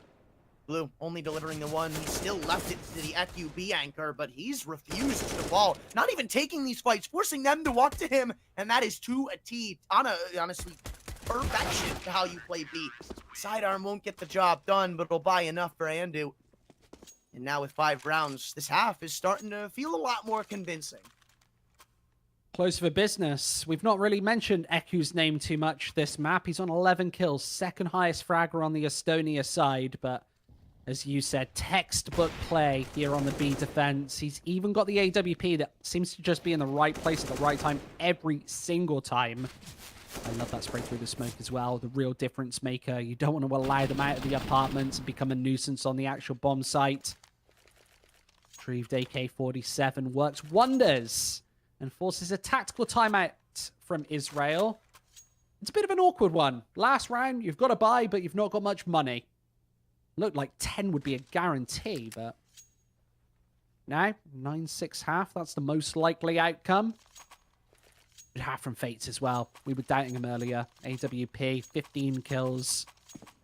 Stuck on 11 for quite some time, but Israel now with a chance. Maybe something a little faster here in the last round of their T side. Mori's going to be taking the duel in underpass, and there is presence down there. They've actually slipped away to the back of mid. They've smoked it off. Will they disrespect this? I don't think we've seen Israel in this spot this whole half, so it's kind of poetic to see it end this way. And Andu's letting this slip for now. I think they've heard footsteps, but in they come. 3 swing through, and the trades aren't there. It looked like Blue Phoenix was awaiting the con peek to come through, but Cons just shut them all down. There was no trade, and it ruined the round. 2 on 5. How could you fathom pulling this back? Yeah, no, you can't. You're just going to get run down. No respect given, and for good reason. Estonia, that is a flawless finish to that half. All coming off of an eco round win that they don't let go of the momentum from. Yeah, brilliant. Like, they actually, like, carry the momentum through. Like, Estonia are able to recover really nicely. Felt like we were looking at a 12-3, maybe an 11-4 scoreline. It's nothing of the sort. Israel actually have to do this the hard way now on the CT side of Mirage, and Estonia are right back in this one. This pistol will be crucial, though. Can Estonia carry the little bit of momentum that they've been able to build up in the last couple of rounds? That is the question. B take. And there is underpass presence. Here they come. This is... Oh, they're telegraphing it. They know exactly what's going on. But they've overextended. It looked like Israel had a good idea on what to do, and I guess Estonia the same way. And now everybody sits back. You would imagine after having kills like that, they'd reroute, but they're just standing solid, standing firm. And maybe even some re-aggression is in order. Shushan and Blue Phoenix, the last couple of players, Meztall, but doesn't seem like it'll be Meztall for much longer. 2 on 5. I don't even think you can screw this up if you tried if you're Estonia. There's just too many players. Blue Phoenix is still taking a fight, though, and at least they'll gain something back, a consolation prize, though, albeit. This is such a key round. Sniffing out the kills and underpass, basically bought it. Now Shushan needs some key shots. He's been flashed off the angle, and Blue Phoenix should have been next in line, but they overextend for that one. He's able to find both. Makes this possible. Bombs down. He's going to start to crawl his way back in. 1 fire, 1 palace. This crossfire is so deadly. I don't know how you would manage to drop this, but Blue Phoenix seems weary of where they both are, and after having screwed up and made a noise, he just decides to sprint in. It was a good idea on where Eku was sitting, but even if he had gotten that kill, there was still the problem of the palace player, and he just didn't have time to deal with it now that I think about it. Israel, his lead, it's slowly going to start to be whisked away, and they're going to buy here to try to hang on to it, but you subtract this, Estonia, that first half's problems are all gone. Yeah, they're breathing down Israel's neck right now. Felt like this map could be over, really close to being finished. Israel just unable to get onto the double digits and beyond. They'll take a tactical timeout to discuss here in what might become some of the more crucial rounds of this map. We talked about it. If Estonia win this map, then it throws the whole group stage into disarray. Yeah, Israel are playing like a team under pressure as well. I mean, yeah, they're starting to worry me a little bit, but this is kind of more what we expected to see from an individual team, where the trading isn't really that great. You kind of just expect you expect your peers to just win their aim tools, right? That's kind of what the confidence brings. But when they don't, I mean, case in point, the last round of the first half where they put 3 through underpass, everything just goes, you know, bottom side up. There's nothing to mention. They just get swept aside. And it feels like that's every round that they lose. It's some drastic flaw. Not, oh yeah, maybe they made one mistake, they didn't get this kill. But that's an overextension. And then double time. Davey doesn't even get close to trading it out. Instead, it's just a double opener granted to the Galils. And this M4 is going to have to pull some magic back. That's then spotted at the lower side of Khan, so it's a good kill from Mori. Or no, that is an install. But still more is required as he's gotten his second. It's going to be a B approach. They've got the right stack in the right place. HE needs to be placed properly, or maybe not if Mestal finds his third. Bomb was dropped, but only temporarily as Shushan has slipped the net and gone all the way into ramp. A long-winded reroute has to come through from Eku and the bomb, but it still won't be invincible to this push from Shushan, awaiting it to Oh no, walk the right bomb's into going to his walk midst into of him. ramp. Oh no, it's actually going through Palace, but he's going to hear this still. This is so Still try to stop dangerous. it. Shushan's in the right place at the right time. Get this Deagle in. There are the shots, Anthran. He's not been seen. I thought for a second he was going to get seen and called out, but now it's a 1v2 and he's walked right into the middle of them both. It's a crossfire somehow placed in the middle of the round so awkwardly for Israel, but they still take it because of it and because of one man, Mestal, making this round doable, pulling off 3 insane kills from Catwalk in every single direction, completely forcing them to reroute. They don't want to test this guy, and for good reason. And by the time they can steal his kill away coming back through, it's just too late. Yeah, it didn't feel like he was going to find that third into the apartments, I can tell you that much. He was diverted. He had no idea that that one was coming through, but sniffed out the idea that there was a B split underway, and he's able to even find that third. Shushan's Deagle just getting into such a compromising position as well, causing chaos on A, and as the clock ticks lower and the C4 does negotiate his way in the correct method into the A-bomb site, Estonia still aren't able to keep track of it. They're forced onto pistols instead. It's their opportunity to force by now and break some Israeli hearts. 6 away from the finish line, Anthran, and we've not seen any snipers out just yet in this second half. It was such a pinpoint in the first. Such a key facet. Key facet of this round is going to be the fast A approaching. Smokes, splashes, Deagles, the whole 9 yards, but certainly not anything convincing just yet. Shushan tries to be the hero in this round with only one in from the stairwell. It puts us to even footing. A bomb plant's guaranteed now, and while they won't be in jungle, they'll have CT spawn control. The bomb is going to tell you that, but you need to get these kills, and What's has somehow picked up an M4 in the middle of it all, peeking back in from Ticket. They might line up for him. You know where both remaining defenders are, but you can't find the kills. What's the man we talked about so many times in the first half isn't just a one-dimensional demon. He's viable on the T side too, and he's showing it here. Yeah, they're coming up in the clutches. Israel were winning them all in the early game, but Estonia, they've been so much more solid as this game has crept on. Israel just held out by their own smokes. Estonia didn't really have a lot in the way of utility, and they were disrespecting all of the defensive util placed on A.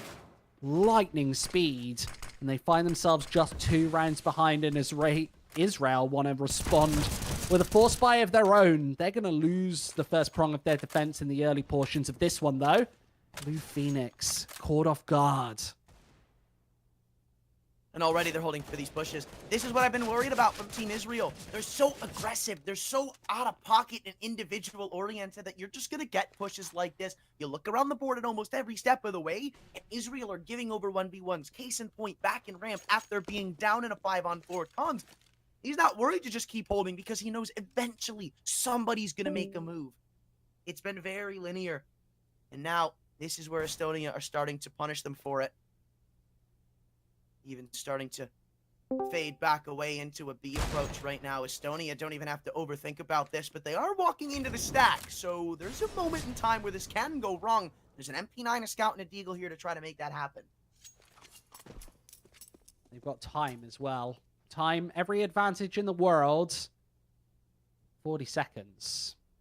A site is totally open, remember, Anthran? That rotate has fully come to pass, and the C4 is heading in exactly that direction with Eku to just hold the middle of the map if anybody decides to get cheeky and rotates in. 30 seconds, but this is going to be an easy round. The smokes will detail exactly where they're going.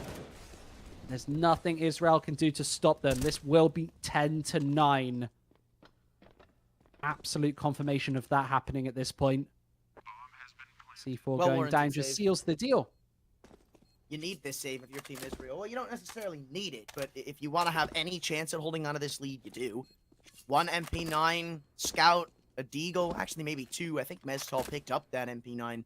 So you've got 4 guns, and what's essentially just going to look like a second round buy on an eco. Like, it's not impossible for Israel, but it just feels like Estonia have a good grasp on what's going on now. They know where and when Israel want to push. They're not giving themselves up. They're never untradeable. This is exactly what I expect out of a full team like Estonia are. That's why we bring it up coming in, because they can adapt better than a pug team will, and they're going to be way greater in the little smaller but fundamental parts of the game, which we're seeing highlighted here. Yeah, they're finding small edges all across the board and combining them, timesing them. Estonia look more and more comfortable the longer this map goes on, and that's why they've closed Israel's lead to just 1. They could close it entirely in this particular round up against such a weak buy. We see the reappearance of that Scout. Didn't have to reinvest it. They saved in the previous, along with just a single MP9 and that Deagle with a little bit of body armor scattered here and there. Big note, they've got not a single defuse kit. Well, not like Estonia are really overthinking this one either, though. So this one's all the more realistic. MP9 pushes into Palace. But that was honestly the win condition, getting 2 kills there. And while you did find a tag from the Scout, what you didn't find was a kill.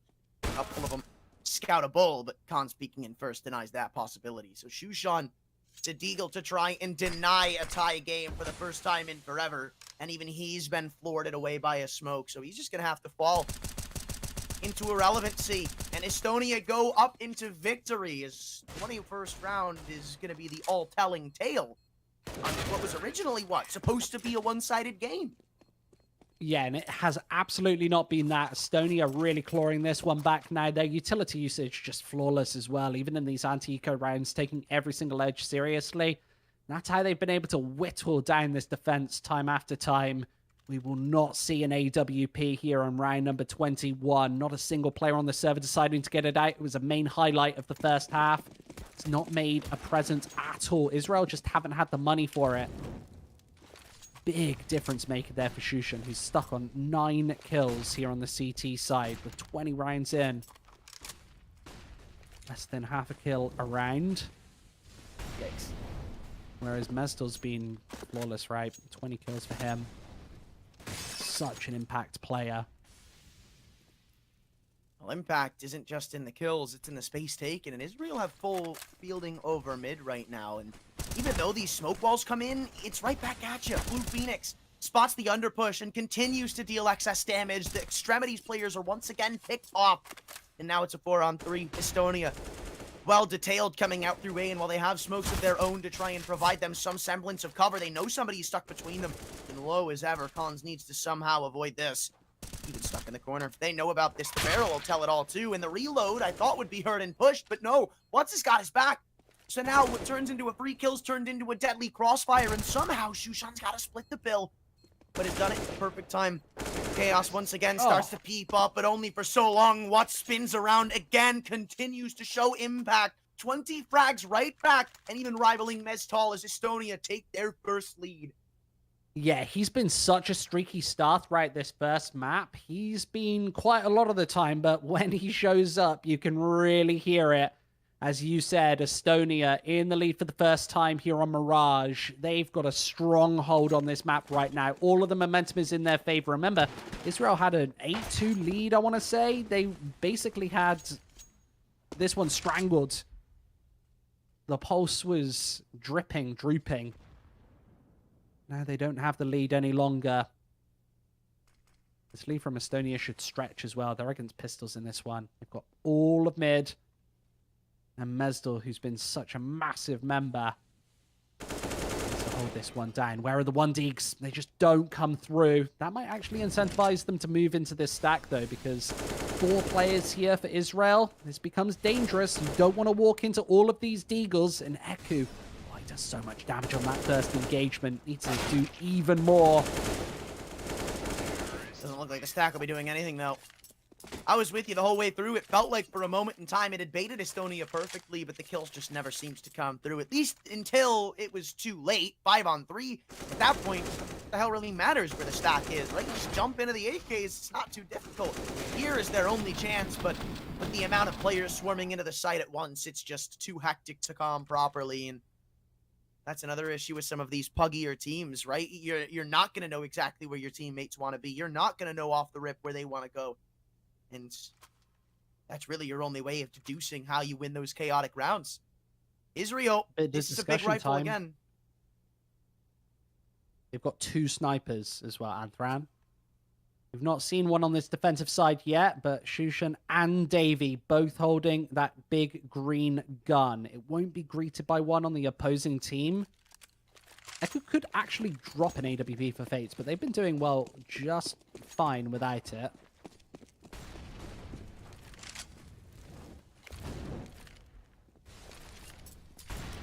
But now we need to see if Shushan can step up. Again, one of the players I said was required to see Israel do well in this map. So far, still absent. And maybe the off is exactly what the doctor in order to put him back up to pace. Blue Phoenix, though, running out of bullets as he wildly spams in behind a flashbang.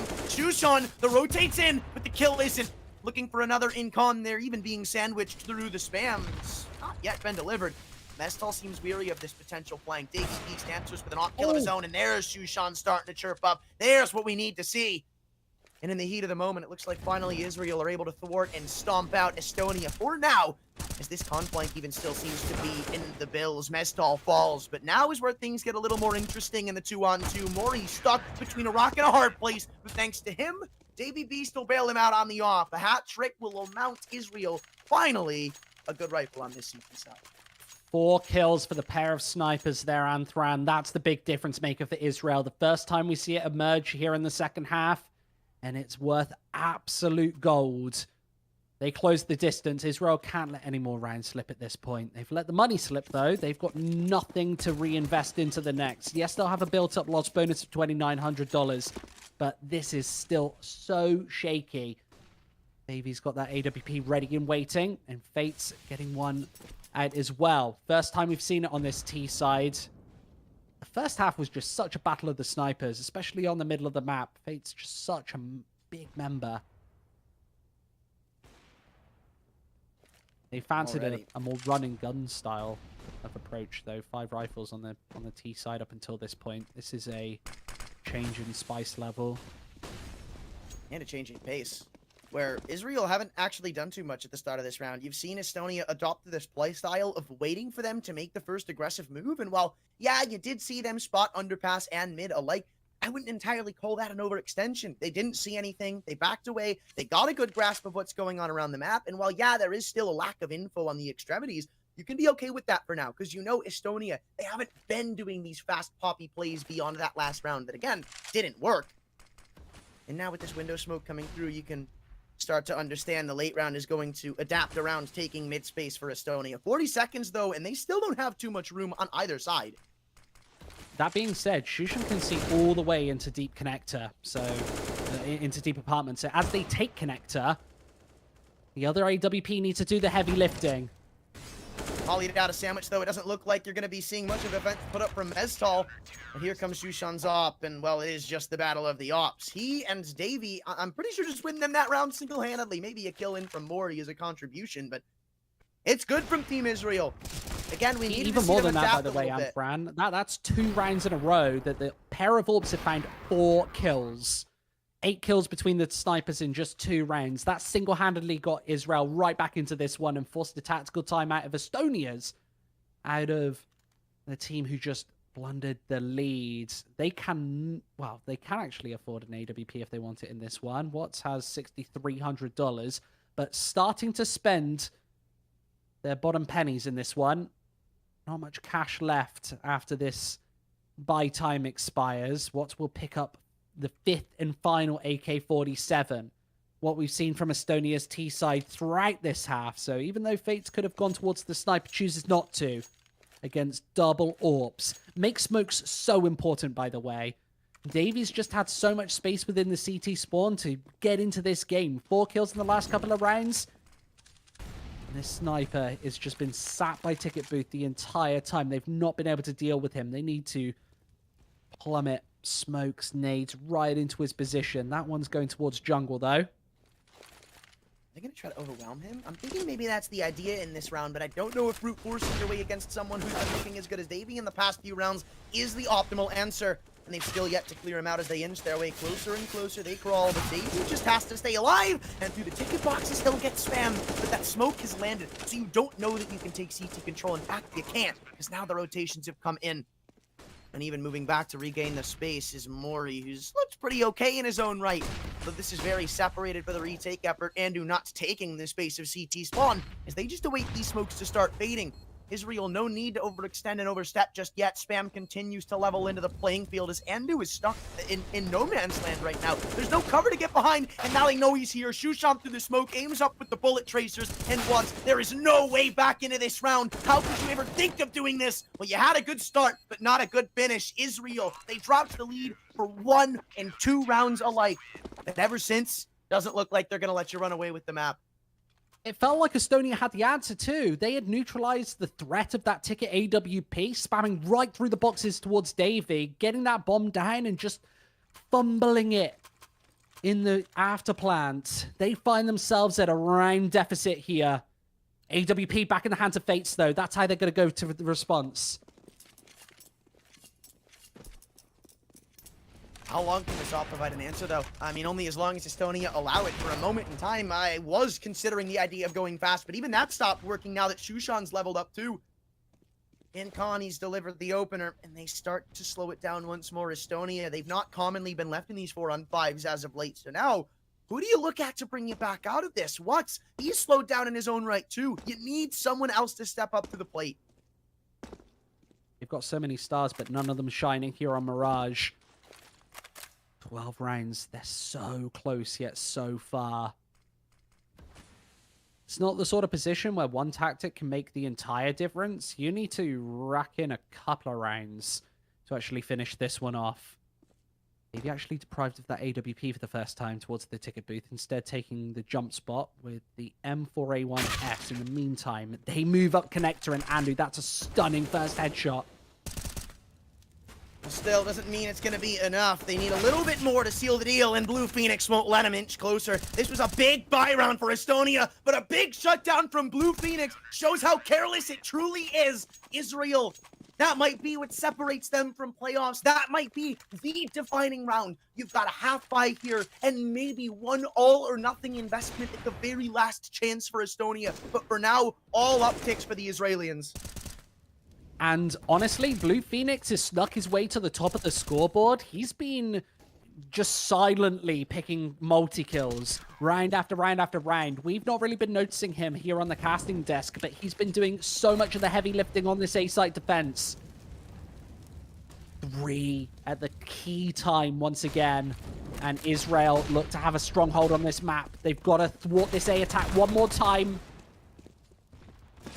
Tech9's already done it well for the first, so you say thwart, but instead it's just valiantly charging on. Still need to get through Shushan, though. We haven't heard too much. In fact, I feel like it's been overshadowed by Davy Beasts. And now that may just live and die to be the tail. Onto the site they've gone, but they hadn't actually solidified the bomb plant just yet. Now maybe they won't. Mori doesn't up the spam. Instead, lets them take the space or actually field it for now as everybody regroups through spawn. He's ready to put this to bed. It's a good couple of kills from Mori.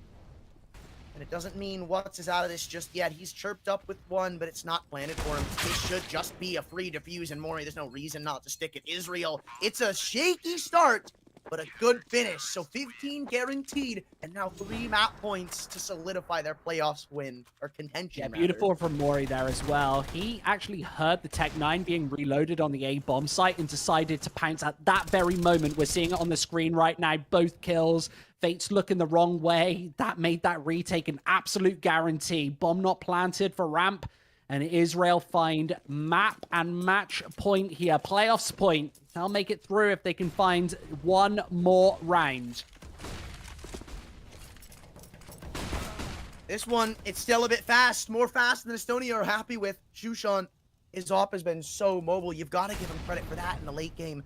And he's still posted in the right space, still awaiting these peaks to come through. And boy, is he right. Anywhere he looks, it is money. Khan, next target, Aku, does he dare give the jiggle? No. Especially not with his teammate finding that frag. Bomb's about to pop out of Palace, and they still haven't cleared out Blue Phoenix. Again, he's going to close down this round, and the game alongside it. A 1v5, and Shushan's the first to try and close Fates. At least gets the one, but it won't stop them from taking the game. Israel, a big bump in the middle of that game. When they adapt back at you, didn't ever really seem like Estonia could pick the pace up to match. Yeah, we didn't really talk about Blue Phoenix until the closing portions of that map, but ending it, I think, on 26, 27 kills, just such a star-studded performance, racking together triple kill after triple kill on the defense. And that's the problem with playing against a Pug team, a Scrim team, is they've got 5 players who can step up at any particular time. And Blue Phoenix really proving the point that even if you're not the biggest name, you're not a star player, you can still step up if you're on this Israel team. And that's why I said before this match started, there's such an exciting roster. I want to see them on the main stage.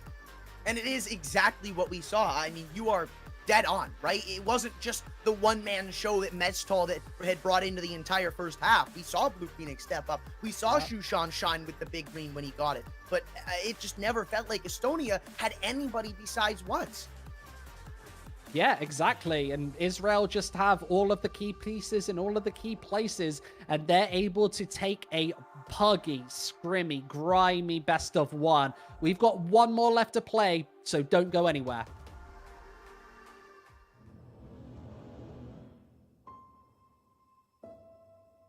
One purpose. One dream. One rhythm. One step closer to glory. They say history remembers the winner. So who will be the ones writing the future?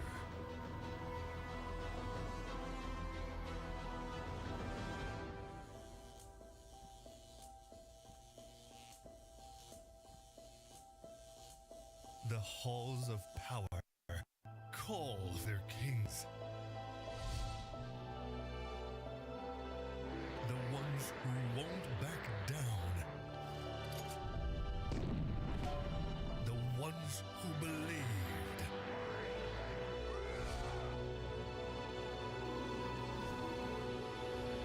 The ones who knew that over 100 nations can't be wrong.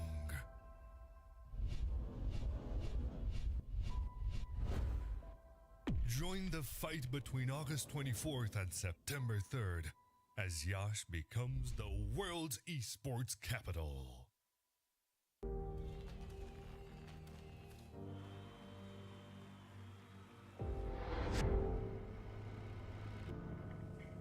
In the heart of Yash, Romania, the world's top gamers have gathered for the ultimate showdown. IESF brings heart-stopping matches across a variety of gaming genres in an electrifying experience that celebrates the passion and dedication of esports athletes from around the globe. This is more than just a tournament. This is where champions are born, legends are made, and anything is possible. Get ready to witness the ultimate display of skill, strategy, and heart. The IESF World Esports Championship. It's about to take your breath away. Do you think you've got what it takes? The challenge will be tougher than ever.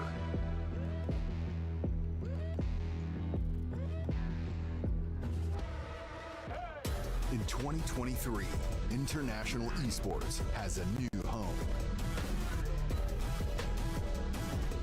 Over 100 nations fighting for the championship in a celebration of everything that makes esports great.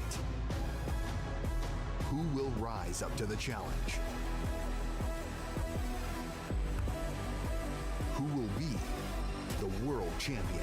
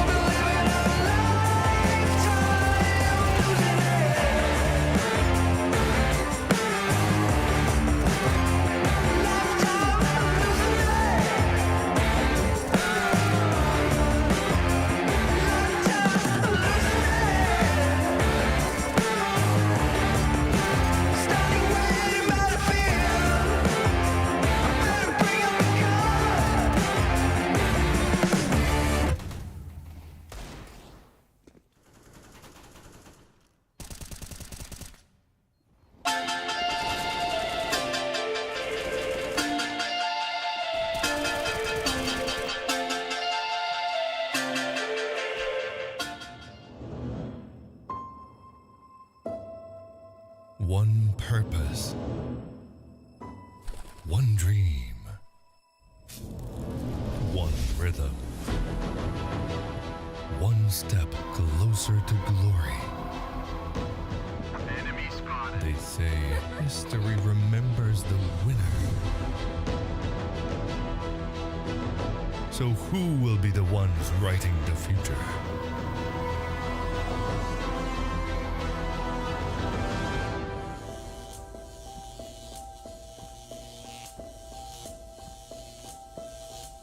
The halls of power call for their kings. The ones who won't back down. The ones who believed.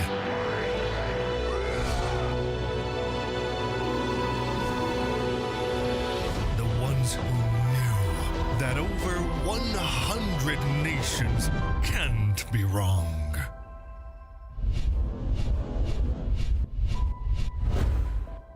Join the fight between August 24th and September 3rd as Yash becomes the world's esports capital.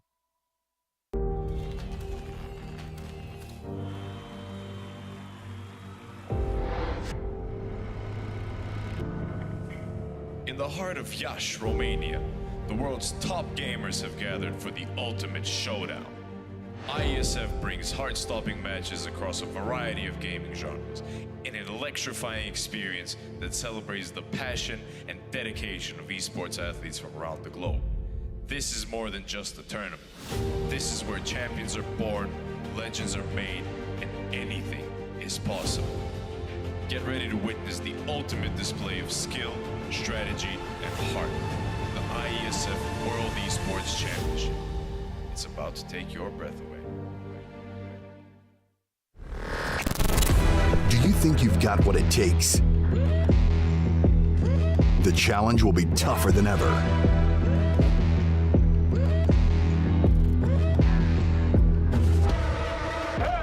In 2023, International Esports has a new home. Over 100 nations fighting for the championship in a celebration of everything that makes esports great. Who will rise up to the challenge? Who will be the world champion?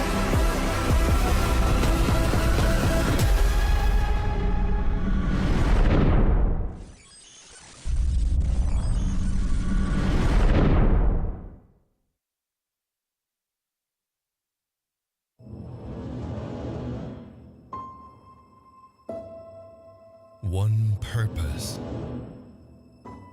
One dream. One rhythm. One step closer to glory. Enemy spotted. They say history remembers the winner. So who will be the ones writing the future?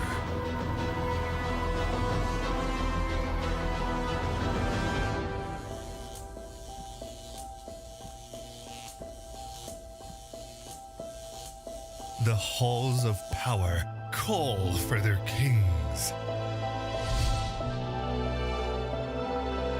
The ones who won't back down. The ones who believed.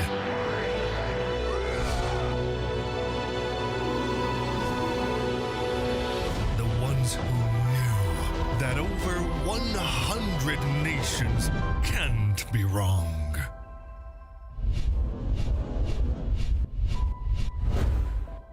Join the fight between August 24th and September 3rd as Yash becomes the world's esports capital.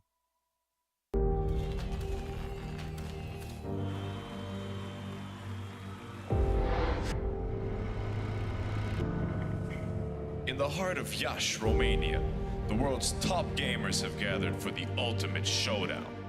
IESF brings heart-stopping matches across a variety of gaming genres in an electrifying experience that celebrates the passion and dedication of esports athletes from around the globe.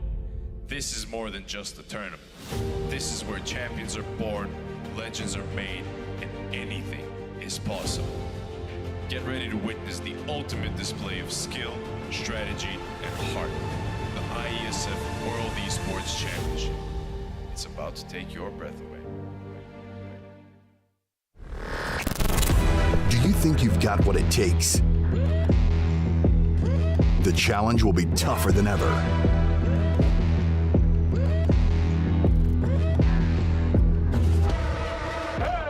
In 2023, International Esports has a new home. Over 100 nations fighting for the championship in a celebration of everything that makes esports great. Who will rise up to the challenge? Who will be the world champion?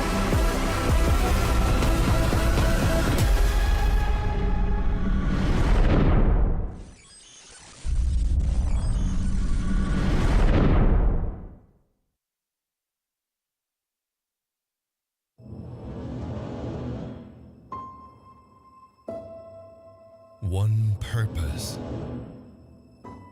one dream, one rhythm,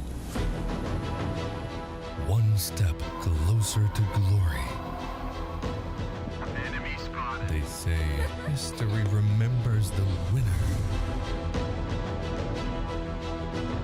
So who will be the ones writing the future?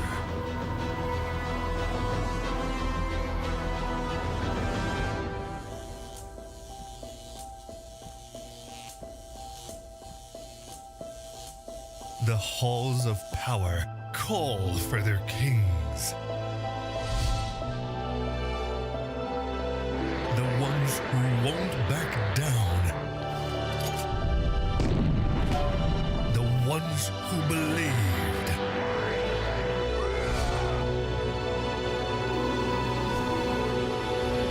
The ones who knew that over 100 nations can't be wrong.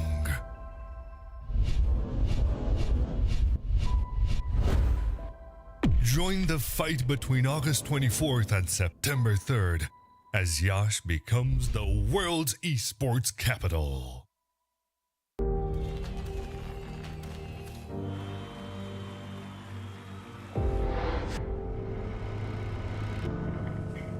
In the heart of Iași, Romania, the world's top gamers have gathered for the ultimate showdown. IESF brings heart-stopping matches across a variety of gaming genres in an electrifying experience that celebrates the passion and dedication of esports athletes from around the globe. This is more than just a tournament. This is where champions are born, legends are made, and anything is possible. Get ready to witness the ultimate display of skill, strategy, and heart. The IESF World Esports Championship. It's about to take your breath away. Do you think you've got what it takes? The challenge will be tougher than ever.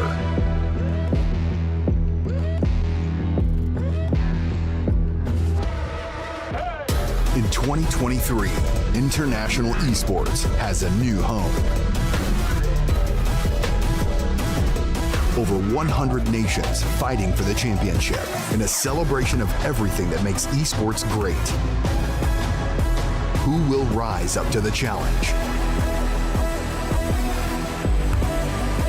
Who will be the world champion?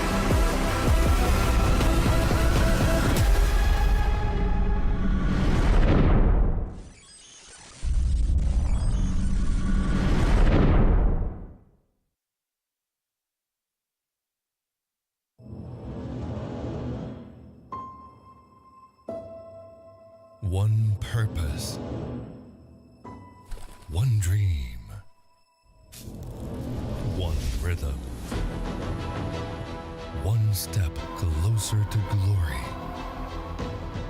Enemy spotted. They say history remembers the winner. So who will be the ones writing the future?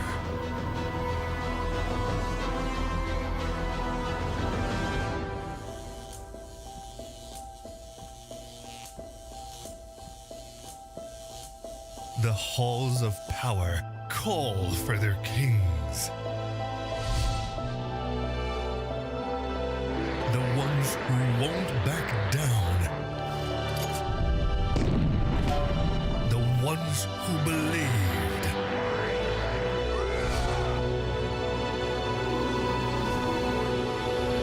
The ones who knew that over 100 nations can't be wrong.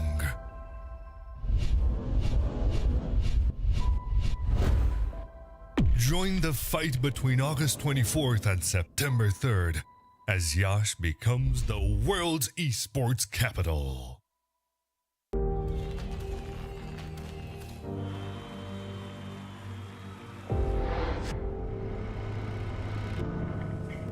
In the heart of Yash, Romania, the world's top gamers have gathered for the ultimate showdown. IESF brings heart-stopping matches across a variety of gaming genres in an electrifying experience that celebrates the passion and dedication of esports athletes from around the globe. This is more than just a tournament. This is where champions are born, legends are made, and anything is possible. Get ready to witness the ultimate display of skill, strategy, and heart. The IESF World Esports Championship. It's about to take your breath away. Do you think you've got what it takes? The challenge will be tougher than ever.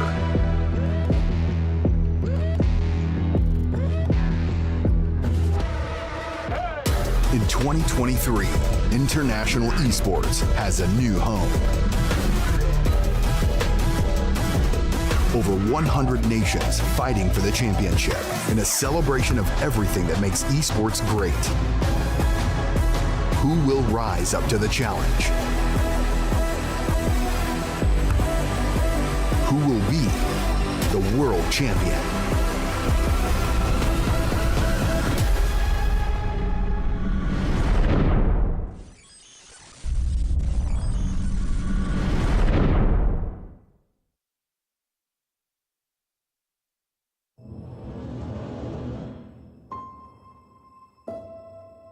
One purpose, one dream, one rhythm, one step closer to glory. Enemy spotted. They say history remembers the winner. So who will be the ones writing the future?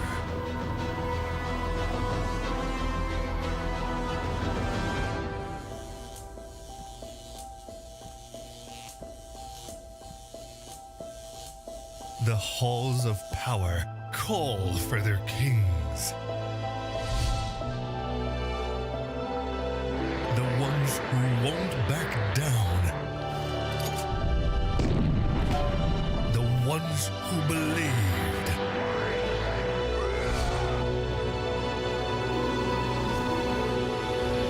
The ones who knew that over 100 nations can't be wrong.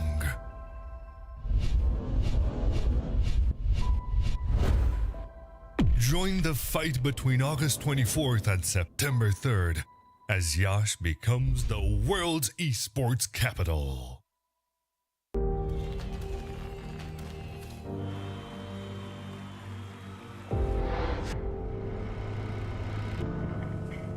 In the heart of Yash, Romania, the world's top gamers have gathered for the ultimate showdown.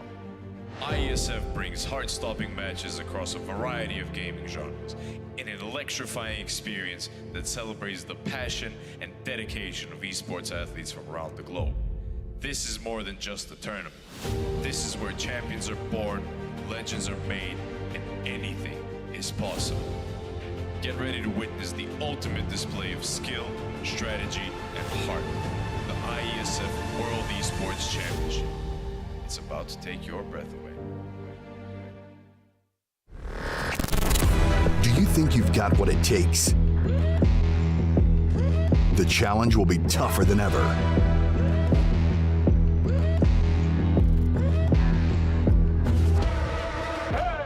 In 2023, International Esports has a new home. Over 100 nations fighting for the championship in a celebration of everything that makes esports great. Who will rise up to the challenge? Who will be the world champion?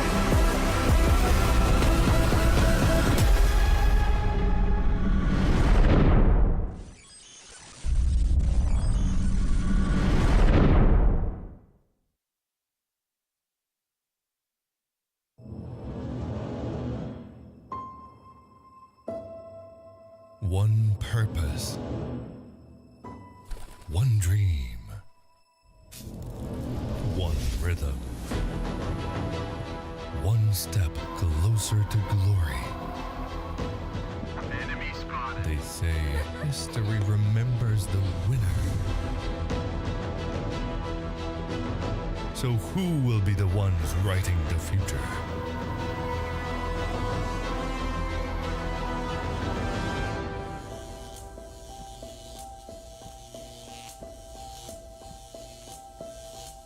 The halls of power call for their kings. The ones who won't back down. The ones who believed.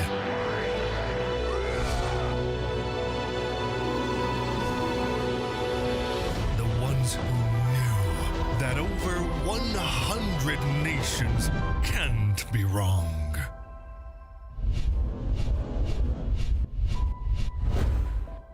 Join the fight between August 24th and September 3rd as Yash becomes the world's esports capital.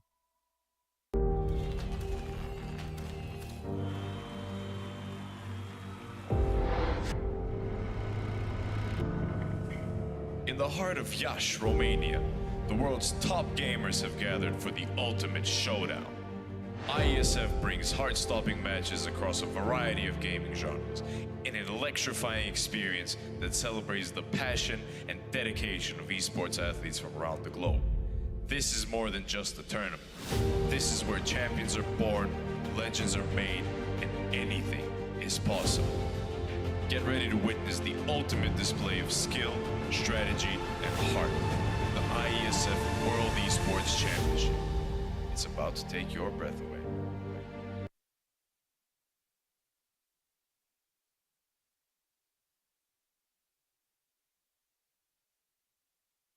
Group A decided, and now we turn to a couple of the others, at least for one more best of one between Belgium and the Czech Republic. It's our last of the day, but shouldn't be any less competitive. Interesting, because we've seen both of these teams play so far in this tournament. We're kind of mixing around the groups, right, and picking up the best matches, and this is certainly one of them.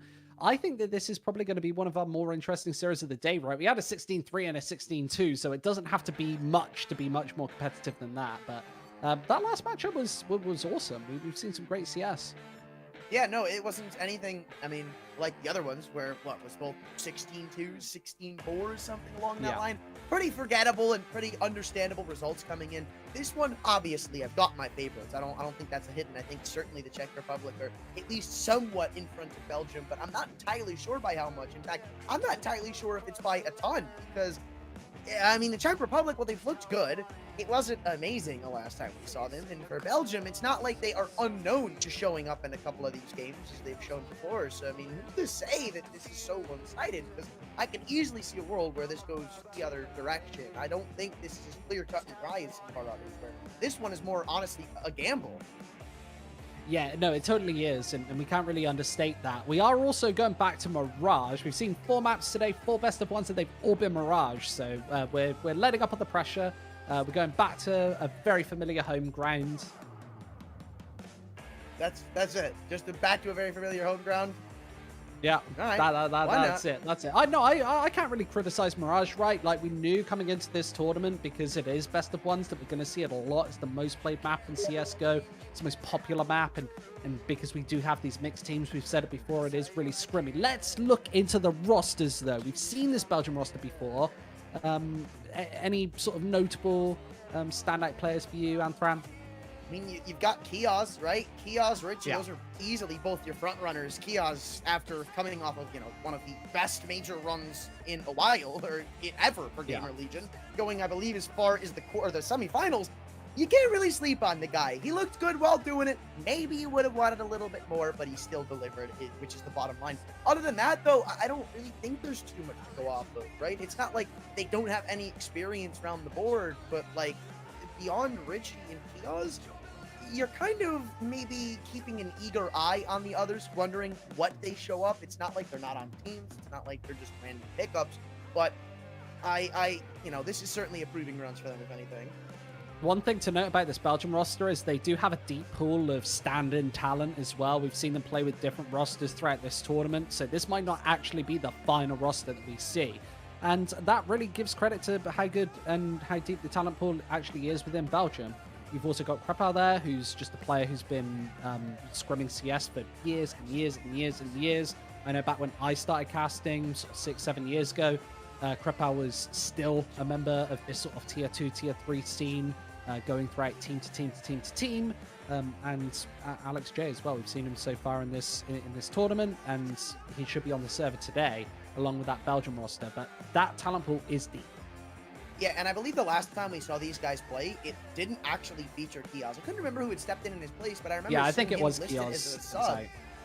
Because, I was thinking to myself, when you have somebody like him on the lineup, it's questioning as to why he's not playing, right? Like, he's easily the biggest of the bunch. You'd want him most of anything, but it still doesn't mean this is entirely all said and done, right? Like, you've got your good players, you've got your front runners. As you've mentioned, Krepal could be an underutilized asset so far, but I certainly think when you look at what the Czech Republic bring to the team and bring to this game in general, it's hard for me to say with a straight face that Belgium is the favorites, because while they've got good talent, I just think on average they're going to be outclassed. Yeah, and the one other note, right, is that this tournament does conflict with a lot of others. So Kios could be playing in other tournaments with Gamer Legion at the same time, so that could necessarily be the case.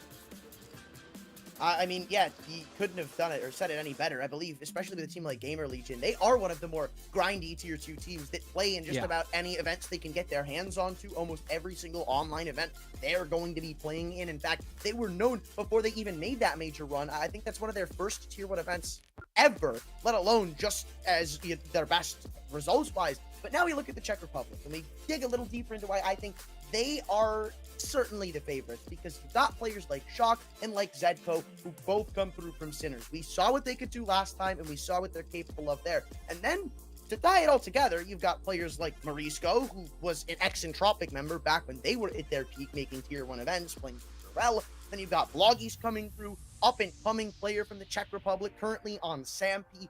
And then you've got Pachin, who I believe is the more ragtag of the bunch, less experience, but still not less notoriety. This time only on Enterprise. Obviously, it's the weakest team, air quotes, as the bunch, but they still all look good. They're still all promising, up-and-coming players, honestly. It's not even like we see some of these teams where Richie comes through. He's not even the star of his own roster, but he's one of the only players with experience there.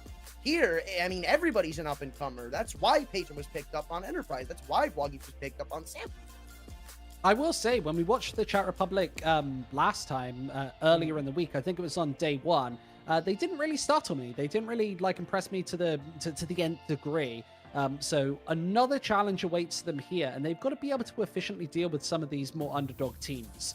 Otherwise, a playoffs run is never a guarantee in these sort of round robin stages, right? When you're playing every single team in your group and you need the 3-0 to actually guarantee your exit from the group stage, as a positive exit, that is. So they're obviously looking for a win today, and we just saw in Group A, a couple of rounds go the other way, and that could be totally turned on its head. I don't know, though. I mean, this doesn't really scream to me like the other series we've seen today, where we've got, I don't know, Ukraine playing Albania, and I mean, we can clearly tell from the get-go, this is a good team. This is a fully well put together roster against just a bunch of scrimmy pug players. I mean, this goes both ways. It's not like we're seeing a full unit, but when you look at it experience-wise, there's just not enough to wow me for the likes of Belgium besides Kios. I mean, again, I keep bringing Richie up because he's such an iffy player in this regard, where sometimes he looks good. He's on a good team. He's been doing his roles on that squad, but he's not a standout player. He's not some like massive role deciding or game deciding player. He's just a role player himself. He's a role filler. So then you bring him and Piaz being your biggest couple of members for Belgium. It's hard to say, yeah, this guy is going to be dropping 20 or 30 kills, because that's just not the player that Richie is. Piaz, on the other hand, he's going to have to be the one bailing them out. I don't otherwise see who else will. Yeah, exactly. You need a combination of players to beat one of our favorite teams in each of these groups. Each of the four groups kind of does have that number one staple team. We just saw it earlier. It was Israel in Group A. Here in Group B, looking to, I guess that's still to be decided, right? And it'll be decided on the battlegrounds of Mirage. We've seen it 4 times today, and it has been by far the most prevalently played map just throughout the entire tournament. Today isn't some anomaly, some outlier. And maybe that is one of the question marks towards going for a best of 3, right? Is you don't want to see the same map over and over again. Having best of 3s actually do guarantee that you're going to see at least 2 different maps in the same series. But I still like the flavor and the spice of these these best of ones, because they have been exciting, especially that last map, right? Where you see Israel get off to a really good start. It feels like they're going to close it out early, and they have to go back to plan B, being the double AWP setup, to actually get them back into their CT side. It looked like if they hadn't got out the AWPs, they would have been dead in the water. They'd have been done. Best of 1 over. And I think that you've got to kind of take a tip out of their book if you're looking to post a strong CT side here. We've seen that double up be really effective for multiple teams here on Mirage in the group stages. I mean, again, when you, I guess, I don't know, maybe this doesn't entirely favor my argument, because Estonia is a legitimate team outside of the event. But when you got these more puggy mixes, it's going to be harder to counter that. I mentioned some of the weaknesses that come into an event like this with a team like Belgium, where you're not going to have as good communication. You're not going to know exactly what your teammates and players want to do. I mean, that's the big duality, right? When you're maybe rotating into a site, usually he's going to be around somewhere like Empty Pillar. He's going to be good at buying us time. I like the way he uses his utility, or he does this, and this. That's completely out of the equation. And this all has to be adjusted on the fly. Same thing goes with those game plans when we mention them in a best of 1, where you go in with game plan A, it does or doesn't work, or maybe even it's inconsistent enough. Usually the inconsistent one is where it's the worst, but it's hard to adapt so much as to change around your entire outlook in a matter of a handful of rounds, when you don't know the players, when you don't know what they want to do, when you're not as comfortable with them. And that's the problem for both of these teams alike. Or at least for the Czech Republic, they've got Zedko and Shock, right? At least maybe you can have them go and anchor a site, and they're going to be familiar with one another. Maybe you've got Marisco as the rotator, and he can try to be a little more like a gel around the teammates. But other than that, it's still going to be messy, puggy, dirty. Yeah, exactly. And we will be getting into this matchup in the next couple of moments. Can I press you for a prediction? 16-12, honestly. I think there's no way this is going to be some massive blowout. It's like, as you said, we did see Shock and Zedko, and while they are going to be at least looking at the front runners for this team, they didn't wow us enough to say, yeah, they've got this hands down, no questions asked. I mean, there's going to be some stumbles here where I'm not entirely sure how quick the Czech Republic will be able to pick them back up. I think the ball is certainly in Belgium's court. And funny enough, I'd like to see them start on the T side. I'd like to see them try to get their hand in at trying to take the pace at the beginning of this game. I feel like that's their start, or at least that's a good way for not only us, but for themselves to see how far they can really push this series. Because when they have control of the pace, what do they do with it? How do they re-aggress in parts of the map? And better yet, how do they play amongst each other and trade off of one another? Because that's something that was lacking for a lot of our other games. Yeah, that's one of the key difference makers as well. This being Mirage, I think that a T-side start can actually sometimes be beneficial, much like you. If we go deeper into the map pool somewhere else, then CT sides are almost like pivotal, right? Like you can pick up that good start and you almost using before you get onto that T side where you need to already be sharp from round 1. That being said, you can control the pace. You can really be that could be a difference maker. That could be a big momentum changer. And I think that with the way Israel played in that last series, if they had started on the CT side, I think that we would have had a totally different map there, right? Like their big their big benefit was that they were able to control the pace right off the fly, get to an 8-2 start, and then close it out on their CT side, just scrape it by.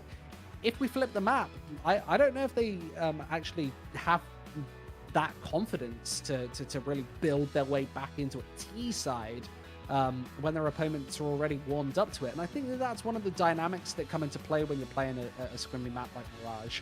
I think that you just do have play on both sides.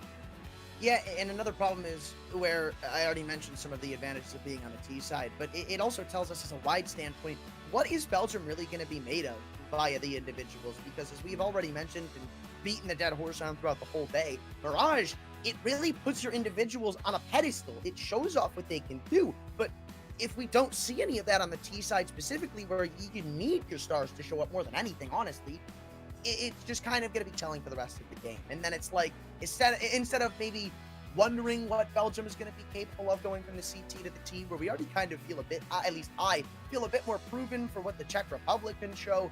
I think it just is embodying what Belgium can do to try and put up a fight. This T side is just what's going to mean for everything, honestly. And it's not even confirmed. That's just what I would like to see. Well, we are getting into the action right now. It will be Belgium on the T side here, Anthran. So a bit of a change of pace for them. They've been starting a lot of CT sides here in this tournament. We, again, don't see a single defuse kit here from the Czech Republic as another B push is about to ensue. The smoke grenade, that's going to go towards Marketplace, and Alex is going to be the first man in. And Pajan's just giving it up. He's completely letting this one loose. Instead of maybe posting from Scar or Empty Pillar and falling away, he's pretty much left it up to Zedko. And I guess well placed with 3 kills back in from Catwalk. He has no intentions of letting this round slip away. Bloggy's even taking a fight towards Market. As Zed goes on for the ace, he may be able to snag it. Only one separates Kiaz, the major player, against him. But now they're starting to fix this defuse. Now Zedko commits to the duel, and now he'll fall, but his teammates won't. It's good trades round the board, and the Czech Republic win themselves a pretty weary pistol with how it had started. Yeah, Zedko being the single man there. We'll see just his highlight reel here. Just quick headshots right onto the site. So fast that we don't even catch the Alex J1, and just finishing off the job as well, doing damage even to the 5th man inside the Marketplace. Kiod's only just able to deny him that ace. It's the Czech Republic coming out with a good start on this CT side. It's so important to stop that momentum early. Nevertheless, it'll be Belgium back with rifles. That's the benefit that being on this T side and getting the bomb plant towards you in a round like this, but losing Kios first. Main man taken down. Someone has to move this back up, and it doesn't look like Shock will let it be Krapal. Through his smoke, he won't even get a fighting chance, and now everyone's just being picked apart. Anywhere you look, anywhere your eyeballs gaze, it is just death and destruction for Team Belgium, and they're even getting ready for a repeat back in through mid. Bloggies, at least I'd assume, he's trapped. You want to try to bail him out, and it looks like he and Morisco alike may just double swing in, but still, everyone's being plucked out right now. There's not a chance for them. Belgium on the force, invest every penny they've got, but come out with nothing. And they'll have just pistols this time. It's so awkward in a round like that to lose 3 players so quickly without any retort, with no response. It puts you in a really awkward dilemma where you basically just have to sit behind a box for an entire minute if you've got any chance of saving. The Czech Republic, powerful round. They don't lose a single member, carrying all 5 of those M4s through to the next. No AWP presence on either side. Obviously, Belgium just placed the single smoke out towards mid, but they have presence here. Great nades, great kills, and only losing 1. Bloggis is very low on HP though, so could get plucked out of existence. Nevertheless, Czech Republic only lose a total of 1 player between the last 2 rounds. Their economy already looking strong on Mirage. I'm surprised with how well that round went for the Czech Republic after what Belgium had brought in. That nade stack looked superb, and then they all jump out. They even bind the trade. They just could not deal with the underpresence of Bloggies. It was actually a really good setup, I think, from the Czech Republic. And already, ops out. They're ready to get game in early on. We saw what happened when Israel could get the op out in the opening stages. Well, now it's the Czech Republic's turn. Yeah, it's such a key weapon here on the CT side of Mirage. I think you need to get it out early, even if you do have that inherent advantage with 3-0 start. He's going to be sat inside the ladder room here. No presence yet. Can hear the flashbangs flying upon mid. They're vying for connector control, but that aggressive smoke is going to hold them out momentarily. It's not like they don't know about it, though. The Czech Republic are very much so understanding of the presence Belgium have. Just looks like they're comfortable setting up a crossfire, or maybe not. Kiaz, Notecast both contributed this round, and even the Op is still here to try and pull this back, but Bloggies, that box is very, very vulnerable to spam, and he won't even get one back out of it. Looks like this is a round that the Czech Republic would put up with how convincing this is. Belgium, they've got some pep in their step. Rifles come out, and this is what they can do with the pace in their hands, but Shock is still here. Now, he'll need at least 3, and then to stay alive. But if he can pluck off a couple of these moving parts, then it's doable. However, Richie holds the line down, plays his role as we've said, and pretty much leaves this unwinnable for Zedco. Yeah, Richie getting onto the scoreboard there. His first kill here on Mirage, round number 4, their first rifle round. And it's a really powerful one. They don't lose anybody. They're even looking to hunt this last rifle down. They don't want to let him save anything, but might want to be careful with the players you give up. It is only the one, and trades are right back at you, but still, you don't want to be just throwing rifles to the wind. Rebuy will come through, at least it should, but Bluggies may be a bit separated. This off was a costly endeavor, and he can't pull it back out. This is where it's a massive benefit that the Czech Republic had 2 rounds where they only lost 1 player between the 2 of them. Means that they can actually afford a buy here. Scrappy anti-ecos, then losing the first rifle round puts you in a really difficult position, but we will see 5 rifles in the hands of this counter-terrorist side. Alex, oh, he's not slowing down towards mid. Also finds that first kill in, and that's a really important one. It gives Richie so much space to move into the A site, and now their attention is diverted between both sides. Great headshot. There's so many different places to look. Pagin, he doesn't even have the sanctuary of window anymore. Krapau had snuck in, and he didn't even think about it. Already, the Czech Republic are going to be thrusted back into a save territory, and they're even being hunted before the bomb's gone down. Nocast is moving through the apartments. He wants these guns, and he wants them now. Timing on the first, but he misses the shot. Zedco. It's a good pickup, and now Bloggies is starting to investigate towards a little bit more, planning right under his barrel, but he doesn't fire off the shot, and if he had, this round could have been winnable. That would have been bomb dropped and smoke soon to fade. This could have been doable. And the HP is so low on a pair of players as well, but no, you miss every shot you don't take. He misses that one. Key information given away to Belgium, though. They know the position of these final rifles. They can't afford to go for a hunt, though, surely. They've not got much money on any of their members. Bloggers even going to take another one, so that's going to force them away from the bomb site even further. They've got to recede and let him carry the AWP round. Well, to number 6, Belgium, another good round. A policy of mid-control once again, waiting for those smokes to dissipate, and then it's, well, all down to Pal just to find the openings. We saw Richie coming in through the ramp room as well, just able to find such a fast headshot. You were critical of him earlier, but he's going to be this floating voter, right? Away from the pack, not in the main attack, just doing damage. And when you're pressuring bomb sites from multiple sides, it's so hard to even know where to look if you're the Czech Republic. They will carry through 2 rifles, but that's all she wrote for the buy. There's only USPSs elsewhere. Zedko's going to take that AK-47 into the window, and a missed smoke gives him space. Krapau's gonna molly this out though, so he is still kind of stuck between hell and high water, but he doesn't actually commit to the peak. I feel like that could have been a big kill for Krapau, but allowing Zedco to live could be huge for the Czech Republic, and HE bounces back in, but doesn't stop the vision. Hope is still here though, and Krapau's looking to walk up catwalk. I'm not entirely sure if he'll get an angle, but he could certainly see the barrel if he plays his cards right. There's even a CT on the other end of the smoke. Krapau's gonna come walking straight through him, and for a second I thought Pagin was gonna drop that shot, but instead, he doesn't even bother overextending for the AK. He lets them have it, and he just holds on to the 5-on-4. Retake not impossible, nor off the cards, especially with an op on Bloggies. It's so difficult, though. They're smoked off all over the place. There's No way, so many no clouds way! here, and Bloggies, oh my lord, how does he even spot that one? They had that idea from the get-go. They knew what boost they were going to go for, and there's still an AK to pick up for Pagin.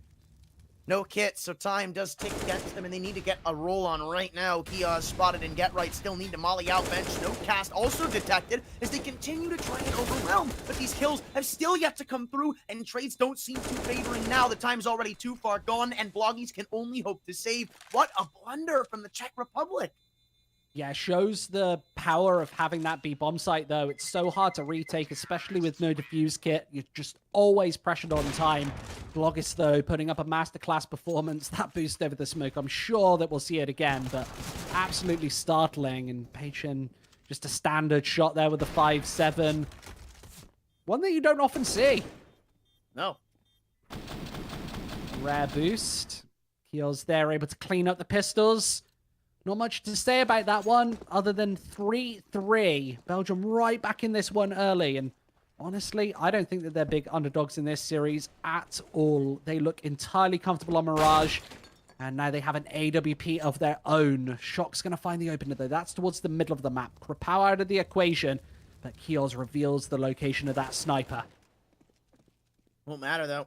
Not when you're in a 2-on-4 and even a shoulder spotted. You know this is a free kill. Alex J wasn't aware that it was being spotted. So they hunt them down. The Czech Republic at least have one notable round to discuss of, but it's not going to be a massive lead amassed just yet. Belgium still, for now, they could opt to go for like a half buy, maybe throw some Deegs onto the table beyond these AKs, and really try to stick it to the Czech Republic while it matters. You don't want them feeling confident. You don't want to give them that safety net. That's probably likely why they buy up here. But it leaves them with a couple of holes. They can't really afford to go for too much control considering they don't have a ton of utility. So it's going to be a little more linear, quick-paced, maybe just a split. Towards mid. That's where it's going, and those MAC-10s are not slowing down. There's an incend to try and help out, but the AK-47 over the top of the smoke, and Pachin's going to wrap in another one. They know exactly what is going on right now, and it's all blue, all Czech Republic. Quick round up.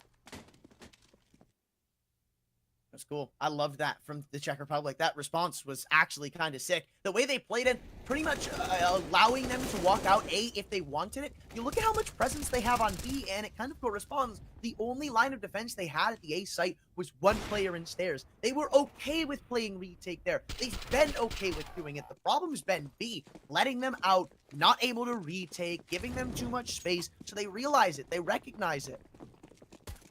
Yeah, and these rounds are really awkward as well. Not much utility thrown, trying to play a much faster round towards the middle of the map, but yeah, just unable to do so. 5-3, that's the scoreline, and we will see pistols here on the Belgium side. Not much of a reinvestment. They'll just sit inside the underpass, wait for a mistake. Hopefully that AWP drops. It's awkward looking, but... Risco might, man. He's looking like he's toying around with the idea.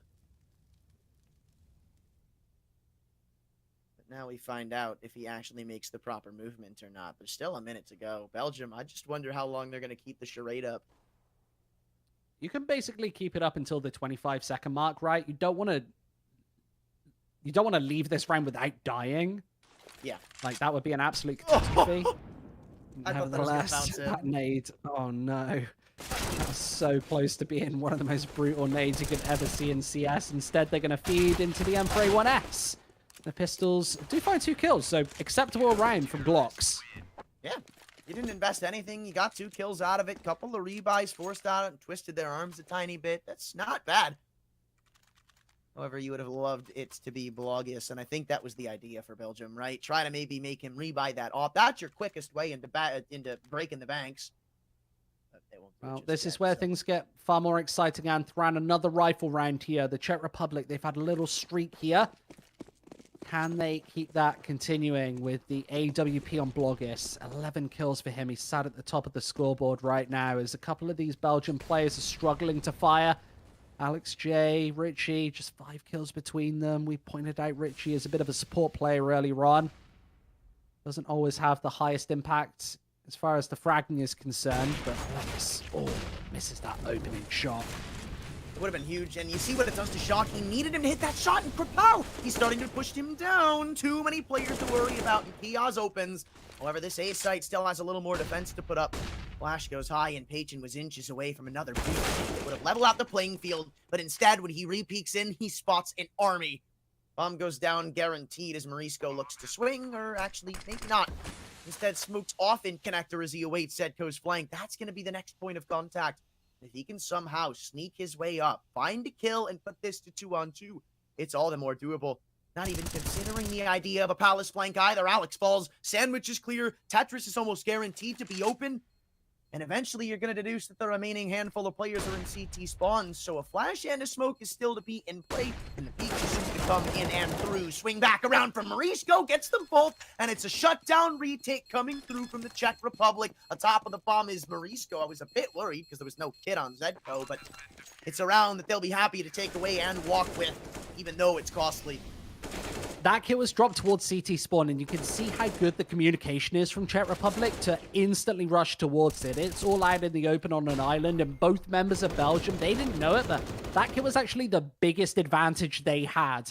There was not a single other one in play. Nevertheless, Czech Republic up to 7. Powerful half starting to materialize, but they will be up against another buy round. 5 AK-47s. We've not seen much sniper presence on this T side, but they are targeting mid. Once again, Blogis, he goes down early this time. Still doesn't mean that advantage is going to be maintained, though, and Shock is going to get another chance in front of the ramp smoke, knowing someone's inside of it. It's a 3-3-on-2 to walk away with, and you don't know how many are left there, but it may be confirmed. I think he's still in earshot to hear both of them sprinting away. So the Czech Republic have every bit of info in the world, or maybe not. No, it doesn't seem like they're too head over heels for it. Zedco hasn't flinched on B. If they knew they were both A, he could take as much space as his heart desired. This is a stalemate now, and Belgium have loads of time to work with. Despite Shock being locked inside the palace, that gives Peichin a bit more space to actually rotate towards the CT spawn and not need to cover the mainland of that bomb site.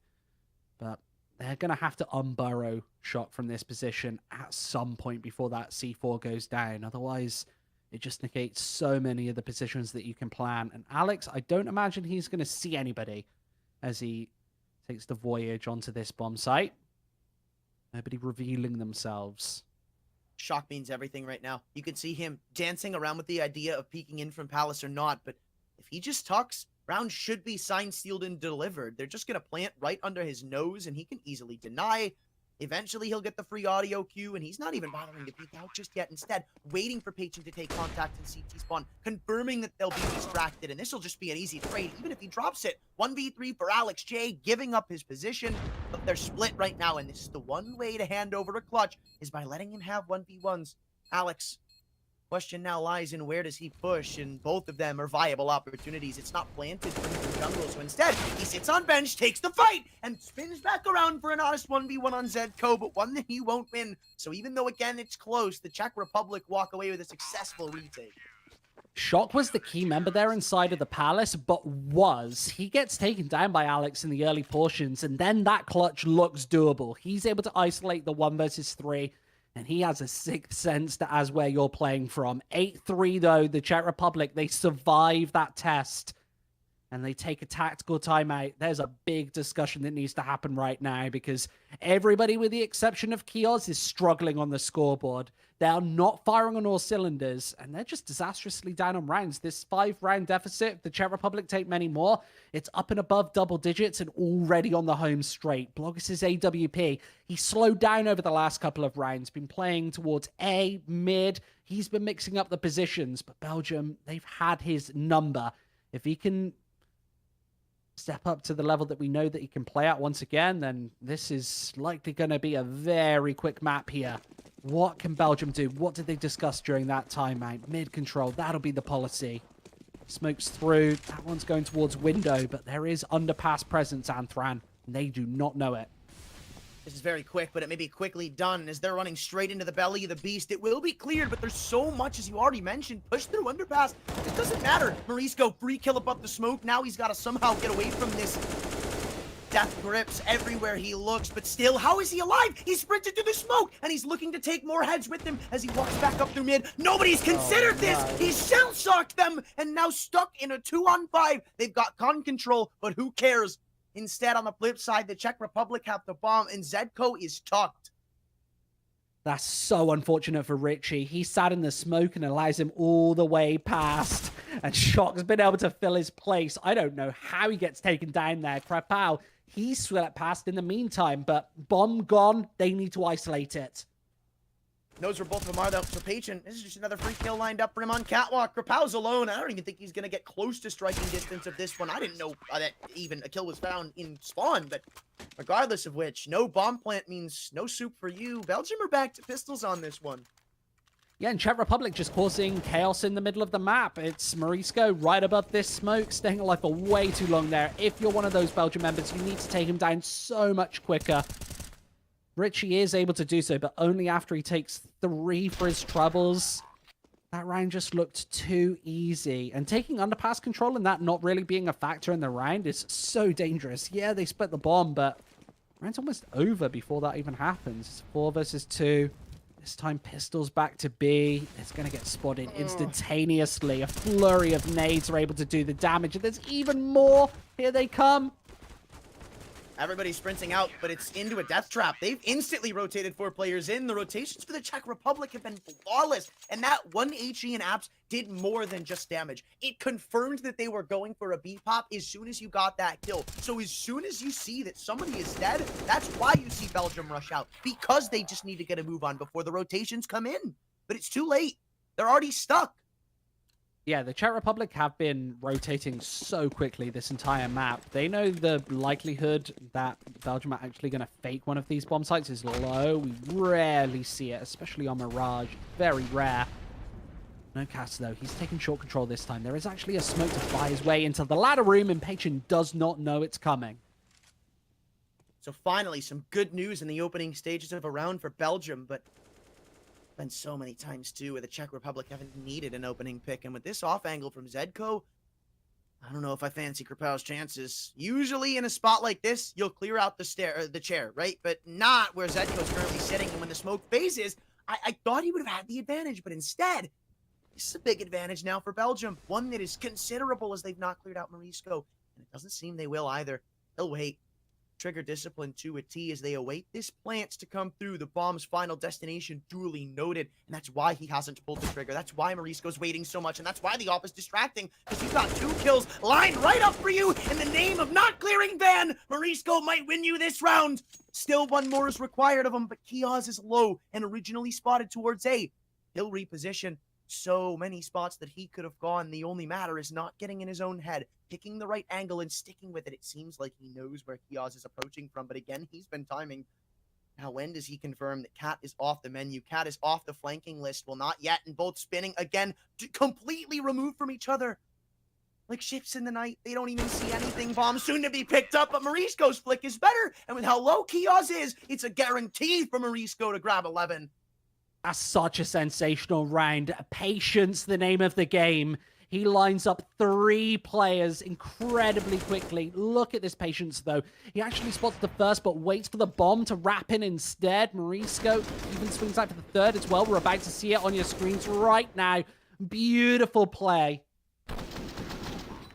Man, that is heartbreaking for Belgium. They felt like they did everything right, but 1 false clear is all it takes for them to ruin the round, and now it's an A-pop trying to deal with shock, but it's way easier said than done. 2, almost 3 from the man, but this round is already gone. Kioz, Richie, only looking to pad the stats a little bit as even Richie's retreat is heard. Shock, he wants them all. He's feeling it, smells blood in the water, and with the sidearm pulled, he'll easily obtain it. A 12-3 half. It's one of the best we've seen all day, and it's shocking to say that it's this one-sided. Yeah, honestly, that could have been a very different half there. It didn't look like Belgium were totally out of the water. Every single clutch going the Czech Republic's way. That Morisco 1v3 on the bomb site, it might as well be a 1v3 because everybody else is isolated and then even able to finish off Kioz at the end. That is the statement that really sums up that entire half. Everything going the Czech Republic's way.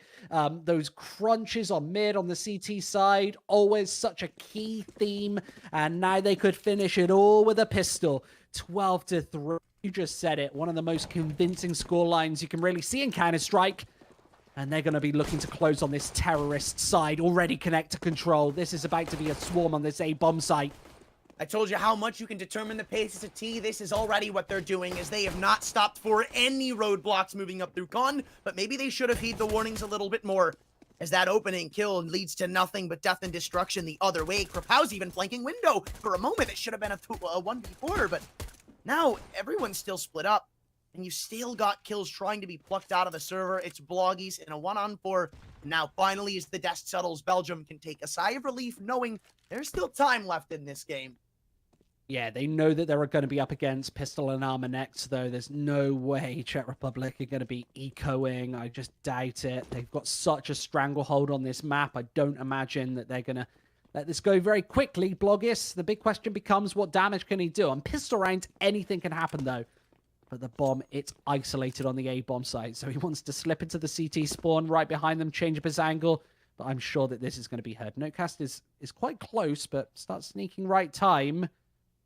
But how long he's been absent leaves it totally open that he could have gone to B, and Note knows that. Finally, Belgium. It's been so long since we've seen anything good from them. I believe it was, what, 9-3? I mean, it was shaping up to be a close half. What happened to that? One clutch later and Czech are here? Well, this needs to be a lockdown CT side. A lights out one.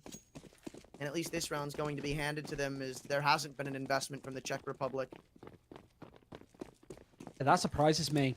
They've obviously got such a big lead that they want to rely on the rifles. That seems like an interesting policy. Seems very sensible in the meantime. They're going to be heading towards the B bomb site. And this HE grenade, we've seen them do so much damage today. This one just misses his marker. A couple of seconds later, and that could have been catastrophic. No. Spots them and throws down the smoke grenade. He can play within that with the MP9. This is a fake, by the way. Bomb is on the A-bomb site. So the big question mark is, can they force any rotations off? And the answer seems to be no. Heels is still here. And, well, there goes the C4. So round over. Oldest trick in the book. You really think Belgium are going to let you get away with that? That just feels like it was disrespectful from the Czech Republic, if I'm being honest. But that was where the real test is made anyway. That round didn't matter. You get a bomb plant? Cool, we're buying. You don't? Cool, we're still buying. And now as all the rifles swarm into the server, this is Belgium's real test to see if they can still contend for this map. Because right now, all of this was just smoke and mirrors, right? You won the pistol, so it was a given that you were winning that set.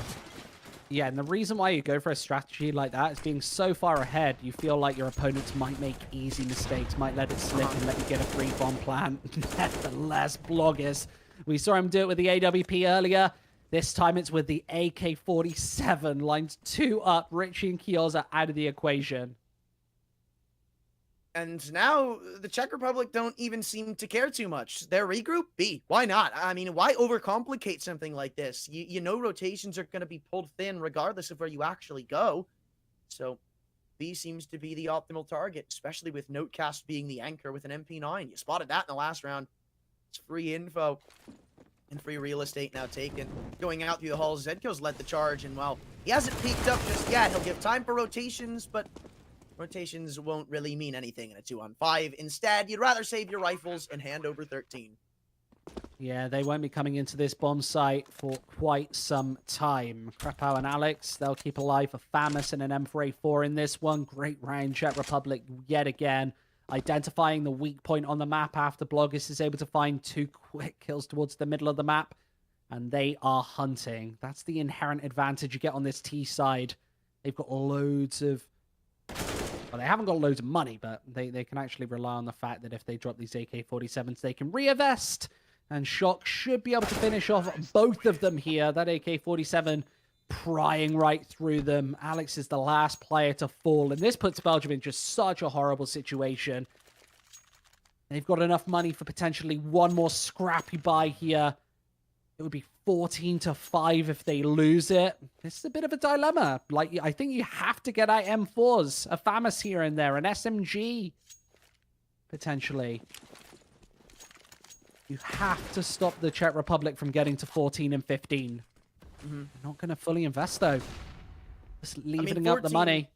It's a bit different. I mean, I kind of with you. You don't want to give a map point. If you're even thinking of attempting a comeback, I think map point this early on. Just GG at that rate. But it's not to say these weapons are incapable of putting up a fight. You do have Notecast on an M4. So if I favor the side of optimism, there is still a world. Alex J is even going to take first contact on a lone 1v1 through con. And I think he's even spotted the shoulder of Patience. So so far it's info for Belgium that they don't actually have to do much off of just yet. Instead, just start to No response formulate a at all. plan. They haven't decided to rotate based off him peeking into mid. And now is where the Czech Republic start to speed things up. Up catwalk, only stopped in by a Molotov, maybe even a window crunch in order, but Morisco's just looking to sell this B fake. Rotations are being pulled haywire right now off of one man's push in Palace. And this is all free info for Richie. This is going to be a 4-man B stack, and right now, it's right. 46 seconds, time soon to play a factor against the Czech Republic. Steel's going to have to come through here sooner or later. Bloggies finally changes it up. Yeah, C4 wasn't committed at that point, so they can actually wrap back to this A bomb site where there still are 2 defenders. That's the main sort of front of this attack. Bomb might actually change its mind again with 25 seconds left. Krepau cannot put up any semblance of a fight with the pistol. And Zedko doesn't quite know where the final member is, but he's going to find them all the same. Richie, last die again. It's Czech Republic taking 14. And this is where Belgium have to put up their last line of defense. Otherwise, it's map and series over. Remember, this is a best of 1. Richie will have another M4A4 if he wants it, along with a full belt of utility. Only missing an incendiary grenade. I don't think the Czech Republic is going to care. They've been absolutely crunching all the way through this map. Morisco and Blogis both on 18 kills. And nobody's too far behind. This has been a 5-man effort here on both sides of the map. And Blogis has been jumping out towards mid every single round here. Again, finds sensational damage. And there's Krepau falling as well. That movement was so sick to ensure that they held on to the advantage there. Amazing from Morisco. And now, 2-on-3. Yeah, Zedko and Shock are both tagged up / low. Who cares? Hit a site and you're just trading it out. Czech Republic, this is the point of every round where the Czech Republic have been so good at actually isolating one player. Oh, Kioz is actually snuck between ramp. Can he find a free kill? He's done it for them. He's isolated himself. However, you're right. How low the other members are, it's all but a free kill. But that's not what you wanted to see if you're the Czech Republic. You didn't want him to get that much damage. Now look at this. You are going against an MP9 with 19 total health. Utility will keep him stranded from the site for now, but it doesn't seem he'll be very respectful of the smoke. And instead, he'll give the kill to Morisco. Ready for that push to come through. Map point guaranteed.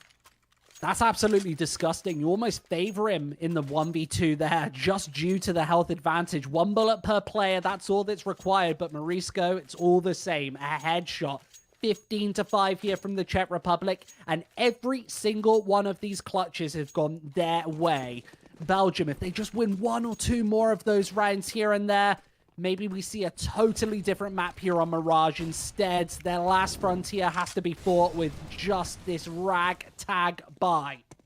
And they're pushing up through underpass where the brunt of the attack lies. The trades are imminent and instant. Morisco doubling down should seal the deal here unless Notecast has got more to put back up. Eagle is still deadly enough for 1.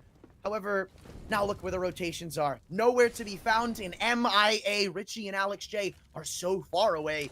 However, they're still doing their own due diligence. Richie's Deagle spotted and accounted for. Both have now recovered AKs, so there's a world where this retake gets somewhat pulled off.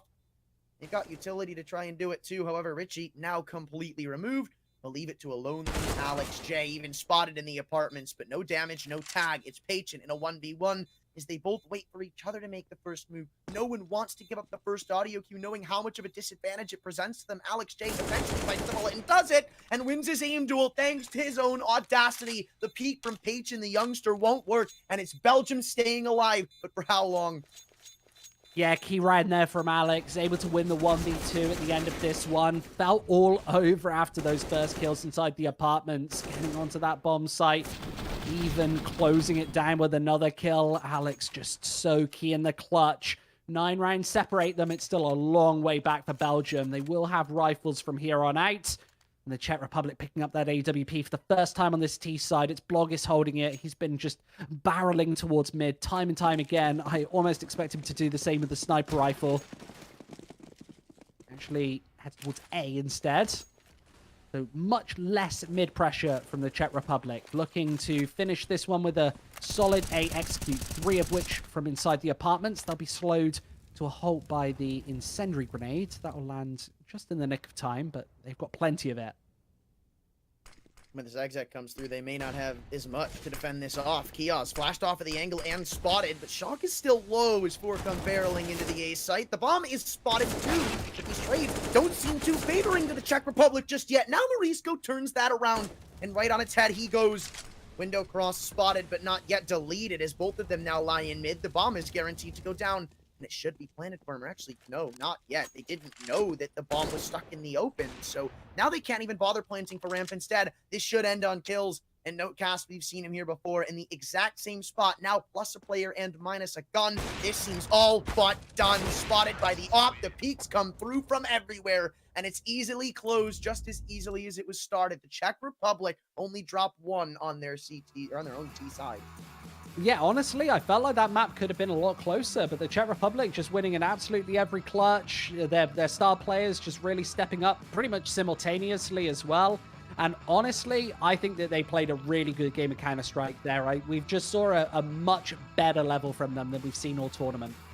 And the biggest problem, right, was what those rounds gave them. As you said, if we only saw like 1 or 2 more exchange hands, this was an entirely different map. But the Czech Republic just won every single clutch they were given, thanks to maybe Marisco pulling off big clutches, or his teammates somehow stealing them from the woodworks, or even great angles deep in Palace from Shock and Zedco. It was just amazing everywhere you looked on that defense. And it's really what settled them apart.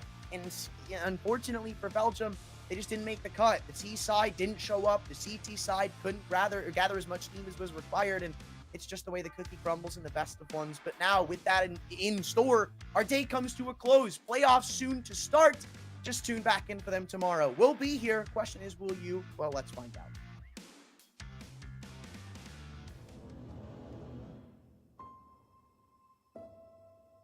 One purpose. One dream. One rhythm. One step closer to glory. They say history remembers the winner. So who will be the ones writing the future?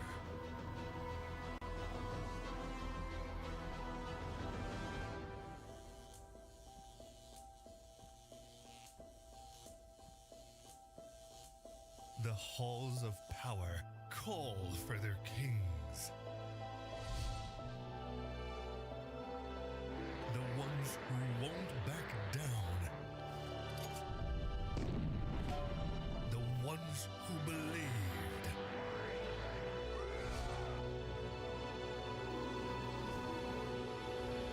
The ones who knew that over 100 nations can't be wrong.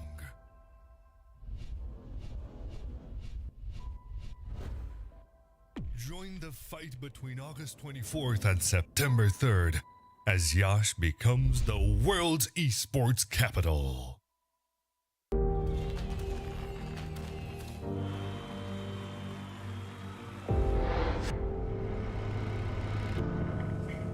In the heart of Yash, Romania, the world's top gamers have gathered for the ultimate showdown.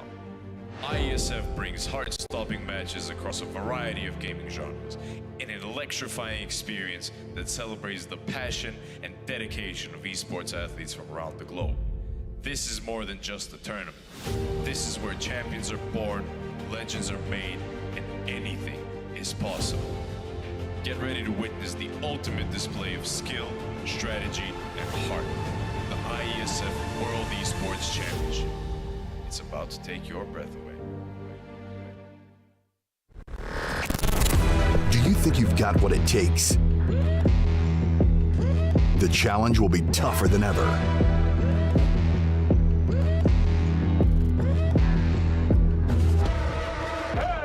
In 2023, International Esports has a new home. Over 100 nations fighting for the championship in a celebration of everything that makes esports great. Who will rise up to the challenge? Who will be the world champion?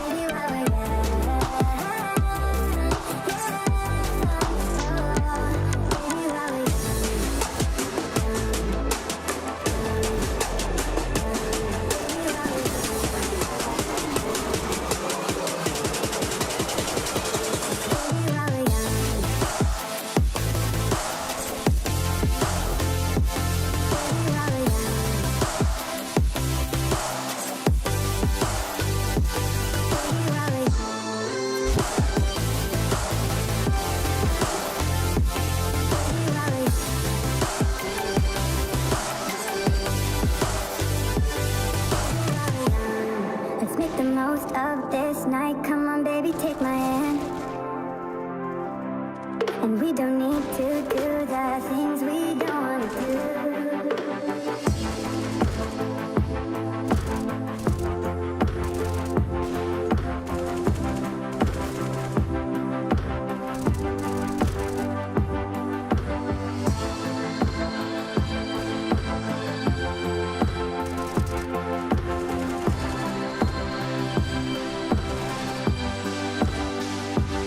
Baby, while we're young, baby, while we're